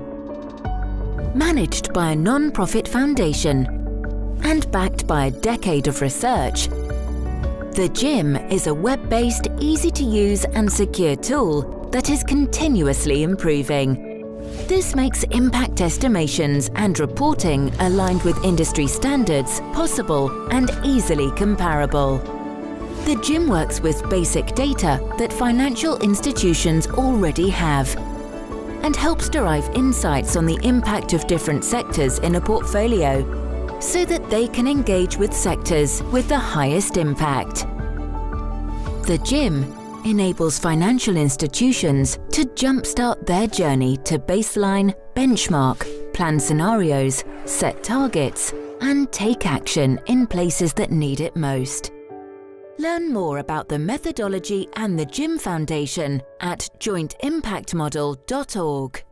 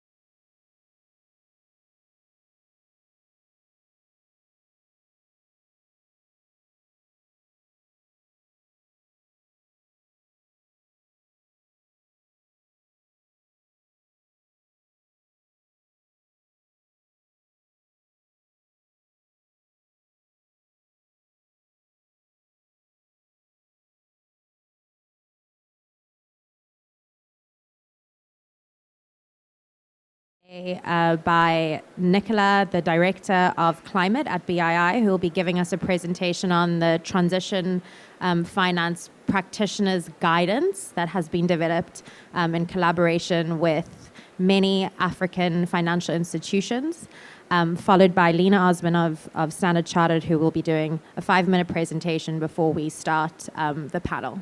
Thank you so much for joining us. Nicola, take it away. Thank you very much, Annika, and also thanks to all of you for staying, despite there not being a coffee break. So that's really appreciated.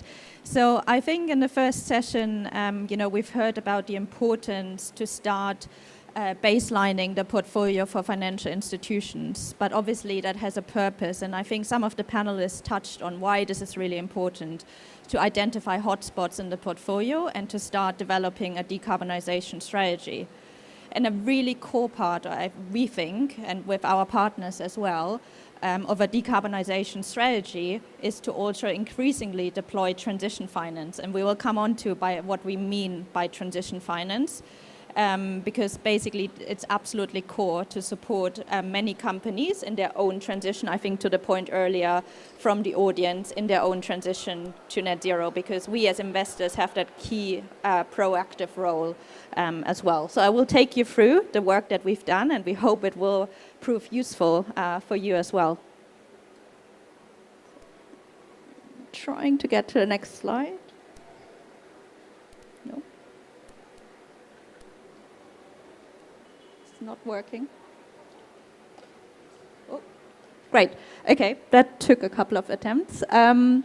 But before we go into the practitioner's guide in terms of how we can deploy transition finance, obviously it's first really useful to think about what it is and also what it isn't. So obviously at all COPs we hear a lot about climate finance and the need for more climate finance, particularly to the global south, and that remains absolutely crucial. At the same time, we think it's also important to think about transition finance.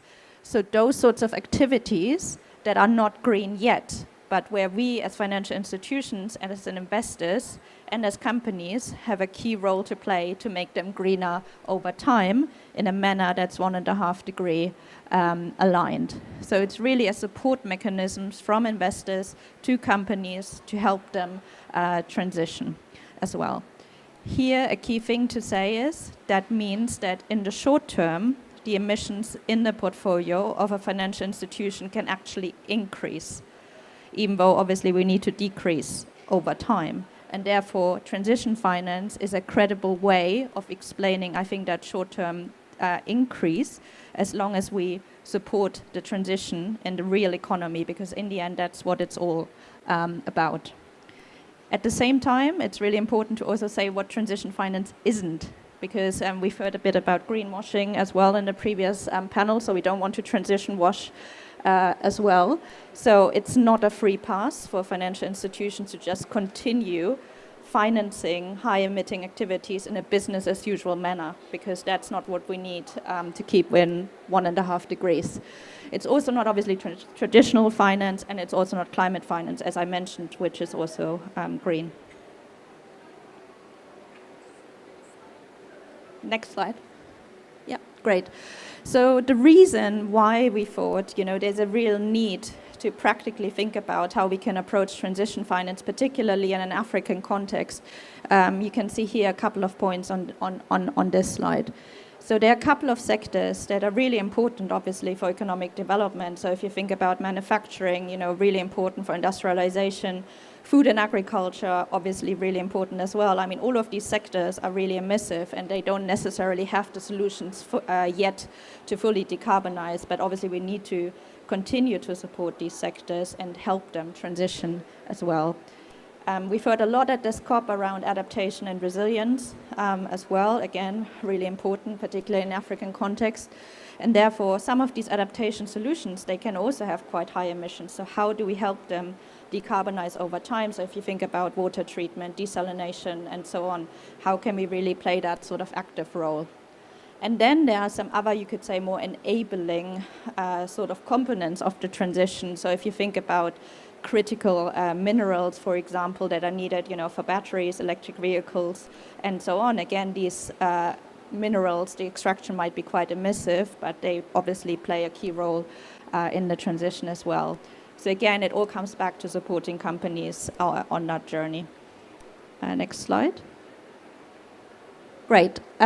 We are very much aware that I think the importance of transition finance is recognized by a range of organizations, by a range of initiatives, so we didn't want to duplicate. So what we really did, I think, with our working group, with our core partners, we looked at the existing initiatives that are out there that came up with principles in particular for transition finance, and you see some of them on the left-hand side here, ranging from the OECD, GFANZ, climate bonds, ICMA, sustainable market initiatives, also some national initiatives as well, for example, by the South African Treasury as well, also a national business initiative, and then Standard Chartered, who we hear from later as well.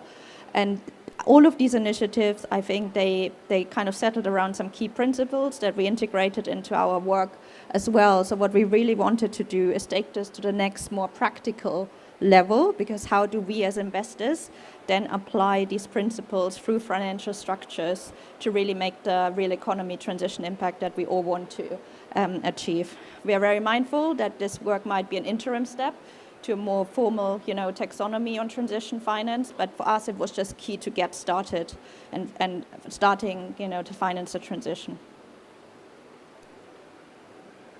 Next slide. Great. So I mentioned these frameworks already. So a lot of these frameworks coalesce around 3 key principles, which you can see here. So the first one, obviously, the transition is about how do we align with the Paris goals, in particular the 1.5-degree temperature goal. So that has to be core part of transition finance. Second one is around transparency. So again, going back to that point around greenwashing, we need to transparently report and monitor that we're actually achieving the emission reductions that we want.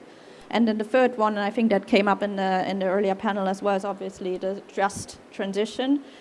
We need to make sure that we're really thinking about the social aspects as well of the transition when we deploy these instruments. Great. So we had the core group that was mentioned in the beginning, and then we had a great working group as well who worked with us to develop this sort of practical guide on transition finance. And the way it's basically structured, and you can see this here on the right, we came up with 3 defined investment theses that are core to transition finance because there are different objectives that we might want to achieve. Principles, as I mentioned, this is embedded from some of the existing work by other institutions as well, and then coming to the practical side, also looking at checklists as well, to really start deploying this practically. So here you see the structure of the practical guide that I just outlined as well. And beyond the checklist, what we also try to do is come up with investment structures as well. So how would you actually structure such a transition finance investment, which I can briefly touch on. Next slide.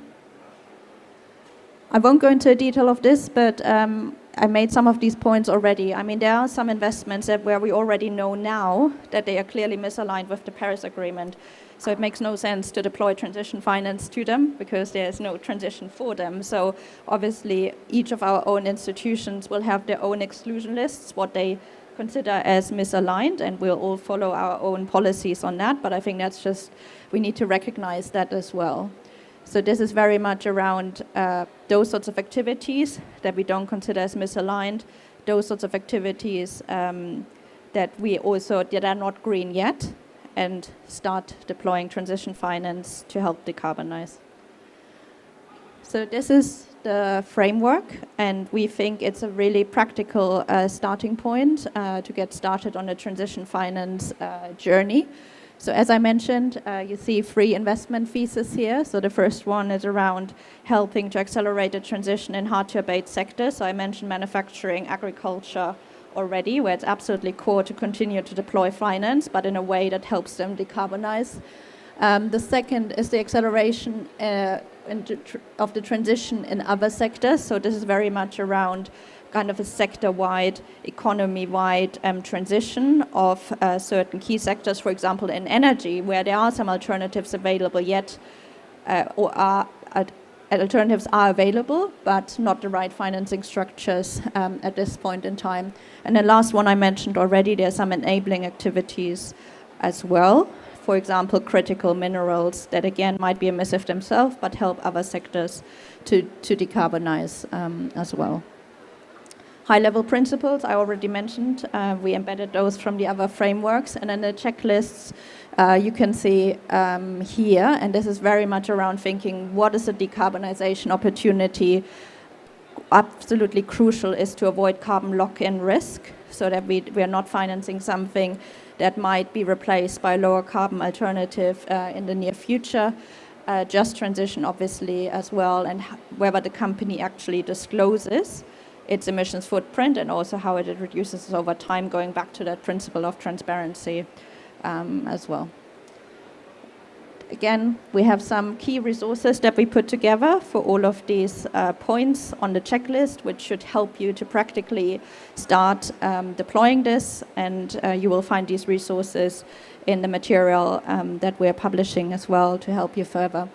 And then the last point I wanted to say on financing structures, because then the key question is, so how do we actually get financing into those areas? And what the working group coalesced around, for the moment at least, is that we see transition finance in two ways.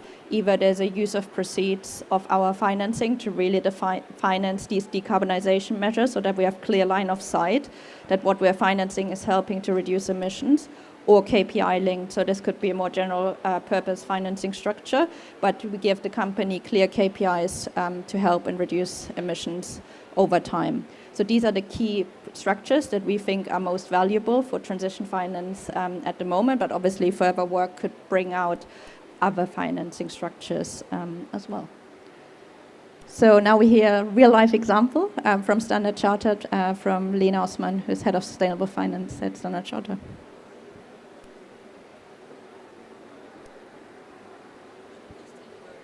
I think they said we shouldn't switch. It will come on. Hello? Yeah, okay, perfect. I'm just going to stand here. Well, thank you very much for having me on stage. Well, I head up sustainable finance for the West for Standard Chartered Bank, Africa, Middle East, Europe, and the Americas. And I was actually very pleased to be part of that working group to bring in some of the things that we have been working on as well into that framework. I promise I won't take a lot of your time. I've got 3 slides. I don't want to stand between you and the nice coffee you've been promised, and I've been promised. But if we can go to the first slide and kick off. So how do we define transition finance at Standard Chartered? The definition for us is basically any financial service that we provide support to our clients in order to set them on a 1.5-degree trajectory. So anything that we finance in terms of assets, in terms of projects that improve their operations towards a transition would fall under that definition. And we have a transition finance framework that we have put out. It is available on our website. Please feel free to explore it. It has a lot more detail than what I will be talking about here. So please do go into that if you're interested. In terms of the principles, we have based that on the IEA NZE 2050 scenario. And it was informed by the Climate Bonds Initiative, by Playbook, Taxonomy Playbook, Transition Playbooks, and the EU Taxonomy. Of course, it has to also be aligned with our internal environmental and social risk management framework, ensuring that there is, that do no significant harm, for example, is aligned to that. And in terms of the governance, we have a sustainable finance governance committee that oversees a lot of these transactions that we do, that signs off on them and ensures certain things are met. There are, for example, verifications, reporting, transparency, and that there is alignment with global standards, but at the same time that there is also a strategy, a consistent strategy on transition. If I go to the next slide. So the way that we assess those is based on our framework, which again is available on our website, is a lot more detailed, and it lists out the qualifying assets that we will actually label as transition. Some of the assessment criteria that go into this is, the eligibility of the activity, what it is, how is it aligned to a 1.5-degree trajectory, why does it make sense, and then obviously what I mentioned with regards to the do no significant harm. So you can do good as long as you're not doing harm at the same time. And then there has to be a credible transition strategy. We work with our clients on identifying how they can do that, what can they do, what kind of KPIs, what others are doing in their industry, doing some peer benchmarking and gap analysis around that. And finally, I will go through a case study of something that we recently, so we launched this framework last year in October. And since then, we have actually put it to use. We have been working on quite a few of these transactions. And this was an interesting one because we actually used a trade facility to do a transition deal. So this was for Lafarge Emirates Cement, which is part of the Holcim Group. And Holcim itself has its own targets, its own strategy. And this SBLC was used to support the installation of a waste heat recovery system that was going to allow for a reduction in costs, but also improvement in efficiency. And what's really interesting about this is that it's actually the underlying goods will be used for transitioning from coal to electrification in the production of cement, which is one of the hard-to-abate sectors and is a really difficult one to decarbonize.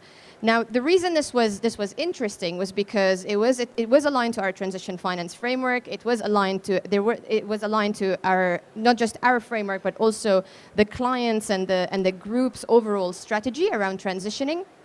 And therefore, we were able to deploy that. And I think it has already set the tone for other transactions that we are replicating in the market for very similar transactions. Having said that, I just want to iterate the fact that this is not just obviously a trade facility where we do transition based on trade facilities. We would do that across different projects. We have done that in a project finance transaction, for example. We can do it in bonds. We can do it in other types of banking facilities as well. That's it from my end, and I guess I'll hand over to you, right? Didn't mess that up. Thanks so much, Lena. Well done. Thank you.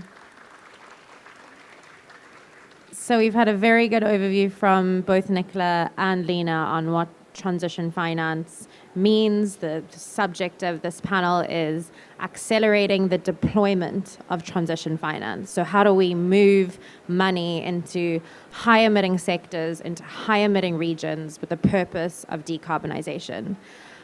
My name is Annika Brouwer. I am the sustainability specialist at 91. 91 is an asset manager with its roots in South Africa. It is the biggest third-party capital deployer on the African continent.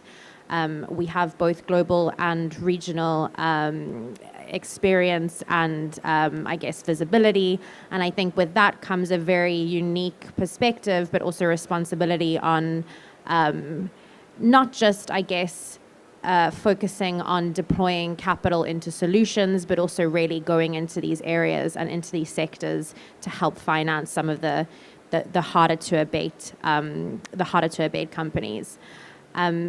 I am going to introduce my panelists. We've met Lena now, but I've got joined by two others who will be giving insights and, I guess, perspectives from their respective organizations and experience in transition finance. So I'm going to start at my far left. Avana Singh, Head of Sustainable Finance Solutions at Nedbank. Nedbank is one of South Africa's biggest commercial banks. Avana, I'm going to ask you for one quick line on what does transition finance mean to you? Thanks, Annika. Transition finance to me is effectively an asset class of finance that is intentionally utilized towards your higher emitting sectors to encourage the behavior change towards decarbonization, but in a just manner. Thank you. Next up, we have Alex Mickey, the head of the Secretariat of the Global Financial Alliance for Net Zero, the Glasgow Financial Alliance for Net Zero, GFANZ. Alex, same question. Transition finance, what does it mean to you in a crisp sentence? For us can you hear me? For us at GFANZ, I think it's slightly broader than that. So we see it as both the scaling of the green solutions as transition finance, but also investing in the rest of the economy that is not a green solution in order to decarbonize them. And then finally, we would also actually include investing in the accelerated phase out of assets that are not consistent with the transition. And we consider all of that transition finance. Excellent. And Lena Osman needs no introduction, Head of Sustainable Finance, West Standard Chartered. To you personally, what does transition finance mean? To me, it's about mobilizing capital to where it matters most and doing so in a just way, doing so in a way that ensures that we all are in the journey together and no one is left behind. Amazing. First question I'm going to ask is to Ivana. Ivana, Nedbank is considered the green bank of South Africa. How do you think Nedbank can use transition finance in terms of supporting South Africa on its transition to a net zero economy? I think there's 3 ways we could potentially do this and play a role as a bank and as Nedbank. I think firstly it's around awareness, really building awareness with our client base around the fact that the country has set a net zero commitment, as well as various funders and investors are setting these net zero commitments, and what this actually means for liquidity and capital flows. I think secondly, it's around advisory and really advising clients on the importance of transitioning their business models, as playing in a high carbon emittive space does culminate in climate risk, and this can ultimately impact their operations as well. So it's definitely the advisory piece. And thirdly, quite importantly, is actually developing the transition finance products for our clients to access, to use as a source of financing, to finance the transition, but also simultaneously be able to evidence that they have actually engaged in this transition through these particular products. Excellent. That's something we can definitely identify with. I think 91 in the space with the likes of Nedbank, Standard Bank, other local South African institutions are really sort of coming together to try build consensus internally around what we can do collectively to support the really sort of strong leadership we've seen from South Africa from a policy perspective on their NDCs and strengthen and accelerate that JETP that everybody seems to be speaking about at COP27. Alex, GFANZ has launched the Africa chapter of GFANZ. It's also recently launched the Net Zero Banking Alliance Transition Finance Principles. You heard what Nicola presented on and to some extent what Lena presented on. How can GFANZ, with its regional focus but also global reach, use what exists and what's being developed to leverage and sort of accelerate where it's aiming to go? Yeah, so I think we had our first inaugural board meeting chaired by Mahmoud Mahildin, who's the high-level champion for Egypt. But, you know, your CEO, Hendrik de Tooy, is on it, CIB CEO. So it brings together CEOs of net zero committed financial institutions across the region, the Gabon Sovereign Wealth Fund, but also importantly, policymakers, regulators, development banks. So it's trying to get different perspectives from across Africa, both from sectorally and geographically, and embed that leadership expertise into the global outputs of GFANZ, but also to bring local teams. So we've got Mara here, our North Africa lead, get local secretariats working with partners like BII, like UNEP FI, like PRI to collaborate on that workshops, engagement, trying to disseminate these tools. And I thought it was an excellent presentation. And it has really close alignment with the transition planning framework that GFANZ put out, which is great. I mean, in terms of the role that network will have in mobilizing capital, which is ultimately the goal, I completely agree. The ultimate goal of all of this is to mobilize capital to transition finance. We need a huge increase in investment if we're going to achieve net zero. And it's a very regionally diverse continent. As you know, you have some countries that are effectively net zero already, like Gabon, and you have some countries like South Africa that need huge amounts of investment in order to be able to hit net zero. I think 100 billion a year is required. And that's quite a big financing gap. So how can we support those just energy transition partnerships, build a country platform like we've been helping in Egypt with Nuefe, which is outside the G7, G20 process. And often, as you hear, people will have heard this around COP, it's about project pipeline, project preparation, because the capital is increasingly looking for transition projects, and there's just not enough bankable projects out there. So we can help provide those expertise and advice on what will take this potential project into a real project. And often I think that's about MDBs, donors, philanthropies actually providing the host country with some resource to bring in the legal, financial, regulatory expertise, engineering expertise to turn something that's nearly bankable into something that is bankable. And at that point, our members would be very happy to invest in it. Amazing. So taking global to local and local back to global. I think we had a GFANZ discussion a couple of days ago, feels like weeks ago, lost track of time, but that project point was exactly what was raised, that when you speak to the countries and you speak to the regions, in their view, there are projects and there is pipeline. And then when you speak to the allocators of capital, the biggest reason why money hasn't moved is because they don't know where to move their money. And I think the CEO of Macquarie referenced a joke. It's an English joke about Irishmen, but nobody take offense here, please. But she said, how many Irishmen does it take to change a light bulb? 1,000 to turn the room around and 1 to hold the light bulb. And she was referencing this sort of complete, just space between what exists and what is needed, and the need to kind of create that arc between. So completely agree with that. Lena, we saw your amazing example, really, about how you're financing the sort of cement companies, and I'm sure there are many others that you have in your repertoire. What are the lessons that you've learned from the deployment of these targets and the transactions that Standard Chartered has done to date? So I think there are things that went well, and then there were some challenges. The things that came out of this that went well is the fact that we actually have a framework now that we can rely on, a framework that we refer to, and that's out there also for others to see and use. The other good thing is the fact that we have the right review and oversight over these projects in terms of governance and in terms of structure. But more importantly, we have in place now a transition acceleration squad. I think they have the coolest name in the bank.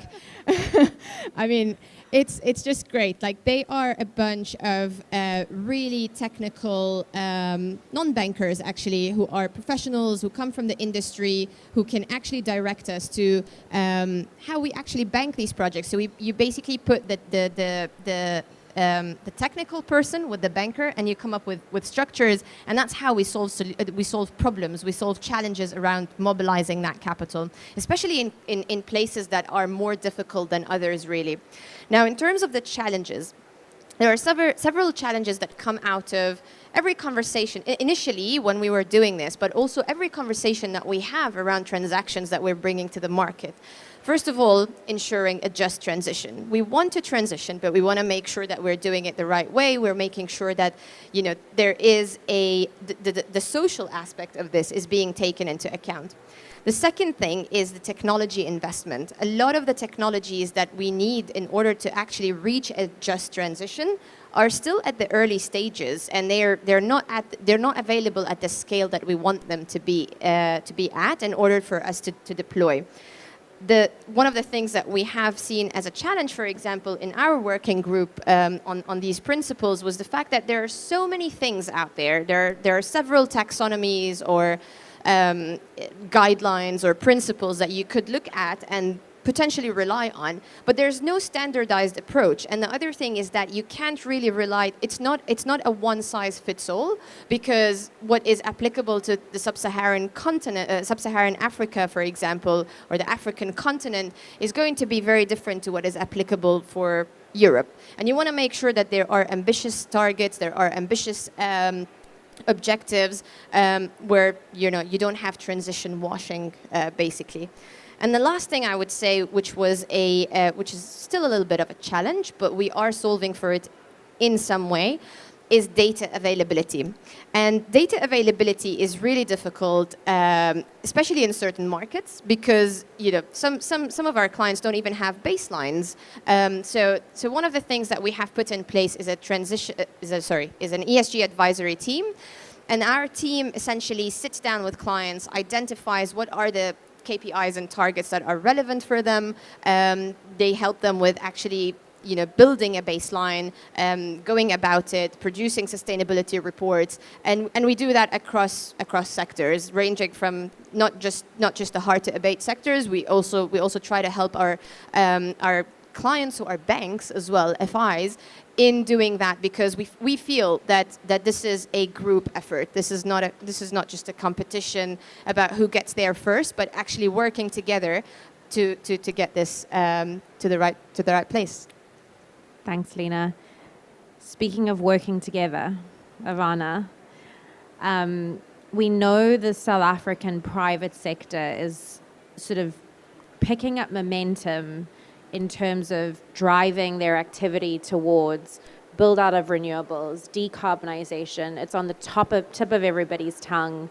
And, given we looked around at our COP pavilion the other day, there were 130 private sector members that came from South Africa through to COP. Now that says something about the private sector commitment.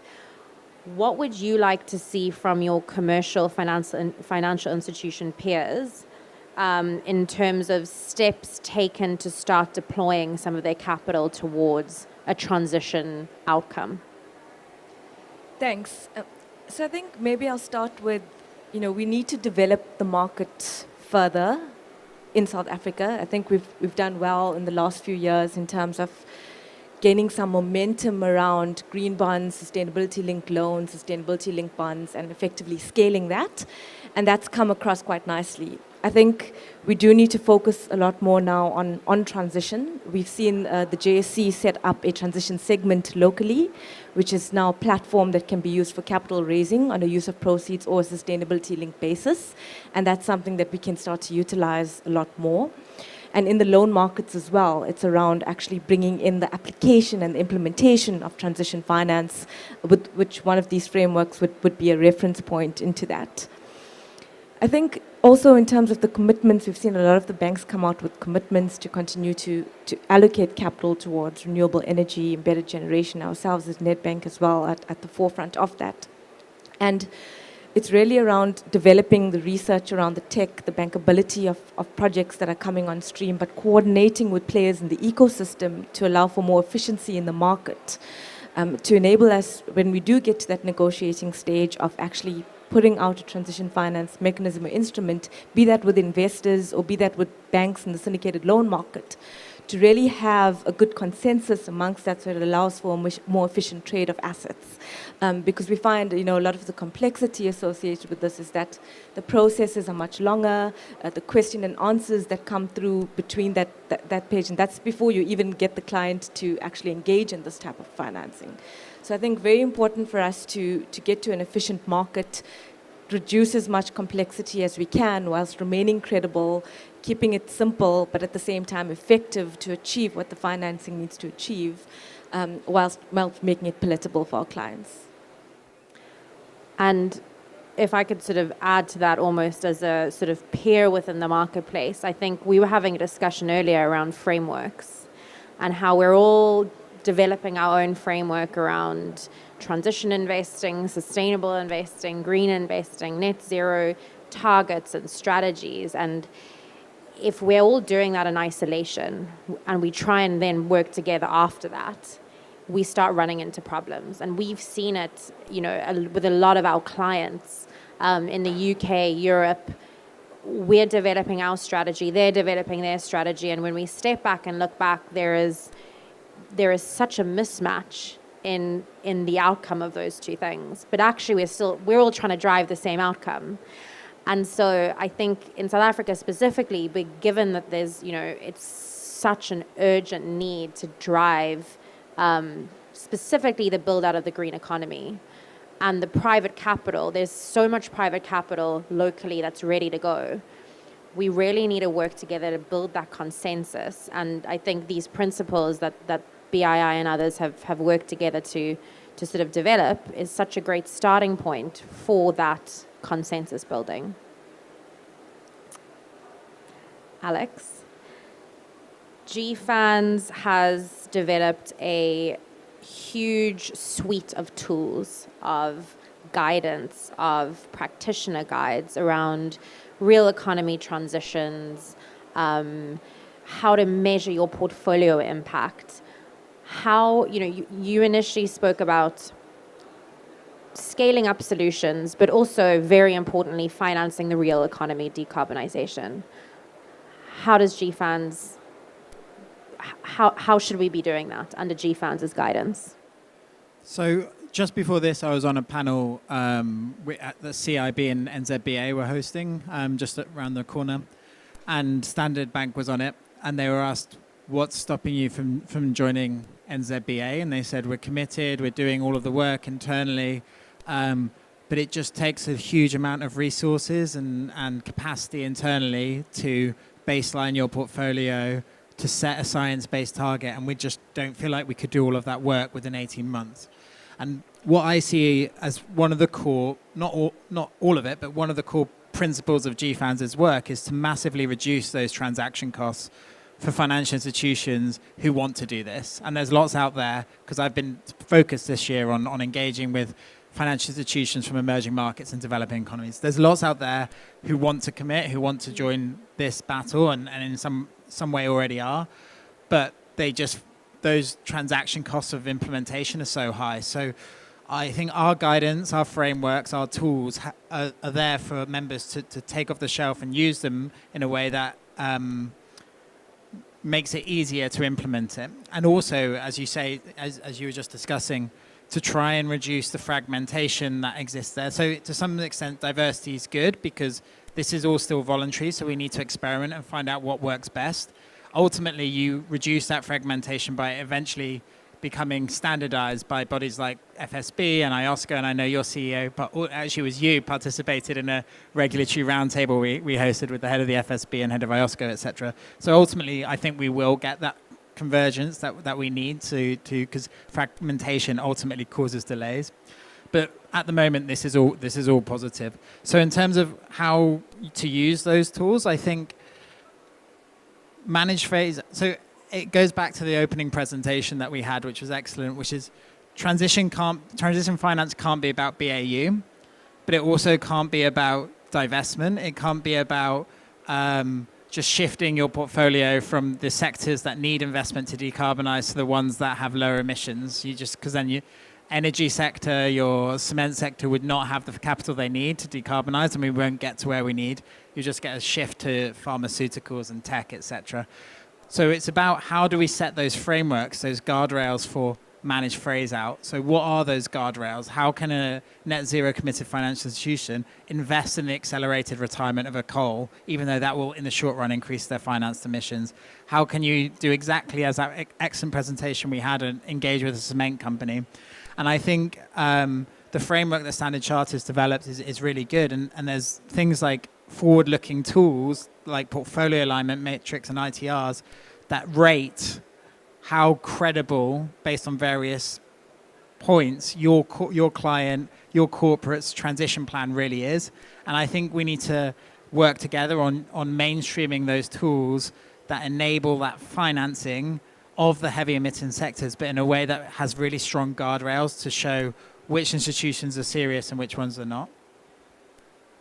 I think I completely agree with all of that, and I think a lot of the tools and recommendations that have come out of the work that GFANZ have done have, apart from being very rigorous and helpful, have started to stimulate movement within a lot of the organizations that are signed up.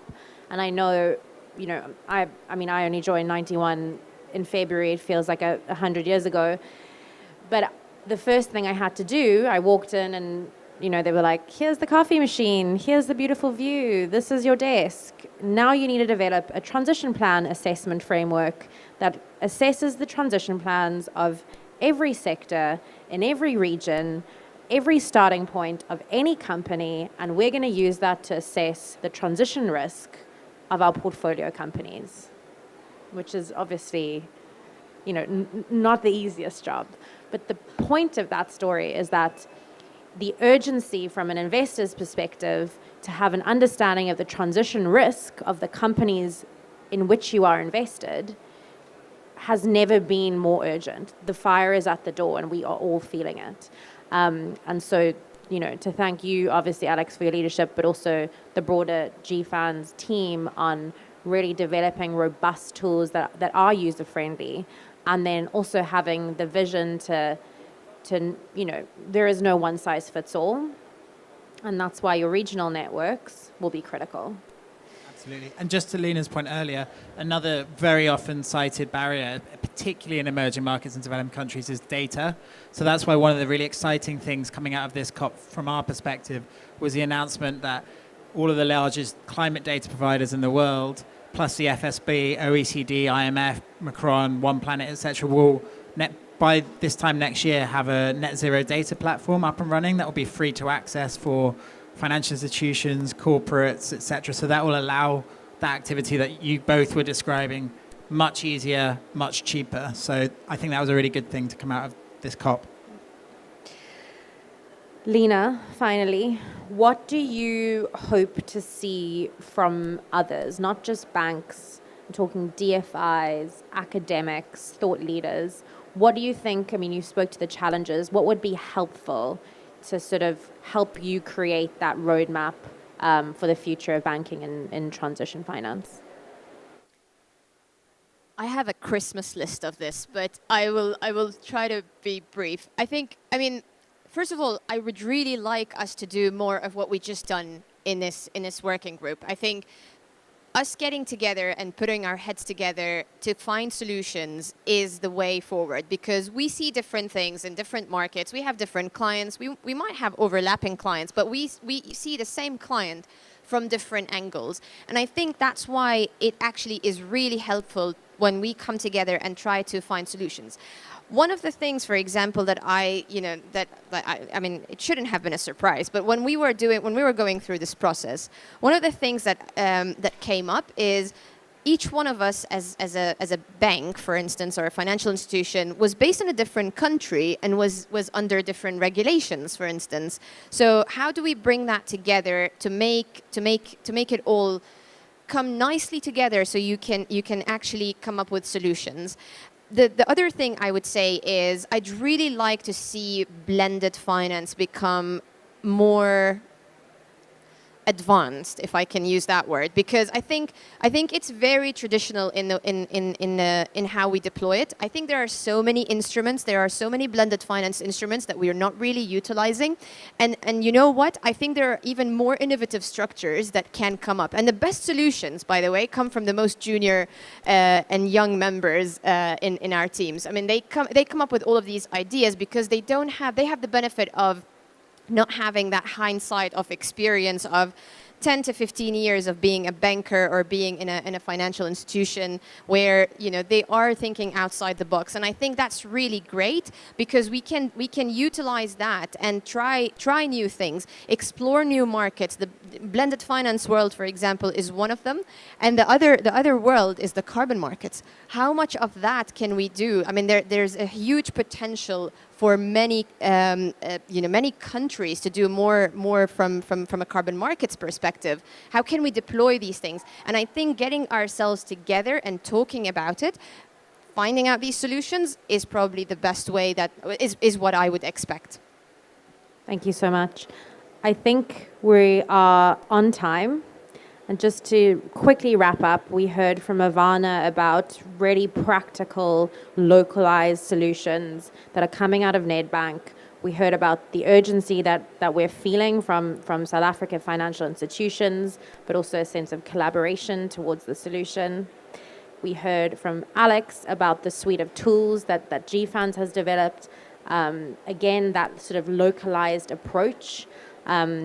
I heard fragmentation causing delays.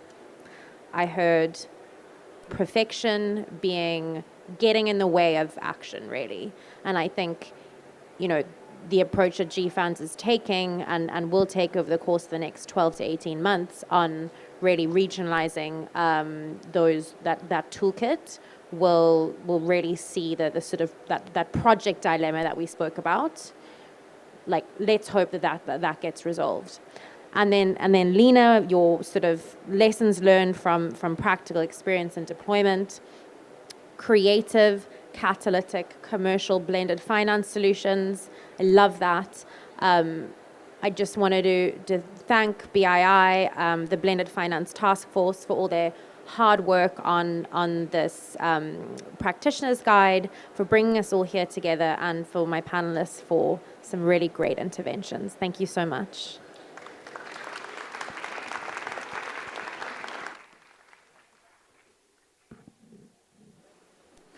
Hi. Okay, I don't want to stand between anyone and their coffee at this point. So, as I say, I think the best coffee in Sharm el Sheikh is just around the corner. So, but I'd just like to thank everyone, and particularly 91 for co-convening the transition finance work that we've developed with a number of South African banks, also Blended Finance Task Force and Oxford Sustainable Finance School. It's been a great collaboration, and I think we are now all very keen, I think, to get on and implement, as this COP is all about. And I think, you know, as we look at these tools, this guidance note, the PCAF GIM collaboration, you know, I think all of these are essential to delivering on the Paris Agreement. And I just wanted to point out one thing, because it struck me the other day that people talk a lot about aligning financial flows. The Paris Agreement, Article 21C, is actually about ensuring consistency of finance with net zero, well, actually low greenhouse gas, and climate resilient development. It's about development, it's about sustainable development for all. And I do think that's really important to note.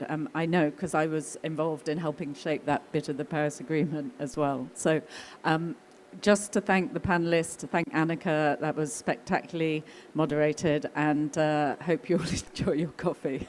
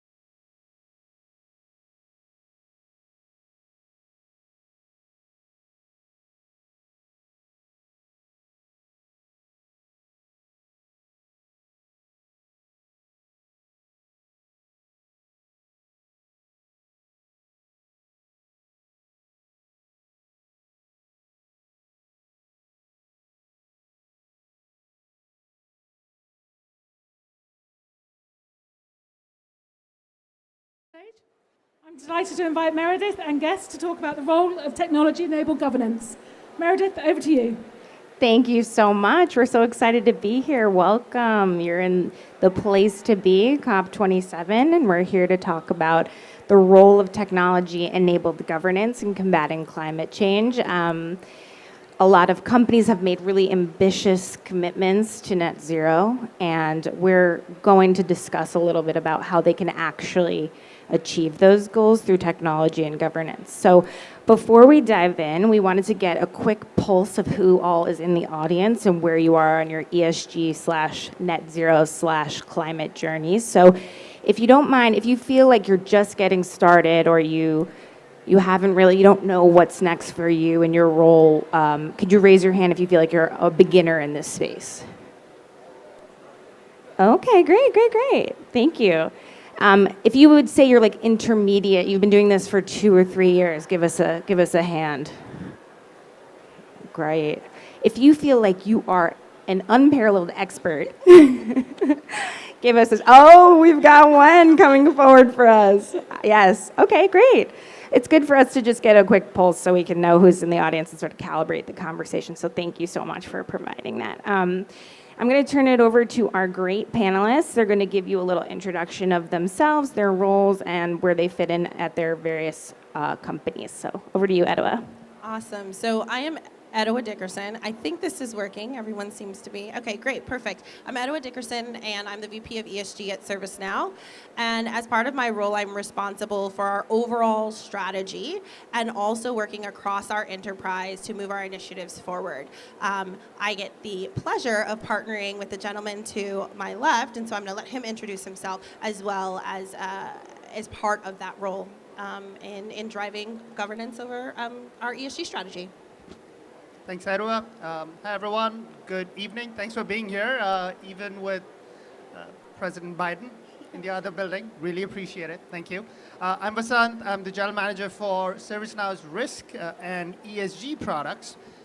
Come from a long background in both, and really excited to be here. Thanks for joining us. Hi, everyone. I am Sarah Jane Littleford. I head up responsible business for Fujitsu's global delivery. And in that role, I'm basically responsible for delivering on strategy around CSR. And I also look after our ESG portfolio of products. And I work very closely with my colleague, Kerry. Hi, everyone.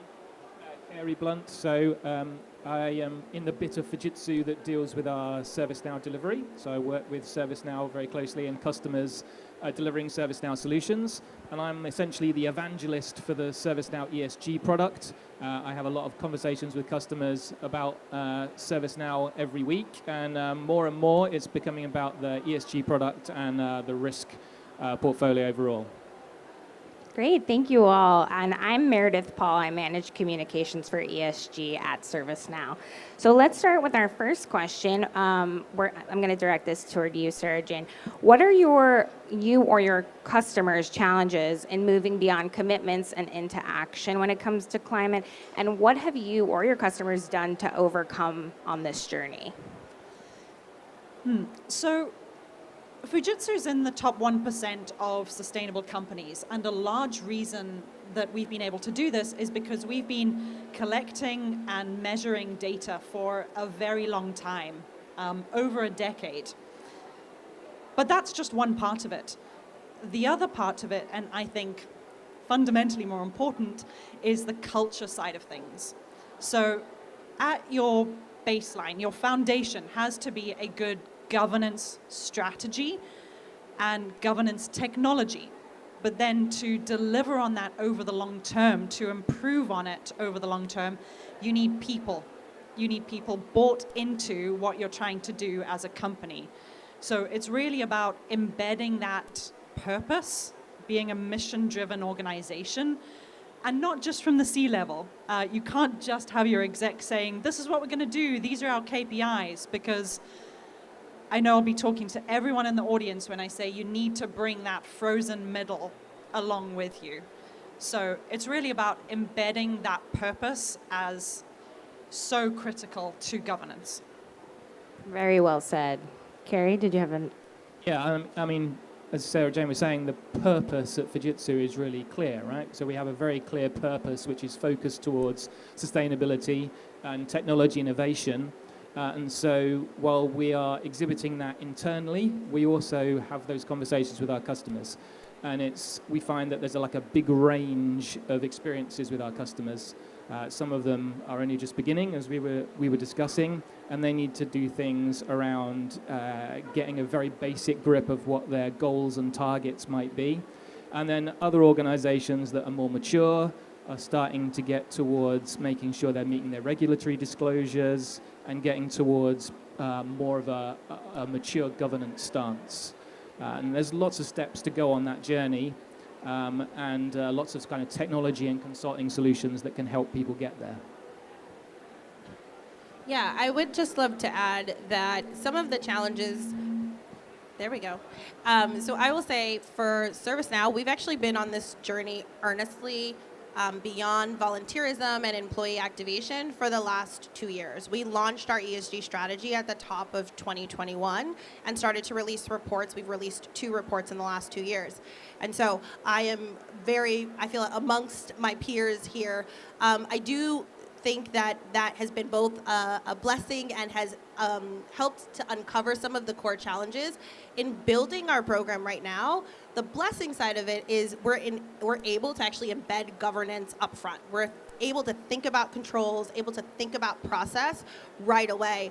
But the challenges were that as we went around the organization to articulate our strategy, we uncovered that there's lots of initiatives happening all throughout the business. So when you are overcoming that siloed effect that might be happening, various teams working on various initiatives, but they are not talking to each other, that has been a massive challenge for us, in addition to the point that Sarah Jane mentioned, which is how do you make this a part of the everyday actions of your employees and really embedding it into how you make decisions. And so governance for us is about understanding the goals, educating and bringing employees along the way, and really making sure that they're able to make those real-time decisions that are going to move us forward.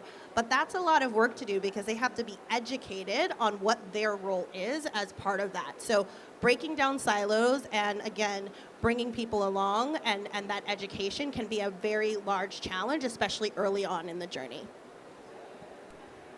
I'm going to break this down into 2 parts. So we talked about technology enabled and then governance.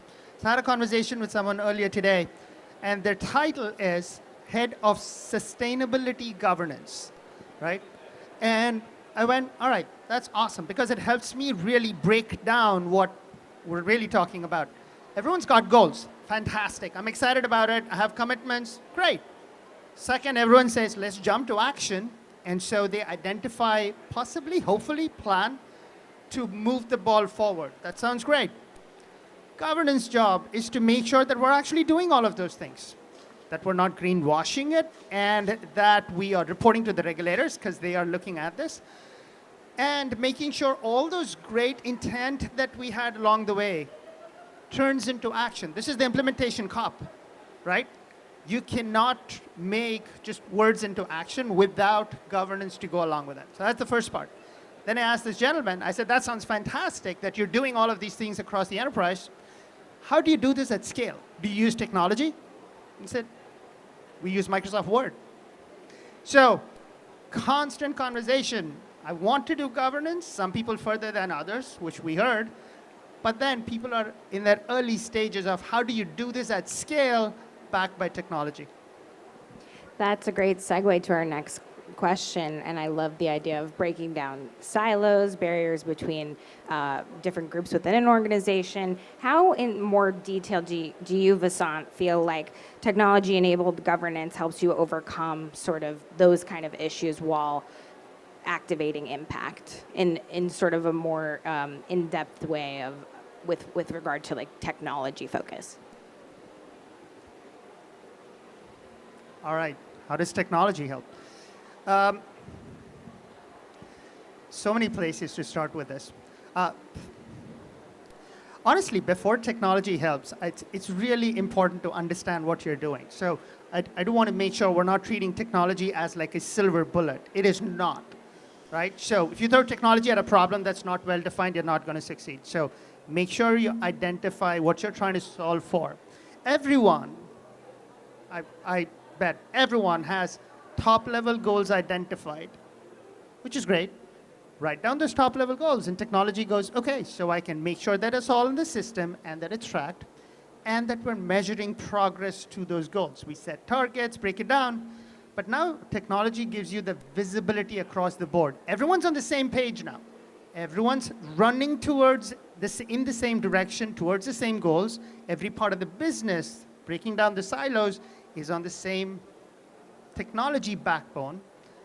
You're making sure that every part of the business, if you have 70 different locations and you're measuring emissions at 70 different locations, you're not manually doing one after the other. Technology is supporting you.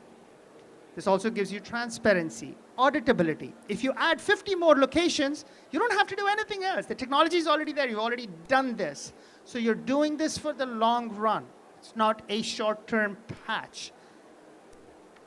The only thing I would add, as someone who's actually implemented the solution that Vasant and his team have built, that I thought was really interesting as part of like really making this tangible, was just this idea of how you create greater accountability as well. So I think that's huge when we talk about governance, and Vasant and I talk about this regularly.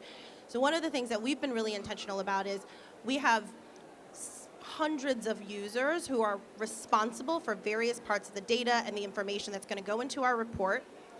And how do we make sure that they are supplying that information